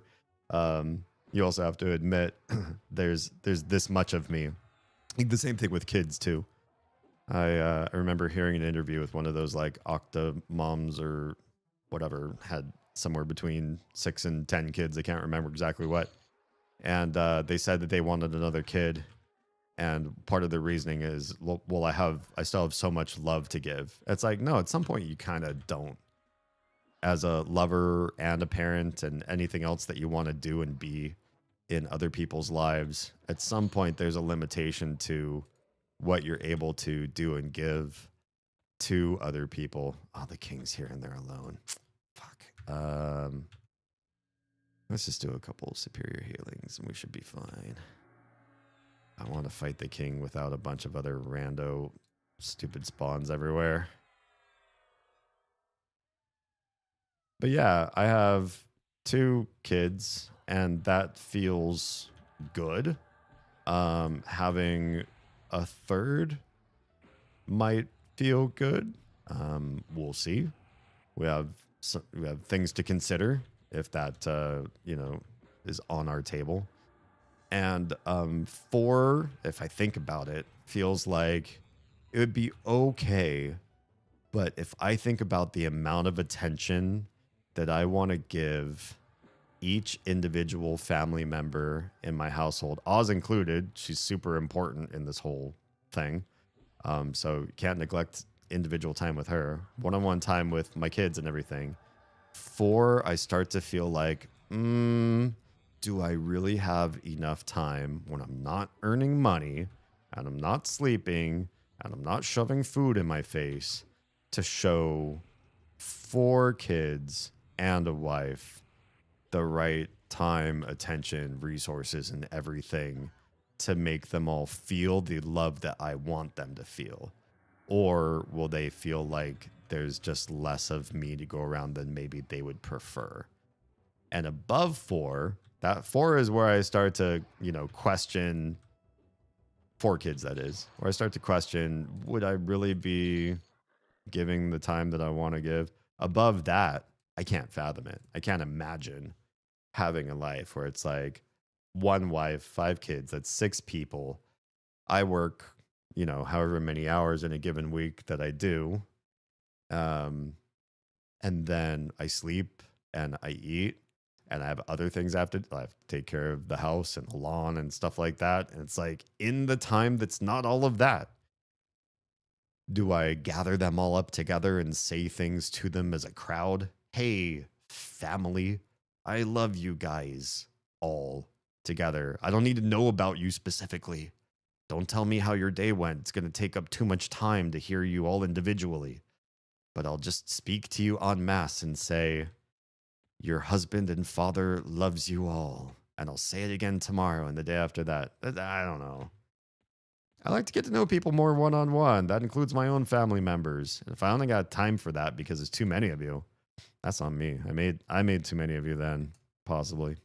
Okay, I think this budget spreadsheet is built out. I want to... Can you copy your spreadsheet and make a copy of it and then delete all the financials? I just want to know, like, how you laid out your information, what you put in, like how you made your budget important work for you and how it functions. I'm just so curious. I'm always curious how this sort of gathering of critical information can't be more critical in your life than, you know, where your money's going and coming in and all of that, as far as like data tracking. It's makes or breaks you here in the US anyways. I like to see how other people gather that information together and how it all looks when it's put together. I'm also just a big nerd. I'm not a big nerd when it comes to money. Like, this isn't a financial stream. I won't be telling you what crypto you need to invest in or anything like that. That's on you if you want to do that kind of stuff with your cash. But I do like the concept of when you are concerning yourself with how much money you get in each month and what money goes out and where, and how are you aware of it, and what does it look like? How does it make you feel when you look at the data? I think that kind of stuff is important. People don't think about that kind of stuff when you're making a spreadsheet. You know, when you look at it, do you feel scared or nervous, or does it look cool, or are you hiding things under percentages, which should be raw numbers, because otherwise you get existential dread, stuff like that. Like, I'm just always kind of curious about that kind of shit. I want to, at some point, I want to schedule out where I share my budgeting spreadsheet, which is on version 12, by the way. Version 12. And I've had, subversions in there. It's not just I've done this 12 times. I've done this numerous times. But 12 is the big version number. I care a lot about how we track our household data. It's not just budgets. I care more about just finance, but also like task handling and household particulars and transfer of information from family member to family member. I have all sorts of crazy systems, and some of them failed miserably and we don't use them anymore, or they're old and stale, and some of them are great. We still use them. Everything's, yeah.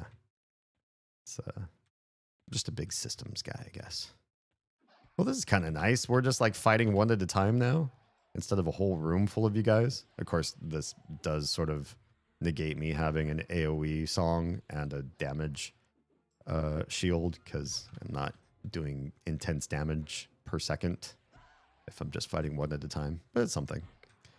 I'd be down to share it. Cool. Excellent. I have 2 budgets, one for each paycheck per month. Interesting. Inside is the name of the monthly expense, the expected max to pay. Oh, nice. You do maxes too. Yeah, I do that too. And then what the amount was for the month. That way I have a total for how much I might possibly need to pay all the bills and how much I ended up needing. Nice. Yeah, I like that. I do the same kind of thing. Every bill that we have that is set in stone, there are the set in stone numbers there, right? Like your internet generally isn't a variable cost. You pay one monthly fee and it's the same monthly fee all the time until a price hike goes up, and then it just changed the numbers going forward in the future if they've changed the pricing. But some things like your electric usage is going to be different from month to month. So I have a highest month ever number that I have in, and I do that for each month of the year, because where we live, probably you too, your July and August expenditures for electric are going to be way different than like December and January electric. And so you can't just put one number and expect that to hold across the whole year. So I have this sort of like, waveform or it gets really low in the winter, but it's like the highest it's ever been. And then when we go less than that, hopefully most of the time we go less than that number, then I adjust it to be the real number after we get the actual bill for it. So I do that kind of stuff. Yeah. This is my big version 2 rewrite. Oh, good stuff. So you're already into versions as well. Excellent. The one I had for a long time was all just general estimates and not like good. It was very much a single tab with 15 lines of, I expect food to be this much this month. Expect entertainment to be this much. Okay. I mean, it's a start. Yeah. Now I got a pretty in-depth tracking that's highly expandable to bring in new categories and be easily represented. I like that. I like that too. Yeah, mine has like a feed tab. Oh, you just teleported in. Hi. Where you can add stuff to the feed that is new, a new category, and it goes in just like all the other categories. And I actually, if I feel like it's going to be a recurring expense forever, then you can also, there's a way to sort of implement that in so that you can sort of project what the next few years are going to look like as well. If you already know that, well, I presume that now that we have this subscription, we're going to maintain the subscription for forever or for X number of years. Or if it's going to be like a car payment, well, that's going to be 60 months, right? So you have 60 monthly payments that are in on the feed part of the spreadsheet, and that's just guaranteed. Very few people are going to say, no, partway through, I'm just going to stop paying and I'm going to say no to the car after all. You have certain expectations of where money goes. Why don't you come over here? I wonder if Targan will follow you. Nope. Just the cleric. Excellent. God, our electric for this month is outrageous. Yeah. July, August, September are the worst. Yep. It's pretty garbo. But basically, if I had it any other way, I don't think I could have it any other way. During these months, I need to hide inside in AC, and I'm going to spend more electric in because I don't want to do outdoor activities. I mean, the age of our kids, though, we do try to get them out as much as possible. They're still young and pliable and need their batteries run down, or when it's time for bed, they won't sleep. So we gotta get them out and about. Luckily, in our area, we do have some good shady things to do during the summer, and there are a few splash parks in our area that are very fun and wet and cool places to be. So I don't have to suffer like a sad sack everywhere I go. But yeah, if I had it my way, I'd just stay indoors, stay on a computer, stay in the AC, and pay exorbitant electric bills. This cleric. Why must we play this game, cleric? Well, I mean, we're playing EverQuest. That's just how it is. I just don't want you to keep healing.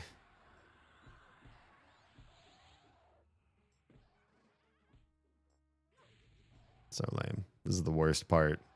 The healers.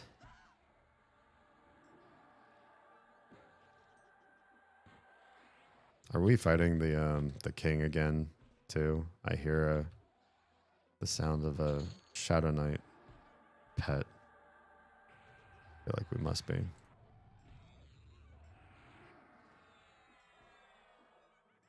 Yeah, I think what I need to do though is have some sort of like dummy values for my spreadsheet, because if I take out all of the monetary values, it gets really hard really quick to figure out what the heck my spreadsheet does, what it means. If you have dummy numbers in there, then I don't have to share my finances with you, and people can get an idea of what the heck they're looking at and why I have things laid out the way they are. A house is big and the AC is not right for the square footage. Oh, gotcha. Lowest I can get in the bill in a month like August, where it's supposed to be like 112.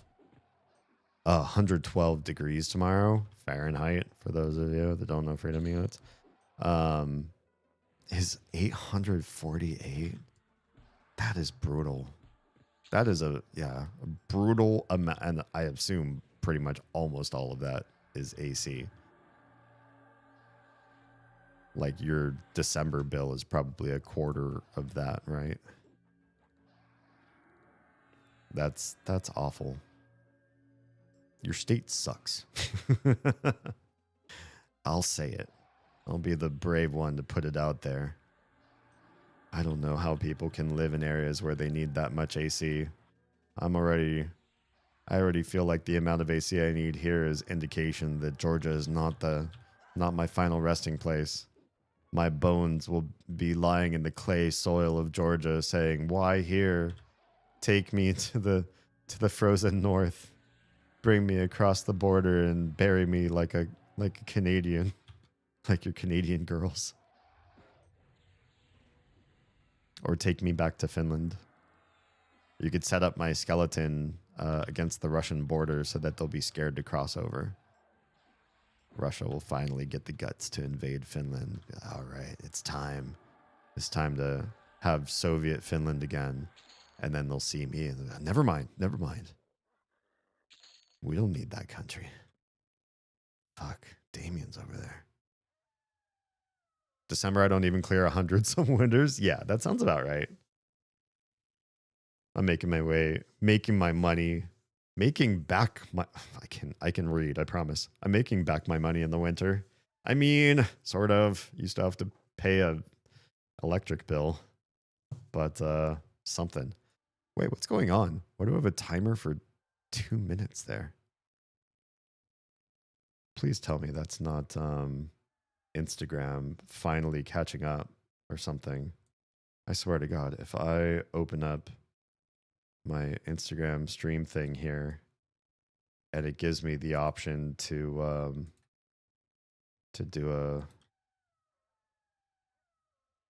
actually do a live video right now. No, then what the heck? I have this, it's got to be Instagram. It's trying to do. My Instagram stream's completely broken. It was broken yesterday. It's broken today. Meta has just, everything has made Instagram worse and worse and worse the longer it survives under the metaverse. Oh. Hi, friends. Gosh, that was another king clear. I don't know if I have a whole lot more in me. This is feeling more and more like a very long merry-go-round of just the same 3 rooms. We already know I can't do too much deeper in, except like the spiders and the death beetles, which I don't know. It's not a whole heck of a lot to. It's not a lot of loot, and it would just be getting experience, I suppose. Which is, I mean, I don't have to play this game just for loot, but yeah, I'm starting to get over at least this area of the game. Maybe I'll go to Kedge Keep after the... Well, Kedge has some higher level things than this, but I already know their loot table's not really a great fit for what I've got going on. I've been there off stream. It was like, it's okay.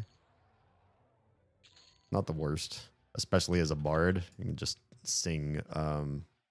It's an underwater dungeon, so you can just sing holding your breath songs and you'll be fine. I know this sounds funny, but there's a song that makes it so you can breathe underwater. That's what I mean to say. Yeah, I might just clear this guy and then head out the dungeon. I don't need to keep going. Well, and then those two. And then that guy, because, you know, everything will keep respawning. Let's do travel. This will get Sonar's clouding up, so I could just walk out the dungeon without having to mind any of the trash along the way. And we'll stay outside. I'm sure at 42 and 43, I've unlocked some neat new spells, but I'm not that interested right now in leaving this dungeon area to go get them. Do I have higher disarm, or did I reach max disarm for good? Some of my, yeah, I guess so.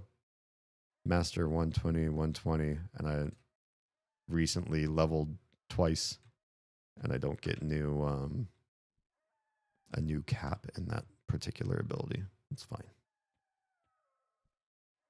Let's step out.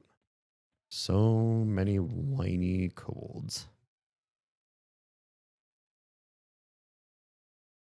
Yeah, our electric bill and our heat bill stupid. Our electric and our gas bills are inversely proportional to each other. The winters, they get cold enough here that we have to use gas to run our heater. But during the summer, we have to run electric to run the AC. No season is bereft of some sort of climate control, and so takes its toll on us one direction or the other. But summer, the amount that AC costs to run is significantly more expensive than in the winter what it costs to heat.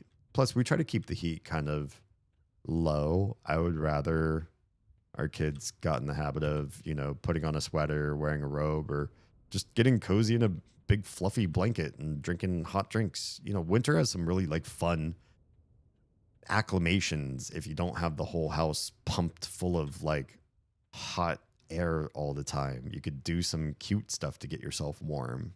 Cuddle up by a fire and watch a movie and eat soup and grilled cheese sandwich while you're cuddled up in all your fuzzy pajamas and blankets and all that sort of stuff. Summer, you can only take off so many clothes. And if you're still sweating and hot, you can lie still in front of a fan. It's not very fucking fun. Summer sucks. Can't wait for summer to be done. Anyway, enough ranting. I need enough jumping off of this, getting my safe fall skill up as best as it can. This is going to be it for the week for me. So I will see you all again on Friday. We're going to be playing more Deltarune. And so help me. Come into my chat and try to spoil the game, and I will just add you to a very long growing list of people I'm banning, because it's why people like Toby Fox games, because it seems like a lot of you do, and then hate people who stream it.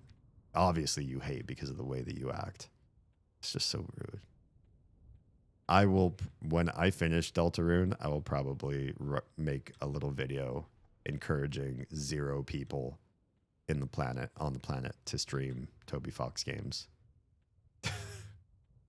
It's been the most negative experience streaming a game ever for me, both Undertale and Deltarune, honestly. So if you're all civil, maybe we'll have a good Friday. Anyway, yeah, Friday 10 p.m. Eastern, 7 p.m. Pacific, and then again on Saturday, a week from today, same time frame. We're going to be going back to EverQuest Legends and hanging out and chatting and chilling like we do.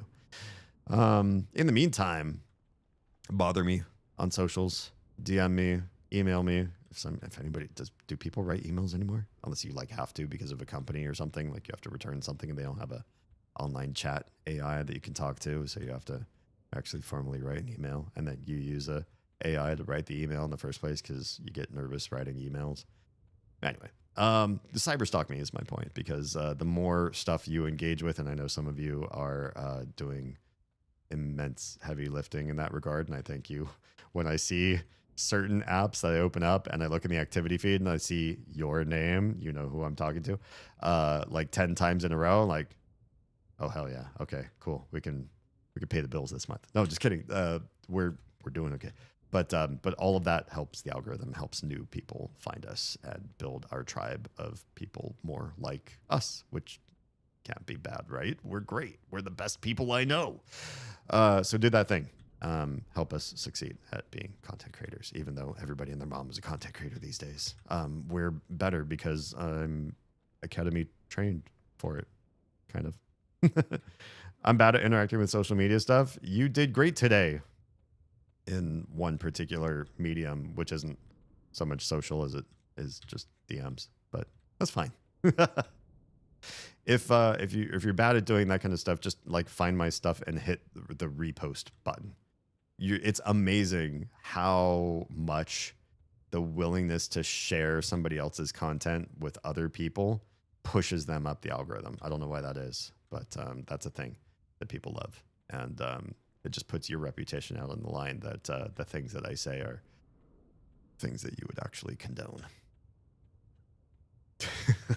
All right.